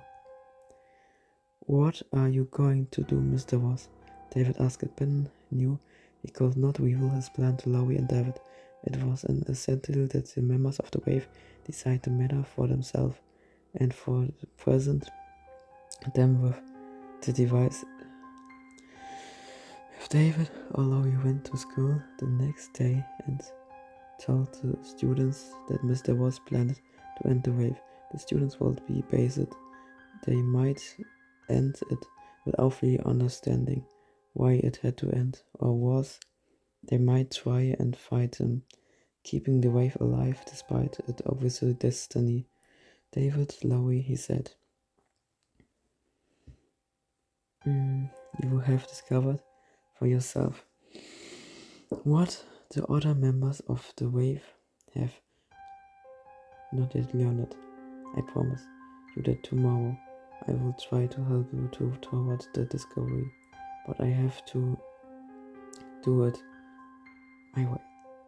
And I can only ask that you trust me. Can you do that? David and Laurie nodded, and similarly as Ben wasn't shown them the door. Come on, it's too late for you kids to be out, he told them. As they went toward the door, however, Ben had another thought. Listen to the other of you know to students who have never been involved in the wave. Two students who have members don't know and won't miss. David considers for a moment, amazing as this might be, almost everyone he knew in the school become a member of the wave. But Lori thought of two people, Alex Cooper and Carl Blockett. She said they are on the grapevine stuff, okay. Ben told them, no, I want to both of you to go back in your class tomorrow and act as if everything is fine. Pretend we haven't talked and don't tell anyone that you were here tonight or that you spoke to me. Can you do this? David nodded, but Laurie looked concerned. I don't know, Mr. Ross, but Ben got here short. Laurie, is extremely important that we do it this way. You must trust me, okay? Reluctantly, Laurie agreed. Ben bade them goodbye, and she and David stepped into the dark. Das war Kapitel 15. Es ist nicht mehr viel. Ich wünsche euch viel Spaß mit Kapitel 16, Chapter 16. Chapter 16. The next morning in Principal Owen's office, Ben had to pull his handkerchief out of his pocket and part the perspiration of his forehead. Across the desk, Principal Owens had just slammed his fist down. Damn it, Ben. I don't care about your experiment. I've got teachers complaining. I've got parents calling me every 5 minutes wanting to know what the hell's going on here. What the hell are we doing with the kids? You think I can tell them it's an experiment? My god, man, you know that boy who was voted up the last week? He swear he was here yesterday. The man spent 2 years in Auschwitz. Do you think he gives a damn about your experiment? Ben sat in his chair. Principal Owens, I understand the pressure you're under. I know that the wave went too far. Ben took a deep breath. I realize now that I made a mistake. A history class is not a science lab. You can't experiment with human beings, especially high school students who aren't aware that they are part of an experiment. But for a moment, let's forget that it was a mistake, that it went too far. Let's talk it right now. Right now, there are 200 students here to sing. The wave is great. I can still teach them a lesson. All I need is the rest of the day, and I can teach them a lesson they will never forget. Principal Owens looked at him skeptically. And what do you expect me to tell their parents and our teachers in the meantime? Ben patted his forehead with his handkerchief again. You know, he was talking a gamble, but was choice did he have? He had gotten them into this and he had to get them out. Tell them that I promise it will all be over by tonight. Principal Owens ushered an AWOL. And exactly how do you intend to do that? I didn't take Ben long to outline this plan. Across the desk, Principal Owens taped out his pipe and considered it. A long and uncomfortable silence followed. Finally, he said, Ben, I'm going to absolutely straight with you. This wave thing has made Gorn High look very bad. I'm very unhappy about it. I'll let you have today, but I have to warn you. If it doesn't work, I'm going to have to ask you for your resignation. Ben nodded. I understand, he said. Principal Owen stood and offers his hand.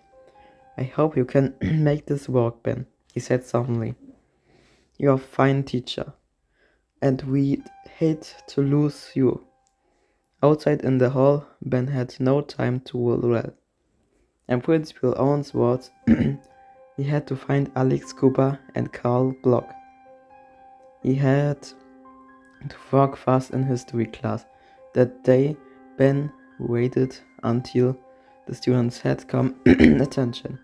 Then they said, I have a special announcement about the wave. At 5 o'clock today, where there will be a wheelie in the auditorium for wave members only. David smiled to himself and winked at Lowy. The reason for the wheelie is the following. Mr. Ross continued. The wave is not just a classroom experiment. It's much more than that. Unbeknownst to you, starting last week all across the country, teachers like myself have been recruiting and training a youth brain to show the rest of the nation how to achieve a better society. As you know, this country has just gone through a decade in which steady double-digit inflation has severely weakened the economy. Mr. Ross continued. Unemployment has run continuously high, and the crime rate has been worse than any time in memory. Never before has the morale of the United States been so low. Unless the trend is stopped, a growing number of people, including the founders of the Wave, believe that our country is doomed. Dave was no longer smiling. This was not what he expected to hear. Mr. Ross didn't seem to be ending the wave at all. If anything, he seemed to be doing more deeply into it than ever. We must prove that through discipline, community, and action, we can turn this country around. Ross told the class, look what we have accomplished. In this school alone, in just a few days. If we can change this here, we can change things everywhere. Lowy gave Dave a frightened look. Mr. Ross went on. In factories, hospitals, universities, and all institutions, David jumped out of his chair and protested. Mr. Ross, Mr. Ross, Mr. Ross, sit down, David. Mr. Ross ordered. But Mr. Ross, you said. Ben cut him off angrily. I said sit down. David, don't interrupt me. David returned to his seat, unable to believe his ears, as Mr. Ross continued. Now listen carefully. During the rally, the founder and national leader of the Wave will appear on cable television and to announce the information of a national Wave youth movement. All around them, students started shivering. It was too much for Lowy and David. Both rose to their feet, this time to face the class. Wait, David pleaded with them. Don't listen to him, don't listen, he's lying. Can't you see what he's doing? Lowy said emotionally. Can't any you think for yourself anymore? But the room only grew quiet as the class glowered at him. Ross knew he had to act quickly before Lowy and David related too much. He realized he had made an error. He asked Lowy and David to trust him, and he had not accept to them disobey, but instantly it made sense to him. The day rolled, he snapped his fingers. Robert, I want you to take over the class until I return from escorting David and Lowy to the principal office. Mr. Ross, yes. Mr. Ross quickly walked to the classroom door and helped it open for Laurie and David. Outside in the hall, David and Laurie walked slowly toward the principal's office, followed by Mr. Ross. In the background, they could hear steady, loud chants emanating from Mr. Ross' room. Strange stuff, discipline, strange stuff, community, strange stuff, action. Mr. Ross, you lied to us last night, David said bitterly. No, I didn't, David. But I told you, you would have to trust me, Mr. Ross replied. Why should we? Laurie asked. You are the one who started the wave in the first place. The point was good one. Ben could think of no reason why they should trust him. He only knew that they showed he hoped that by any evening they would understood. David and Laurie spent most of the afternoon waiting outside Principal Owen's office to see him. They were miserably and depressed, certain that Mr. Ross had triggered them into cooperating with him so that they could not prevent what now appeared to be the final hours before. The wave movement had gone joined the national wave movement, which had been growing simultaneously at high school all over the community. Even Principal Owen seemed unsympathetic when he finally got around seeing them. On his desk was a brief report from Mr. Ross, and although neither of them could see what it said, it was obvious that it must have started that Laurie and David had disappeared the class. Both of them pleaded with the principal to stop the wave, and the 5 o'clock really, but Principal Owens only insisted that everything would be alright. Finally, he told them to go back to their classes. David and Laurie were incredulous that they were trying to prevent the worst thing they'd ever seen happen in school, and Principal Owens seemed to be oblivious. Out of the hall, David threw his books into his locker and slammed the door shut. Forget it, he told Laurie angrily. I'm not hanging around there anymore today. I'm splitting. Just wait for me to put my books away, Laurie told him. I join you. A few moments later, as they walked down the sidewalk away from school, Laurie seen that David was getting depressed. I can't believe how dumb I was, Laurie, he kept saying. I can't believe I really fell for it. Laurie squeezed his hand. You weren't dumb, David, you were idealistic. I mean, there were God's thing about the wave. I couldn't be all bad. Oh no, one would have joined it in the first place. It's just that they don't see what's bad about it. They think it makes everyone equal, but they don't understand that it robs you or of your right and to be independent. Laurie, is possibly that we are wrong about the wave? David asked it. No, David, we are right, Laurie answered. They why? Doesn't anybody else see it? He asked it. I don't know. It's like they're really in trance. They just won't listen anymore. David mopped hopelessly. It was still early and they decided to walk a park nearby. Neither wanted to go home yet. David wasn't sure what to think out of the wave or Mr. Ross. Laurie still believed it was a fate that the kids would ultimately get bored with, no matter who organized it or where. What frightened her was what the kids in the wave might do before they grew tired of. I feel alone all of a sudden, David said as they walked through the trees in the park. It's like all my friends are part of a crazy movement and I am an outcast just because I refuse to be exactly like them. Chloe knew exactly how he felt, because she felt it too. She moved close to him and put his arm around her. Chloe felt closer to David than ever. Wasn't it odd how going through something bad like this could bring them closer? She thought back to the night before. But David had forgotten entirely about the wave the second he had realized he had harmed her. Suddenly she hugged him hard.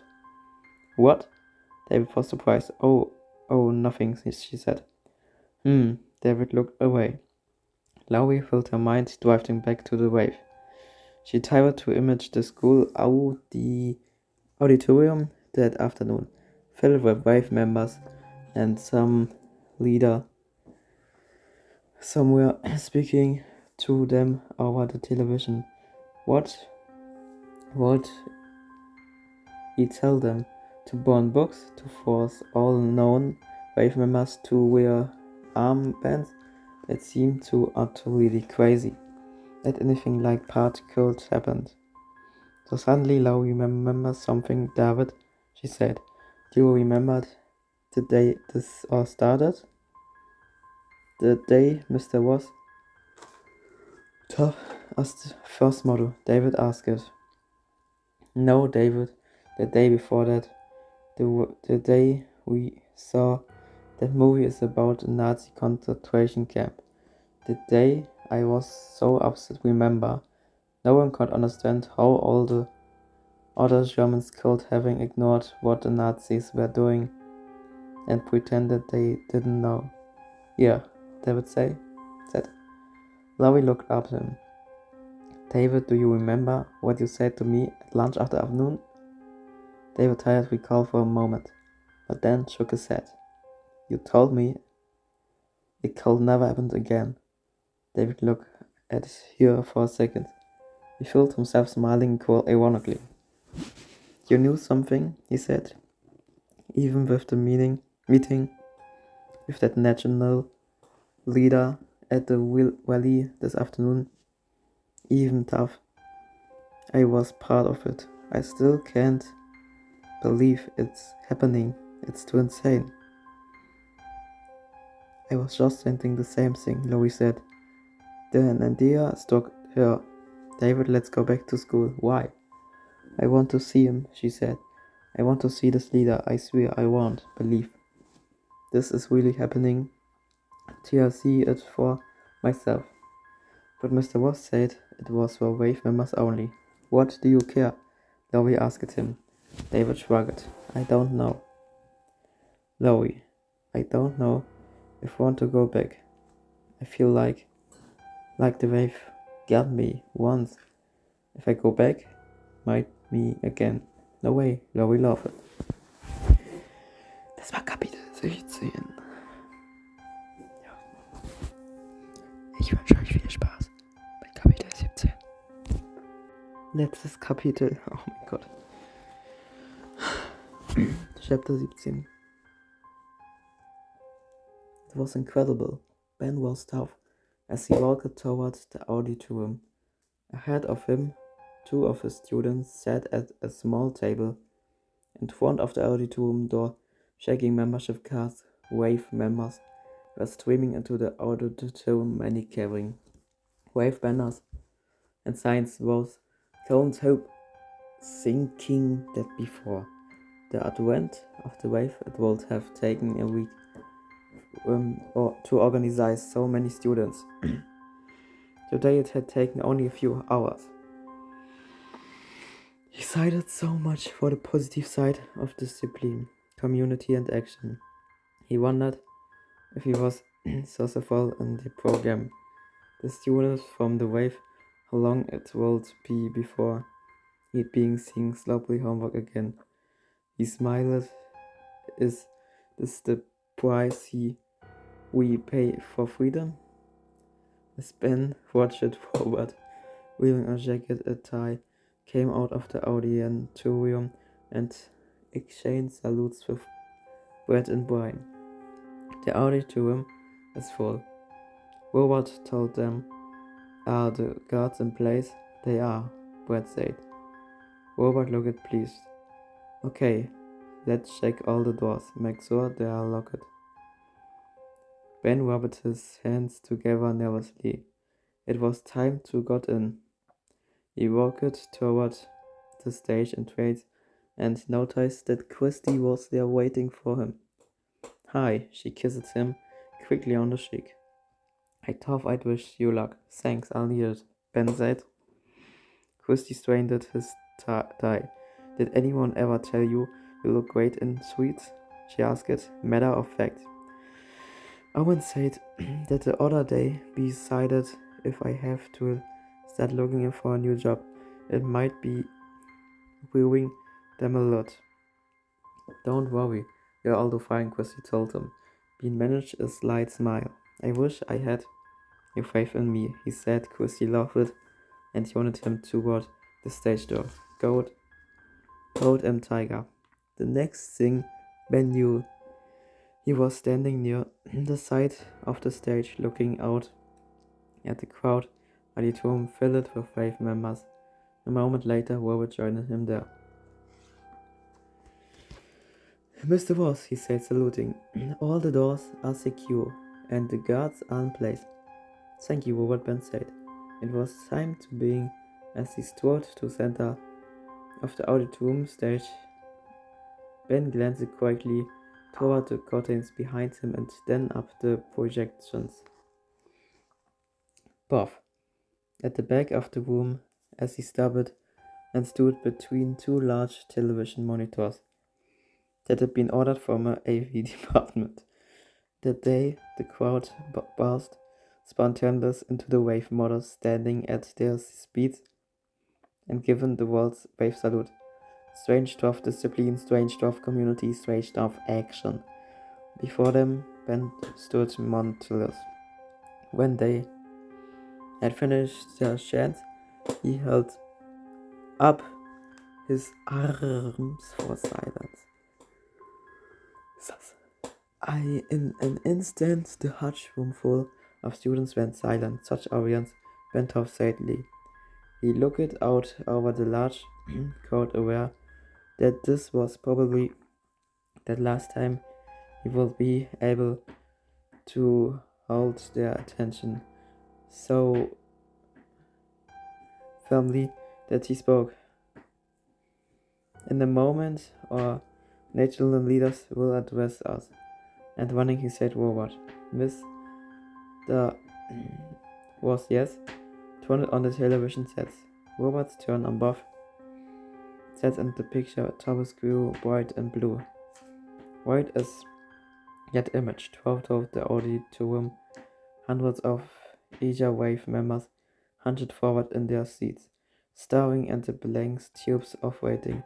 Outside, David and Laurie tried a set of auditorium doors, but found them locked. They quickly tried a second set, but found those locked also, but there were more doors to try, and they went around the side of the auditorium looking for them. The television screens were still back. No face appeared on the screen, and no sounds came from the speakers. Around the auditorium, students began to scream and murmur with anxiety. Why wasn't anything happening? Where was the leader? What were they supposed to do? As tension in the room continued to build, the same question passed through their minds over and over. What were they supposed to do?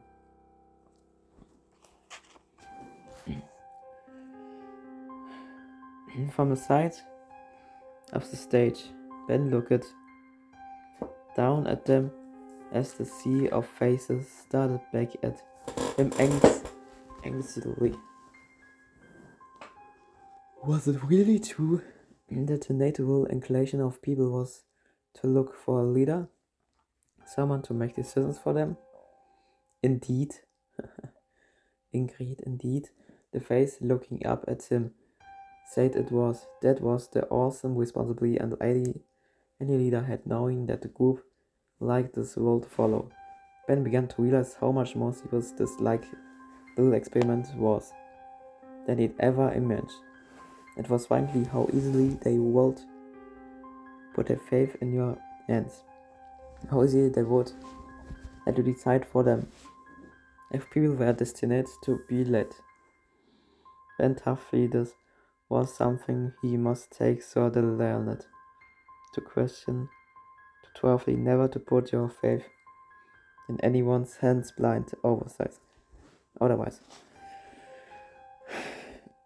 From the center of the audience, a single frustrated student suddenly jumped up from his seat and shouted at Mr. Ross. "There's no leader, is there?" Shock and students around the auditorium quickly tuned as to words rushed the offender out of the auditorium. In the confusion that followed, Laurie and David were able to slip in through the door the guard set open. Before the students had time to think about what had just happened, Ben strode to the center of the auditorium stage again. "Yes, you have a leader," he shouted. That was the cue Carl Block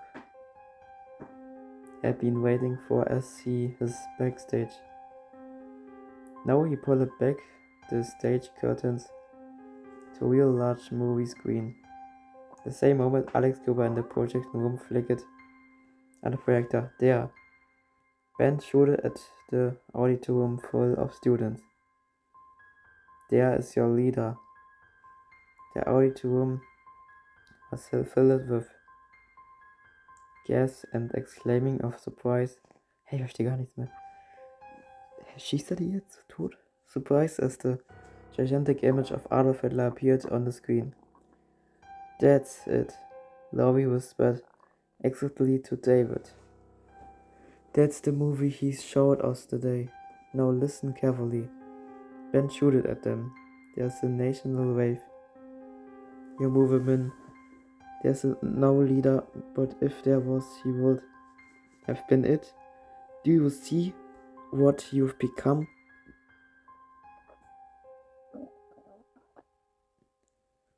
Ich verstehe das Problem mehr.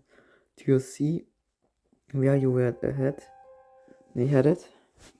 How far would you have gone? Take a look at your future." The film left Adolf Hitler and focused on the face of the young Nazis who fought for him during World War II. Many of them were only teenagers, some even younger than the students in the audience. "You thought you were so special," Ross told them. "Better than every equality,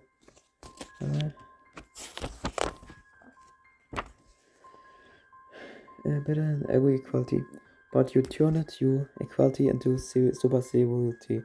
Over non-wave members, you accept the groups well over your own convictions, no matter you had to hurt to do it.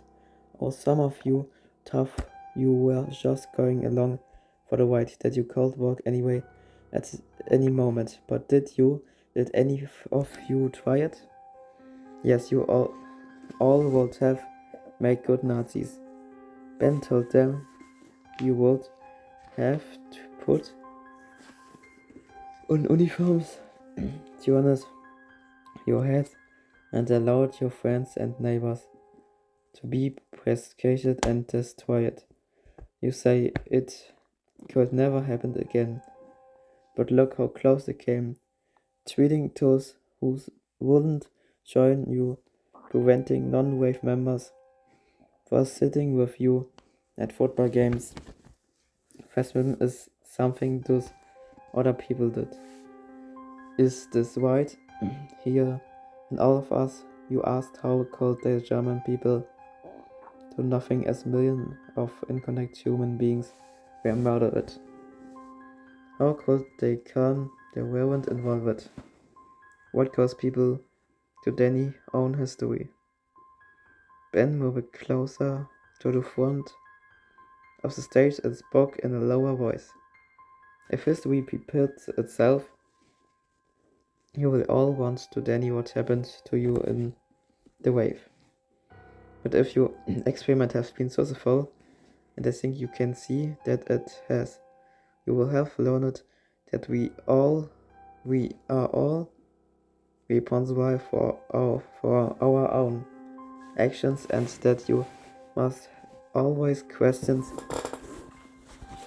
our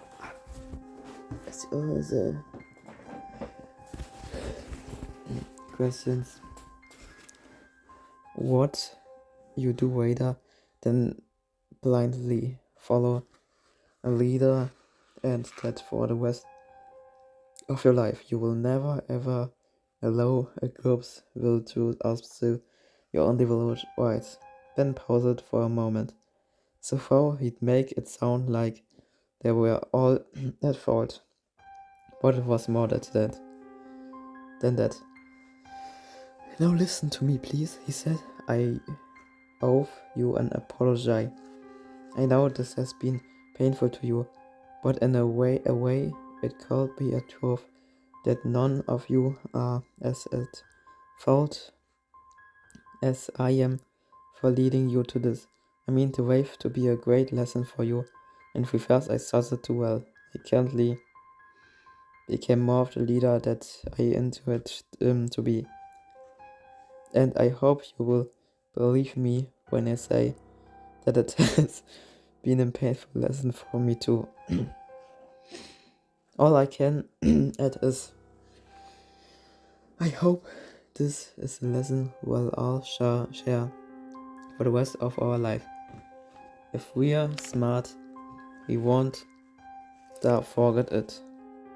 The effect on the students was staggering. All around the auditorium, they were slowly rising from their seats.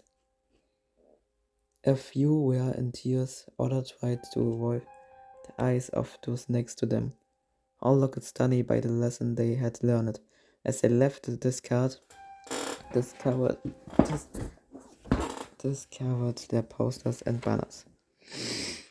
The floor quickly became littered with yellow membership cards, and all talk of military posture were forgotten as they slunk out of the auditorium.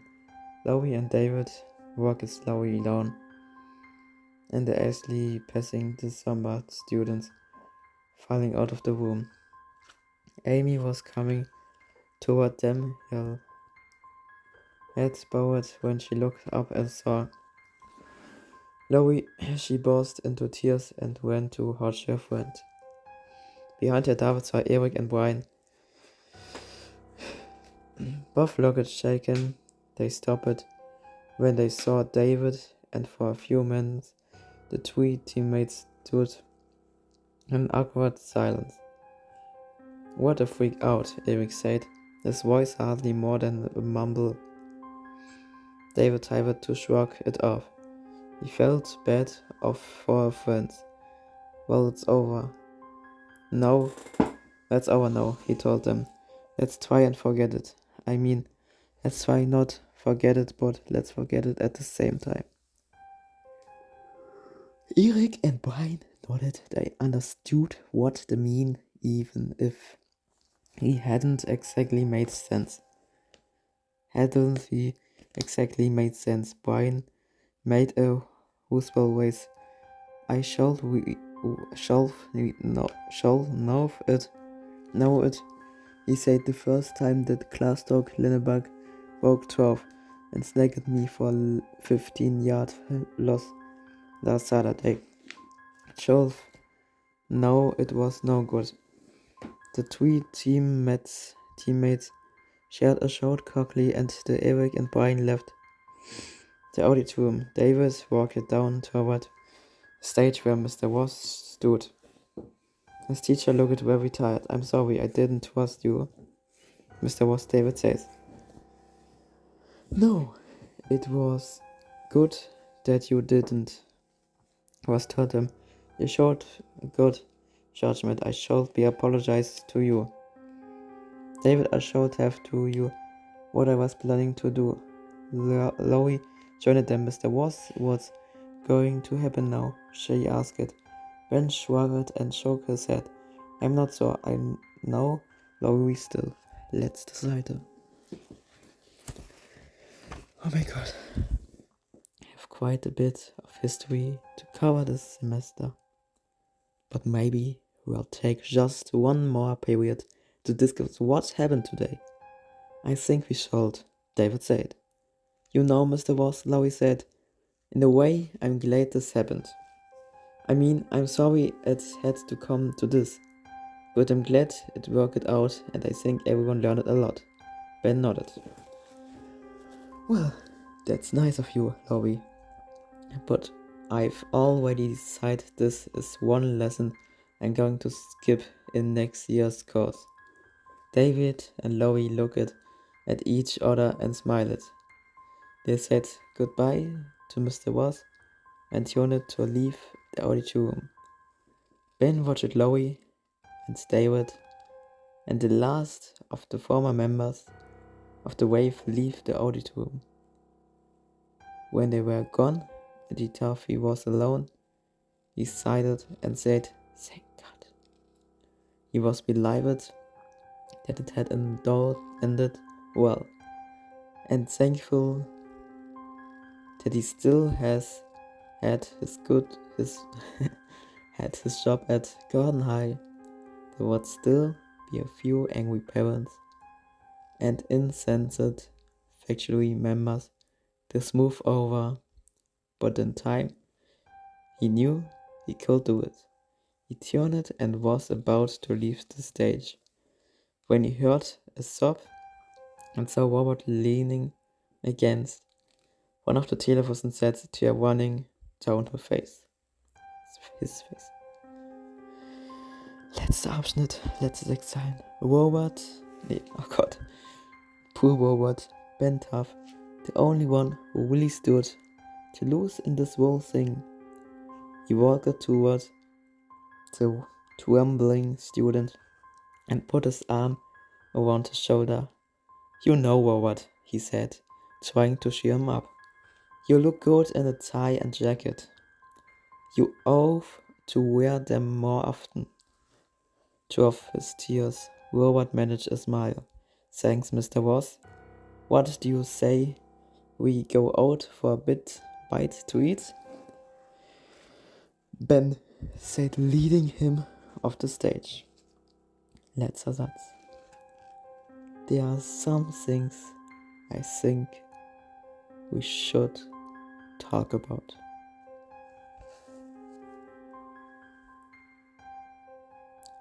Danke. Hat keiner bis zum Ende zugehört, könnt ihr mir nicht sagen. Danke. Trotzdem, ja, keine Ahnung.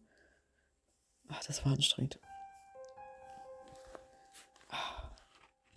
Ich bin froh, dass ich es geschafft habe. Das war so anstrengend, ey. Oh Gott, oh Gott. Mache ich, glaube ich, nicht nochmal. Bis zum nächsten Mal. Tschüss.